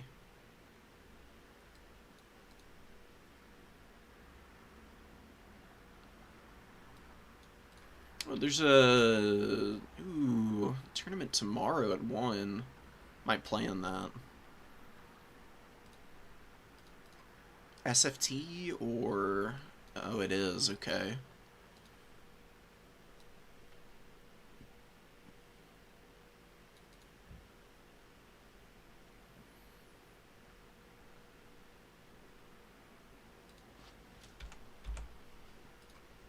I'm gonna show you all this this tournament I'm talking about. OBS will stop being weird and all bugged out. So tomorrow at 1 p.m. Eastern time, it's my time zone. Got a single faction tournament hosted by Adler, so I think I'm gonna try and show up for this. Should be a pretty good good time.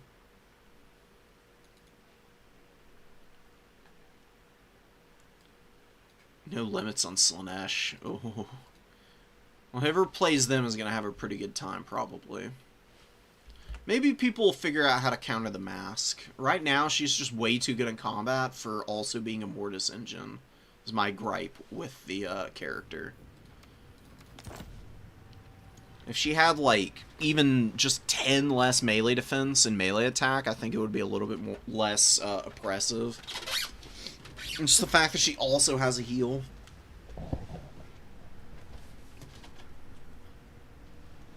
There's a little too much chicanery going on with that.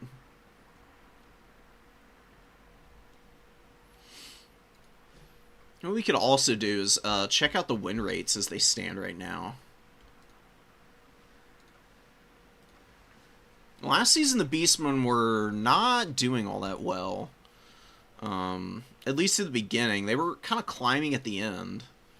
We'll see how that shakes out. Win rates are a little more skewed this season. Nurgle is just getting absolutely hard countered by, like, Norska. When people are no longer forced into that particular matchup, maybe it'll even out. Norska is just so gross currently.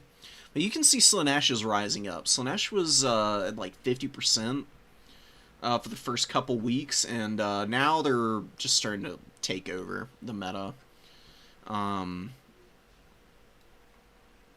I don't really see that changing either.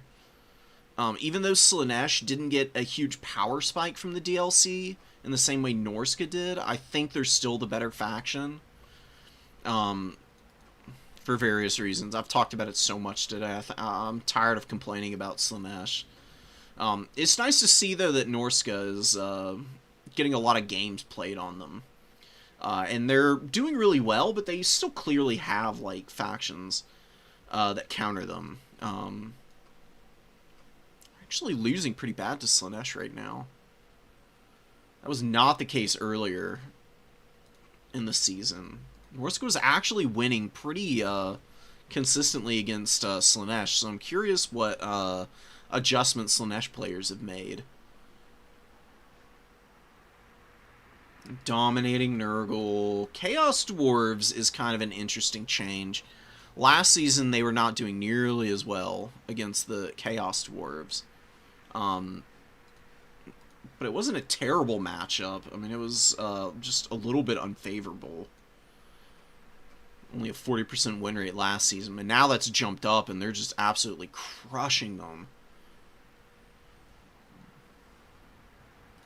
Really wild to see. 6-1, man. Dominating Ogre Kingdoms as always. Grand Cathay is not super surprising. Dark Elves not super surprising either.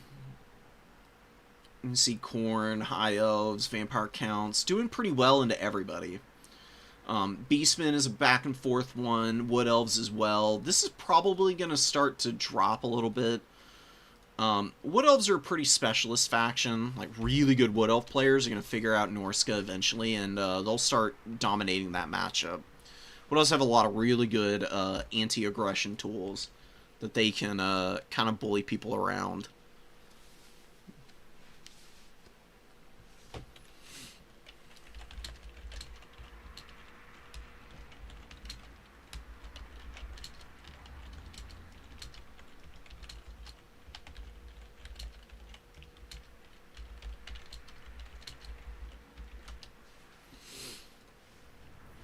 Talking to Toebox for a second.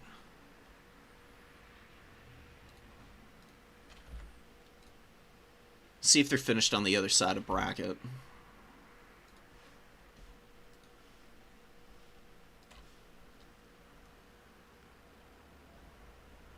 I have no idea. Alright. I'm gonna message them in just a second. Let's see where they're at. They very well could still be in the game. Just a nice long one. Really want to get that replay, so we can go over it afterwards.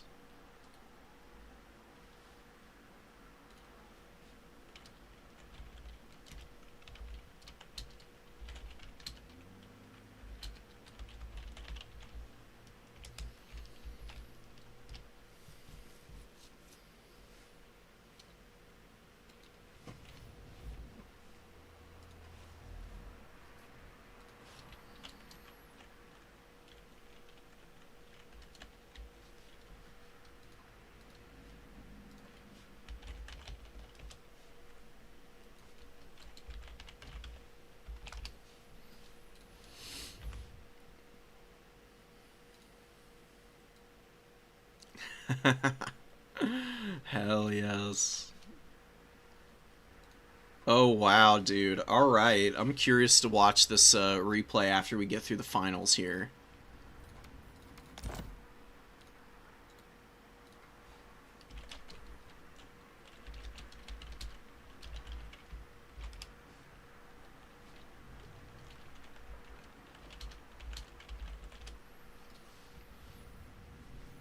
Skaven versus... who? Somebody. They just finished their match, so winner will be jumping in here in just a second. Let me download the replay. Beautiful. We got Skaven versus Coast as well. We need to watch some Coast games. Because Fabrosi is always really fun to watch, and was using some bloats, which is awesome. I haven't seen those in a while, so very excited to get to see some of that.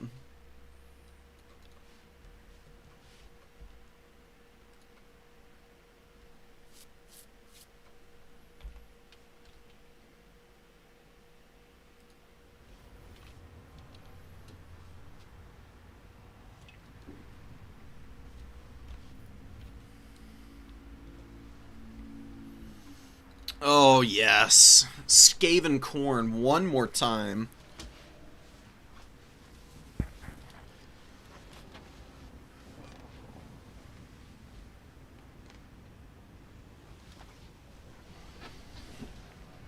So we saw this matchup earlier.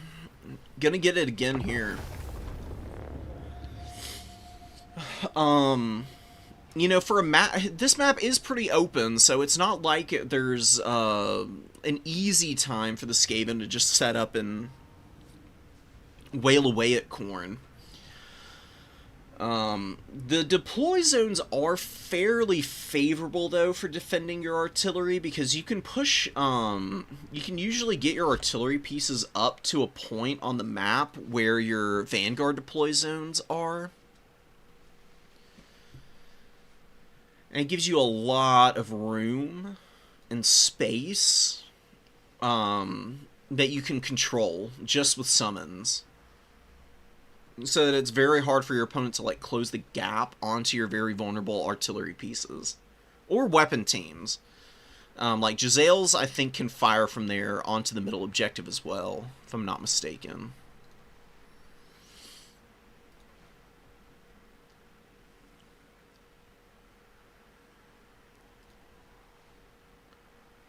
See if I can pull it up real quick, just while we're waiting here. That way I can kind of give you an idea.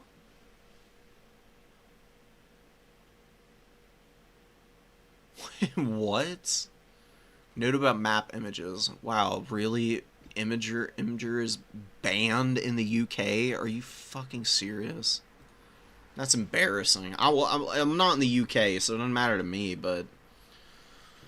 Dude, there's so many weird, totally unintuitive censorship laws that so many countries are implementing now. It is absolutely baffling.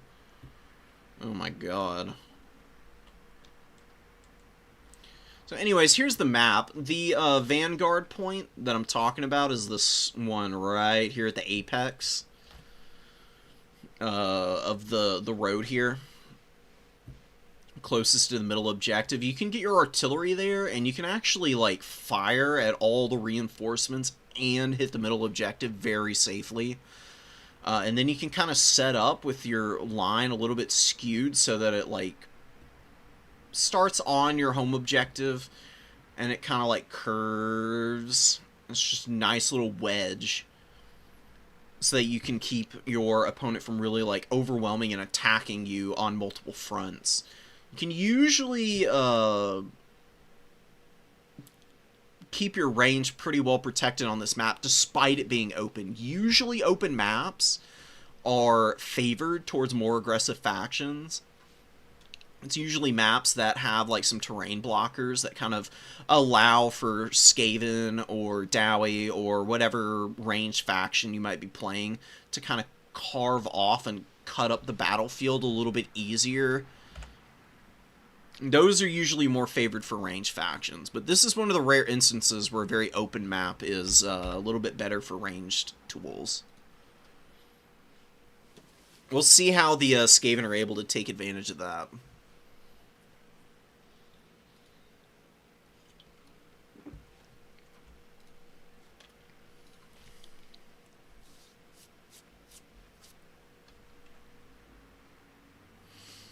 Oh, the Winter Championship's going on now. That's cool, dude.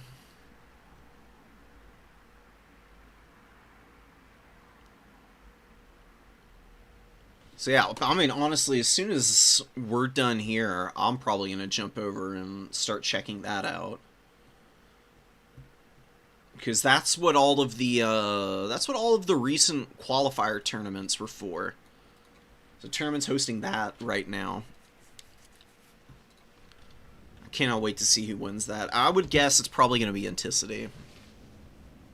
He's been winning all of the majors lately.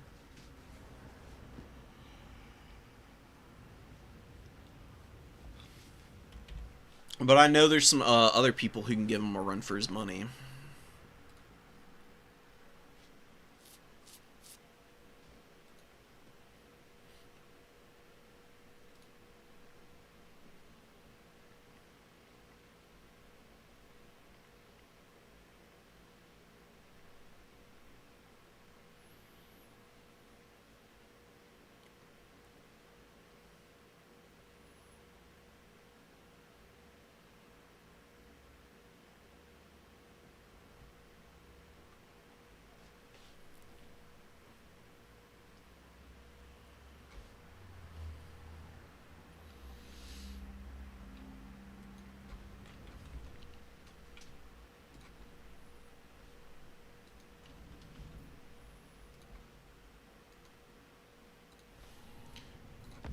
I'm gonna cheat and take a peek at the armies. Y'all can't see, though. Just to keep things hidden a little bit here. That's juicy.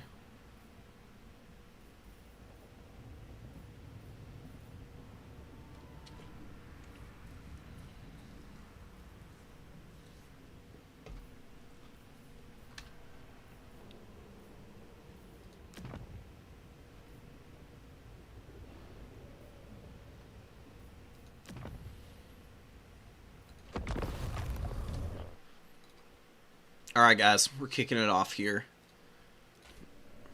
This is going to be a good one. Each player has a very particular unit in their army that hard counters a specific style and strategy of what their opponent is trying to do. For Khorne, that's the Hellforge Bellowers.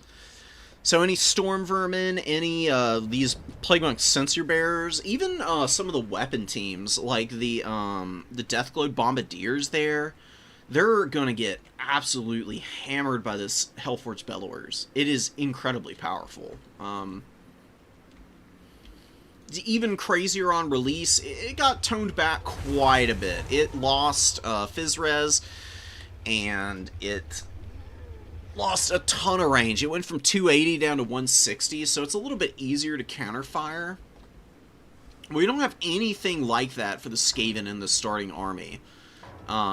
Maybe they've got something in reserve that can kind of counterfire it, but this thing could just absolutely feast here. On the other side, what the Skaven have is the Avalanche Mortars, and these things delete infantry.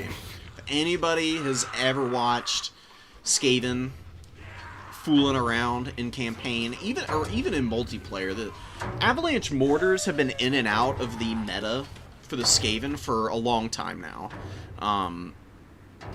Obviously a very squishy weapon team.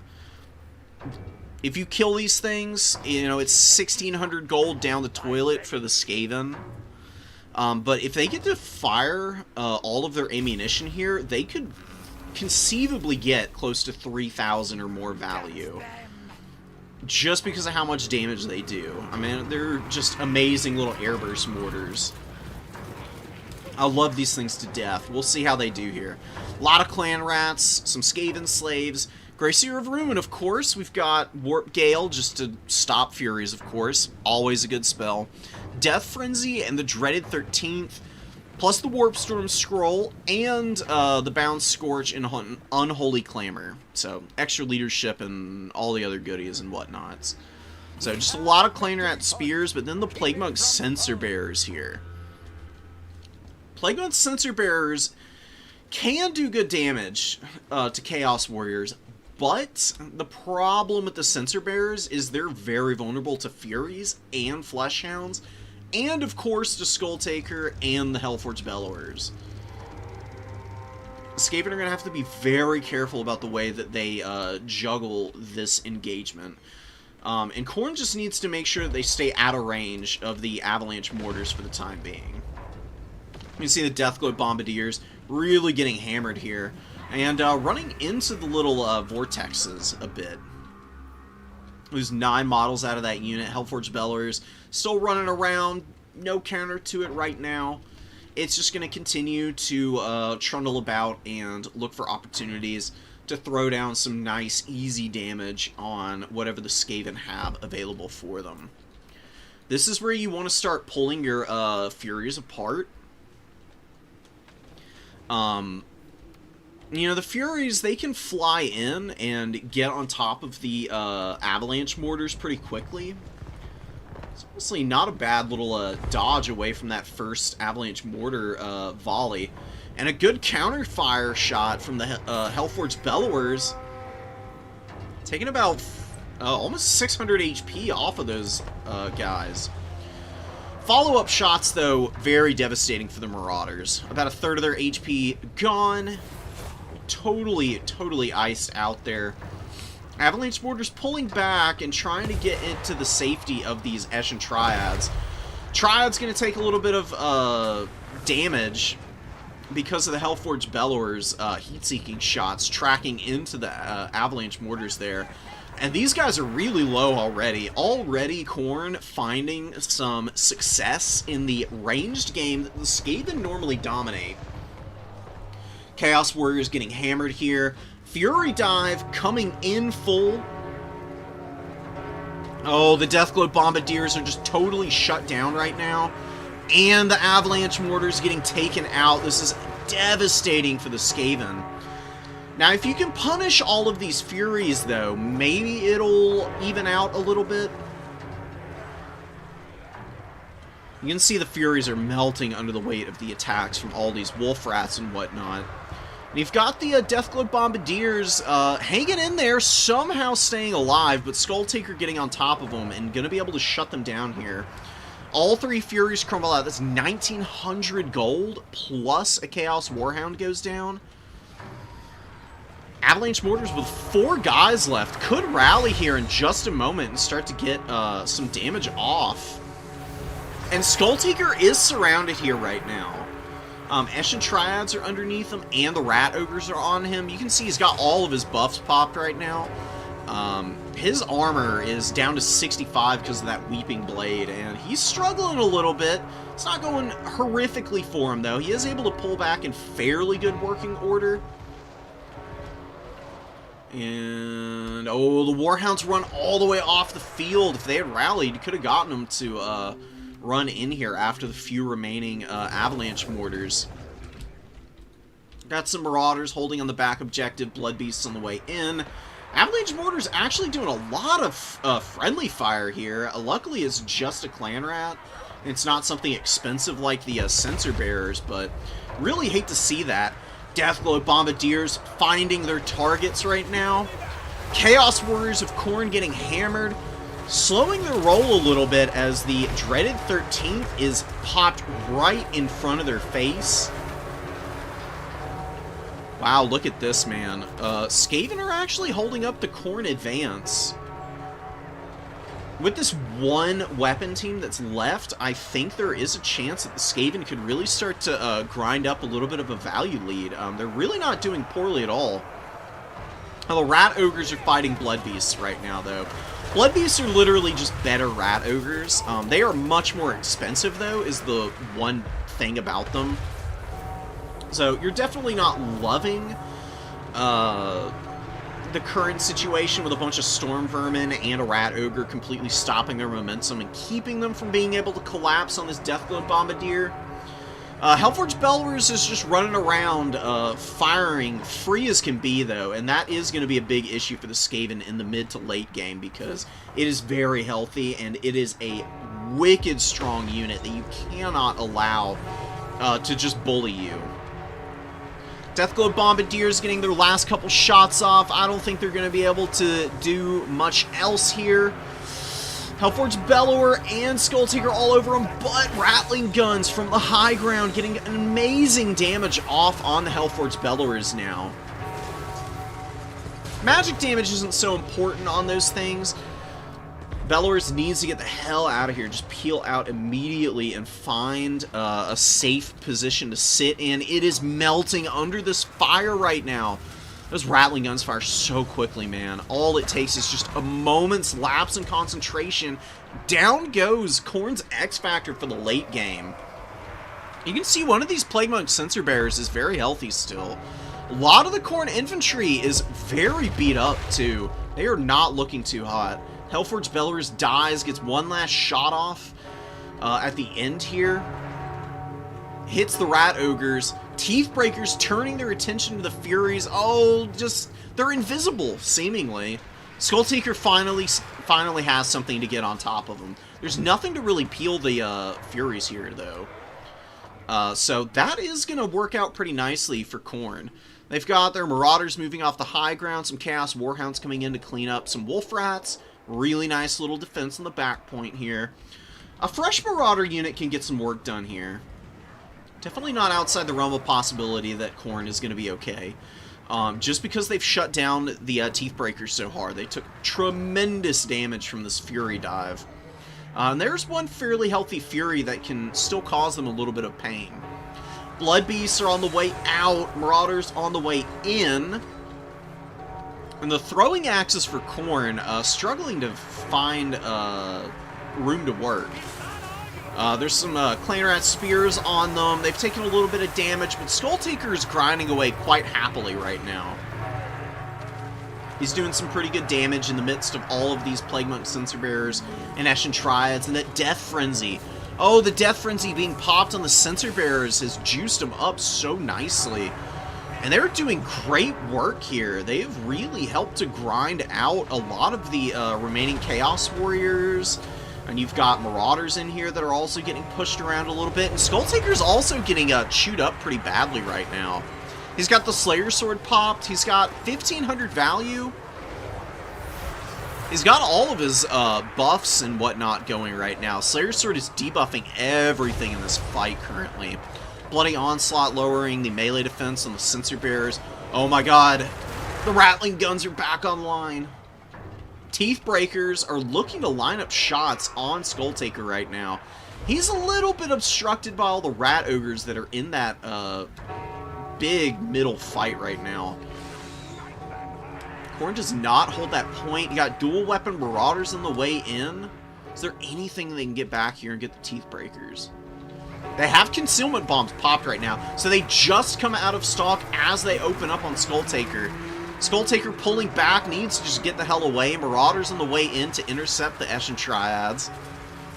Oh my god, if Skull Taker dies here, it's GG. Khorne will fall apart. But look at all the Skaven routing, and the Warhounds find a way onto the Teeth Breakers before they take Skull Taker out. Skull Taker grinding down some Eshin Triads, getting that Gore Feast to heal him up a little bit. Oh, disaster. The Skaven are going to lose this game because of that, that leadership break. All of their guys running at the worst possible moment here, I think, is going to cost them this match. The Teeth Breakers dead to the last. Eshin Triads on the way in. There are Death Runners on the field. Death Runners are a good unit. They can do a little bit of damage here, but are they going to be able to do cost-effective damage to the Marauders, is the question. Marauder dual weapons are pretty vicious against them. Plus, you've got a Fury on the way in. The Furies just get a rear charge off on the back of this Death Runner, they're going to get absolutely run over. These guys are very reliant on the 30% Fizz Res, and Furies just completely counter that, obviously. Plus, they have good enough melee attack, the Furies do, to get around that melee defense on these guys. And Khorne is able to retake the middle objective. Are they going to be able to save their back point? There's a Wolf Rat over here. They do have a Marauder that they just summoned in, and it looks like they'll be going back there to help defend. Now, the Chaos Warhounds are going to go down to the Wolf Rats here, which is a little unfortunate for Khorne. Got the Death Runners engaging against the dual weapon Marauders and bulldozing over these guys right now. Really giving them the dirty currently. Skull Taker's looking for the kill on the Gracier of Ruin. Whose Lord will prevail here? Skull Taker's pretty beat up right now. He doesn't have a lot of HP. Oh, and the Eshin Triads are on him! Oh no! Oh, the Triads might kill Skull Taker here. He's pushing past, he gets away. Oh, he has 10 leadership right now. We are in a razor-close game right now, ladies and gentlemen. 465 HP on Skull Taker. Gracier of Ruins only got 1,300 HP. You've got another Doomflayer coming out, but there are Blood Beasts on the field to do some damage against those guys. Deathrunner's not doing too hot here. Skull Taker is going to run over the Wolf Rats. Oh, the Wolf Rat's going to kill Skull Taker? Don't let this happen. Not like this Skull Taker. Oh my god. Furies come in to try and save him. He's at 53 HP right now. Skull Taker trying to pull away. He's pushing through. He's getting a little bit of a heal. Oh my god, this is ridiculous. Skull Taker has been on like 1 health for ages now. He's got 113. He's getting up to the healing cap, to be quite frank. It's very rare that you see him heal cap. It could happen here, though. Blood Beasts and a million Furies fighting against this Doomflayer unit. You got a Rat Ogre on the way in. Oh my god, Skull Taker kills the Gracier of Ruin. Oh, and the Eshin Triads cannot kill Skull Taker. They break as their Lord dies and the Blood Beasts get on top of them, and that's going to be a tap out from the Skaven. Oh my god. Razor close game. Oh my goodness. Unbelievable. Sensor Bearers did pretty good. One of them got a little extra value. And the Teeth Breakers killing the Hellforge Bellowers got the Skaven back into that match, and they almost got Skull Taker. Oh, he was so low. Yeah, the Furies were used so well. They really helped save that game for Khorne. You see one of them didn't do too hot, but subsequent summons of the Furies were much more effective than that first time around. They did shut down the Avalanche Mortars early, but they did rally, and they got a few extra volleys off at the 4 models left. Deathglow Bombardiers got their value. Man, the Doomflayers were a little ineffective here. Honestly, really surprised to see that. But these Blood Beasts were a very annoying bit of mass that really helped to shut those things down. They just didn't get to run over all of the Khorne infantry the way they wanted to. On the Skaven, we're trying to summon out high-value stuff, but I really feel like if they had gotten some more Skaven slaves out while they were summoning those Doomflayers and the Rat Ogres at the end of that game, maybe they could have done a little bit more.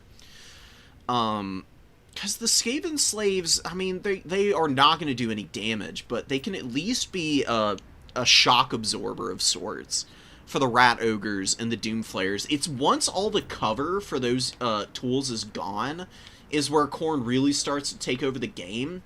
Because they just 1v1 all of these units so much more efficiently, right? Like, the Skaven really need their bodies to sit on top of, and that's where they were doing better in the early portions of it. Once that huge leadership break hit and they lost the Teeth Breakers, they did not have any infantry for their Doomflayers to work around, to peel off Blood Beasts, for Rat Ogres to sit on top of and grind down Marauders and Warriors and whatnot.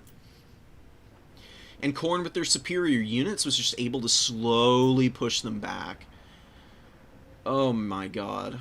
2400 on Skull Taker is awesome. Dude literally is out here with 100 HP at the end of the game. Greyseer of Ruin only got 400 value, but did have some pretty good Death Frenzies that he popped. It definitely allowed for some of these Skaven units to grind a little bit more effectively. Wolf Rats were pretty impactful. They did pretty decently.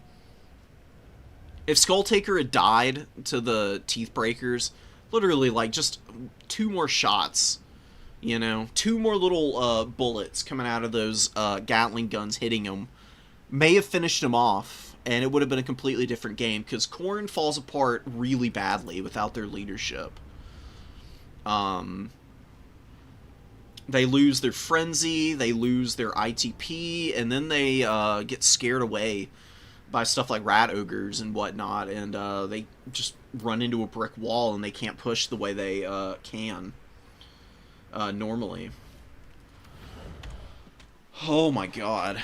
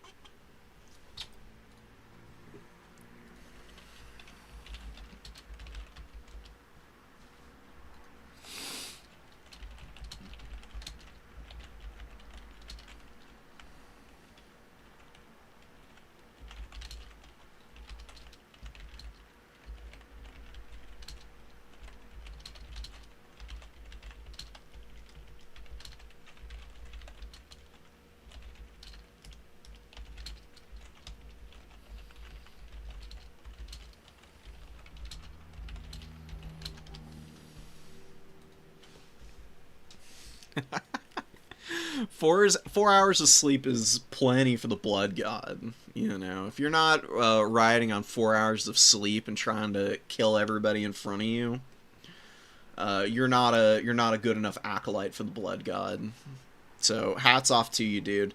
Great freaking game, man. That was awesome. That was an amazing finals. It's one of the closest ones we've had in a while.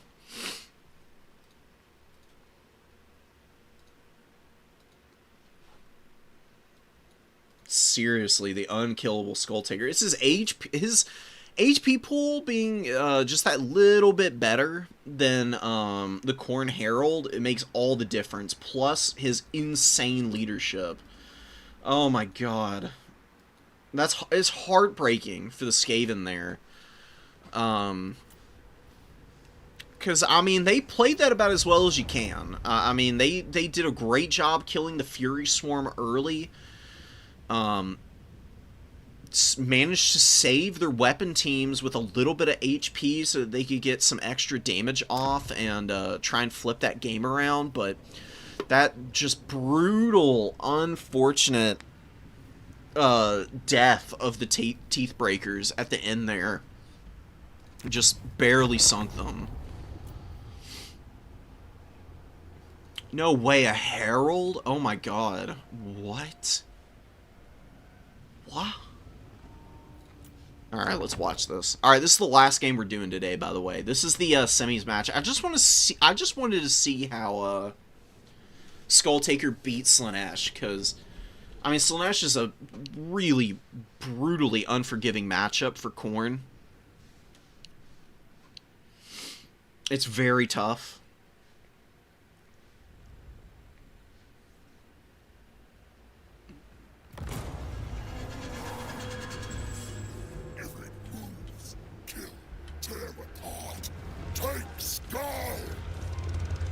I have not seen somebody bring the Herald unironically in a long time, but the Tormentor's Sword is a great item. I mean, an incredible item, even. That does such a good job of just controlling space just by constantly slowing your opponent down. I mean, it's only a 9-second duration, but those 9 seconds count for a lot in this game. And especially against a light armor faction like Slaanesh, where their 1800 gold unit has 30 armor, that can make all the difference for you. Furies of Slaanesh get way too aggressive here. 8-bit Warlock getting punished a little bit. Really nice summon there from the Khorne Fury. Khorne Furies just wreck Slaanesh Furies in the sky. It's a really, really ugly trade. Going for a bit of a pendulum there. I'm not so sure about that one. Trying to time it up and just missing a little bit too hard. It's a fairly expensive spell. Pendulum is not cheap. It does cost, what, 11 Winds of Magic, I think? I would be able to click on this guy. 12 Winds of Magic, actually. It's better to just wait until units are actually engaged before you proc it, in my experience. Definitely would have given a little bit more time. An opportunity for the Warlock to really, like, wind up a good one, right? Got the Pleasure Seekers in here, but now losing their magic damage with the Hounds of the Blood Hunt on top of them. Hounds of the Blood Hunt against Pleasure Seekers, actually a really good trade for Khorne, especially with the buffs from the Herald here. You can see getting Totem and Revel in Slaughter and doing some wicked damage to the Pleasure Seekers right now.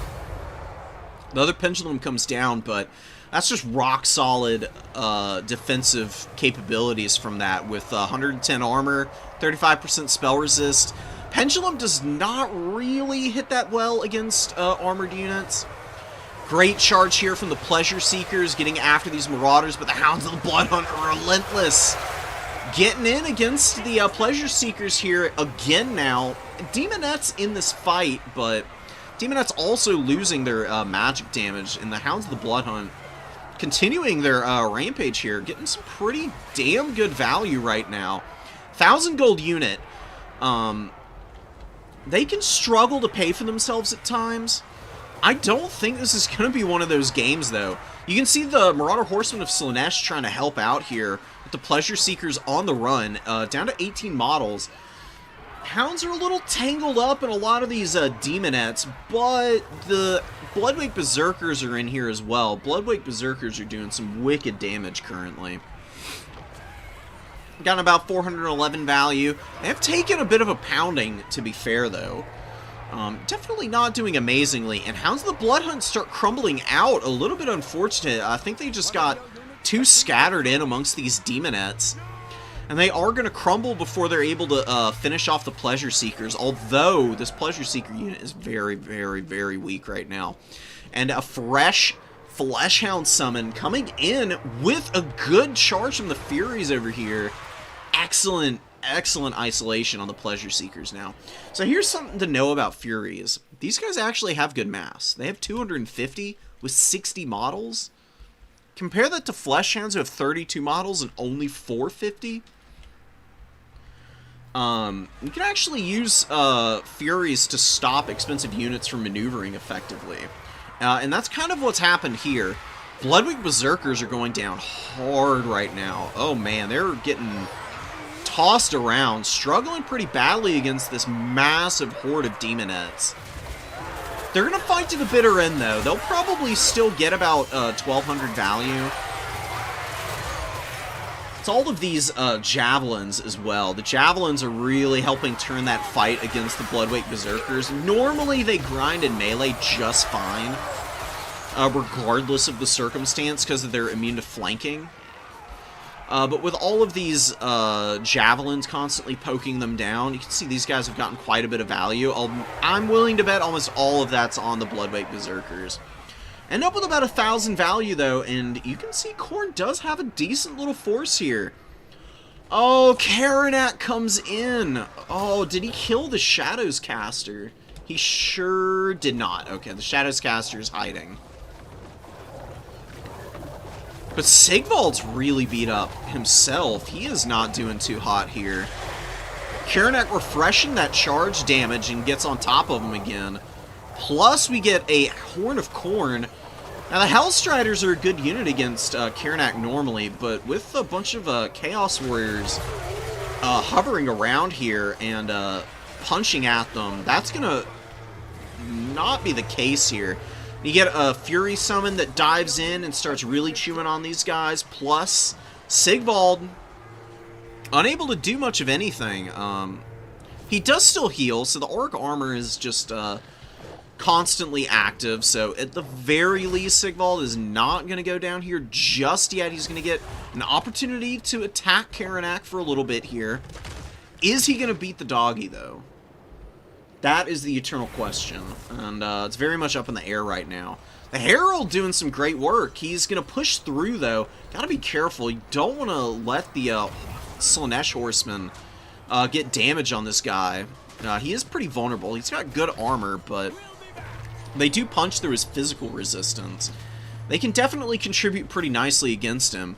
The Marauders and the few Bloodwake Berserkers remaining. These guys have 1,200 value. Slangors fighting against the Marauders. Forsaken going to get that flank off and probably finish that Marauder unit off. Little unfortunate. Forsaken fighting against the Slangors over here. Slangors have some great value. Excellent work done by them so far. Sigvald breaks. Karanak is going to try and close the gap on him. Uh-oh. Sigvald, he's trying to make his way off the field. Oh, and he gets totally clocked. Oh, and Karanak finishes him. Oh, no. And the Chaos Sorcerer is all alone now. There's nothing to come and help him at this point. Ooh, a good summon of some Blood Beasts with Fury support. Going after the Forsaken.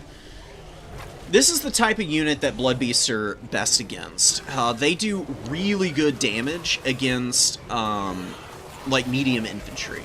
Especially when they're not alone and they have a little bit of support to soak up some damage. Because the Forsaken otherwise would punch pretty hard against the 40 armor on the Blood Beasts. But these two in tandem, very, very comfortably going to dominate this Forsaken unit. And you can see in the middle here, Khorne is just throwing everything at the wall right now. And so is Slaanesh, desperately trying to hang on to this point. Slaanesh has a pretty dominant objective lead right now. And I think it might even be triple cap territory already for Khorne. They wouldn't have to hold it very long, but I do believe that they are going to desperately need it. This Chaos Sorcerer hiding behind the pillars. Just absolutely hilarious. What a cheeseball. Blood Beasts fighting toe to toe, back to back with our boy Skull Taker. Getting some wicked good buffs right now. 54 melee attack, just clowning on the Slongors right now. And the Forsaken melting under this pressure as well. These Blood Beasts are carrying the game right now. Alongside this Fury unit. Khorne just holding in there with bare minimum of units. Actually gets another Blood Shrine out. I do actually really like that. Blood Shrines are a very powerful unit in their own right. I've actually been playing quite a few games with just the basic Blood Shrine running around.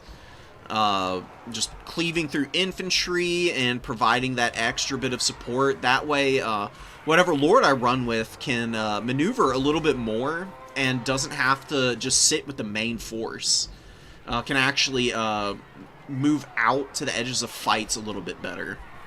Karnak's going to get over here and start silencing all of the magic damage in units over, and he's ready, man. He's sick and tired of this Chaos Sorcerer. Hits a Prey of the Blood God, last use of it, and this Chaos Sorcerer is going to die real fast. Karnak is such a wicked strong combatant. He just pummels the absolute hell out of any Sorcerer. I mean, he was even doing good damage to Sigvald. Sigvald's an actual, like, melee combat character. So we've seen some pretty wicked stuff out of him so far this game. 1500 value on Karnak. Herald, about the same. Fleshhound's grinding here. They're going to get Relentless Rage, and they're going to get a nice charge out of that little fight against the Demonettes. Turn around, hit the Hellstriders, and get some excellent charge damage on them. And the Hellstriders are not really fighting the Fleshhounds right now. They're trying to push past and get on top of Karnak. Oh my god, and all of these Slaanesh units melting under the weight of the weapon strength from all those Khorne units right now. Blood Beasts and some Marauders with the Blood Shrine just hanging out on the middle objective. I do think that we're going to need to see a push for the number 3 eventually, though. Razor close game. Khorngors. Honestly, Khorngors with just the Fleshhounds mixed into the unit, like spreading them out on top of the Khorngors, isn't a bad idea. The Fleshhounds add a little bit of extra mass so that the Khorngors can't just get pushed through by one good charge. This is the Herald. He's rocking around here. Does have his Hellblade active. Finally got that rolling for himself. See the Riders of the Mighty Serpent being resummoned and coming back out. They're going to be trying to poke down the Herald here, I think. Herald's going to need to put some moves on. Definitely doesn't want to get hit by these guys. They can do some wicked damage to him, but looks like they're saving their ammo for some reason right now. Lord Dead penalty definitely hurting Slaanesh currently, especially if they keep bringing out all these Demonettes. Couple Javelins make contact with the Herald, but Fury's coming in to screen those guys out.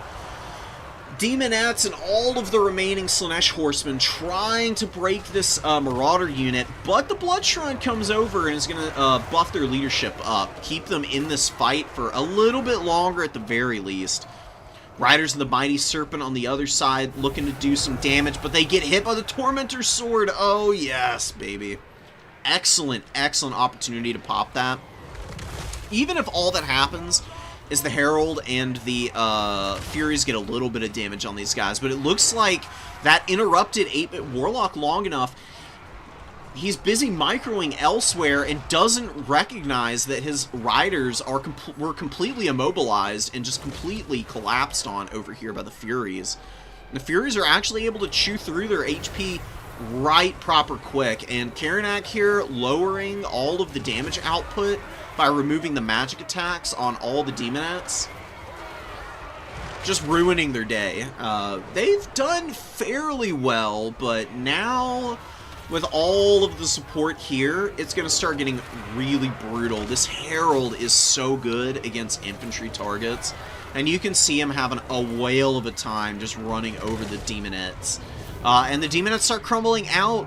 Leadership problems, faster, stronger enemies, Lord dead, so many issues that they're facing down right now. And Khorne's gonna grab their, he actually uses Narcissism on the Herald just to keep him away from the number 3 objective for a little bit longer. This Fury should go and intercept this Forsaken, while the Blood Shrine and this Fury clean up the Slangor unit. Oh no, oh wow, a routing Marauder Horseman of Slaanesh stops the Marauders' momentum and keeps them from being able to threaten the number 3 immediately. You've got the Khorngor moving forward. Very good patient play. Just keeping units on the points is definitely the right call. I mean, if you leave any one of these, Slaanesh has superior mobility. They can jump on top of those objectives really quick and just completely shut you down.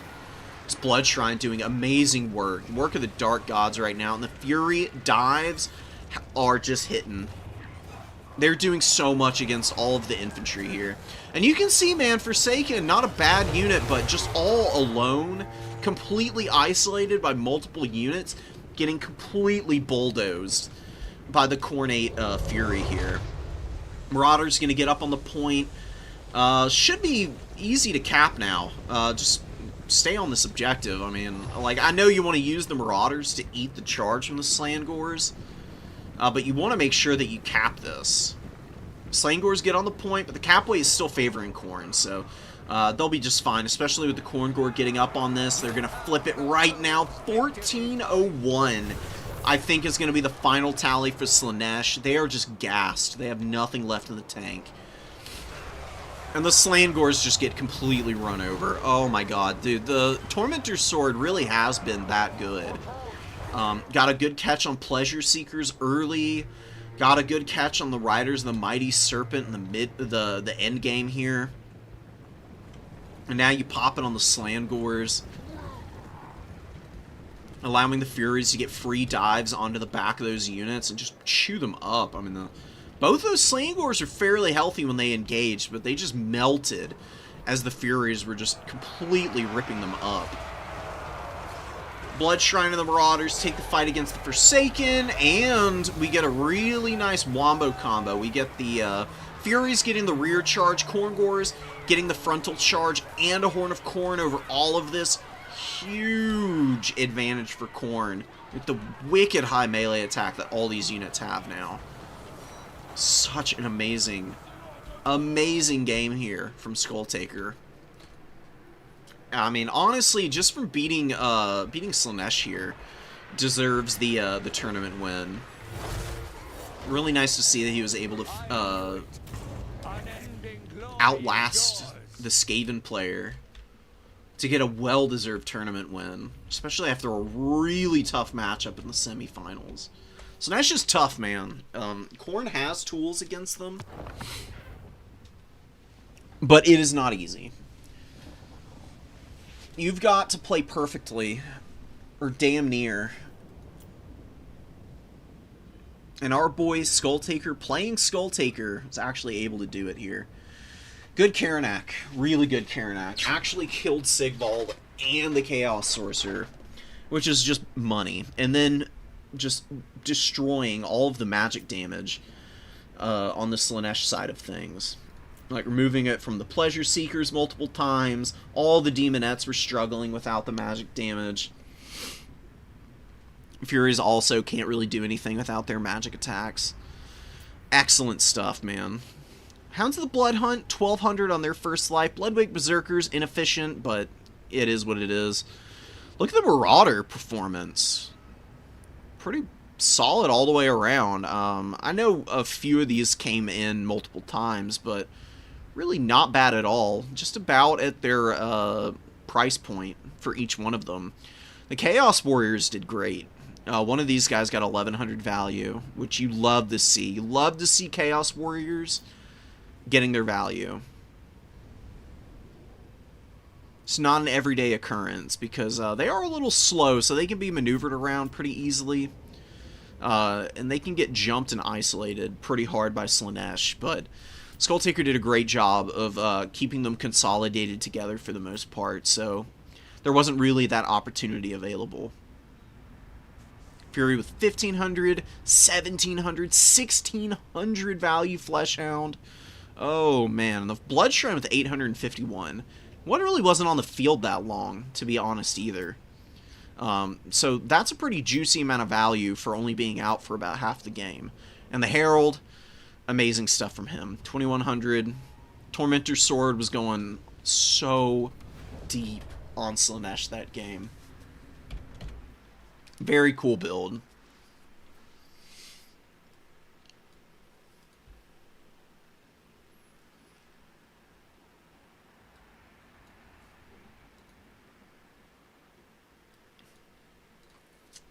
I think Slangors could actually do some pretty wicked damage to the Bloodwake Berserkers as well if they did have a little head-up fight.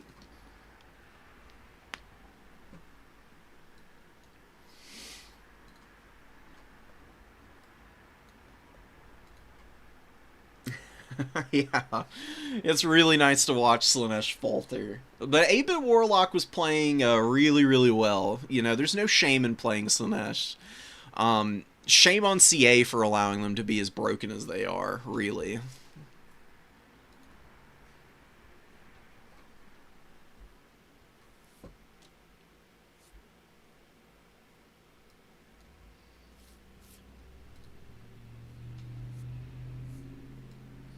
Actually, oh, you lost to him in round 4. Okay. Well, I'll take a look at that one later. I'm gonna go eat and watch the whatchamacallit, the championships that Turn is hosting right now.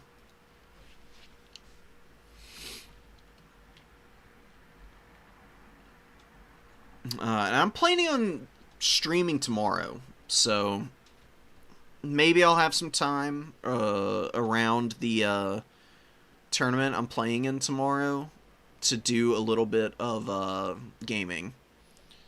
I should be playing tomorrow. I don't think I have anything going on.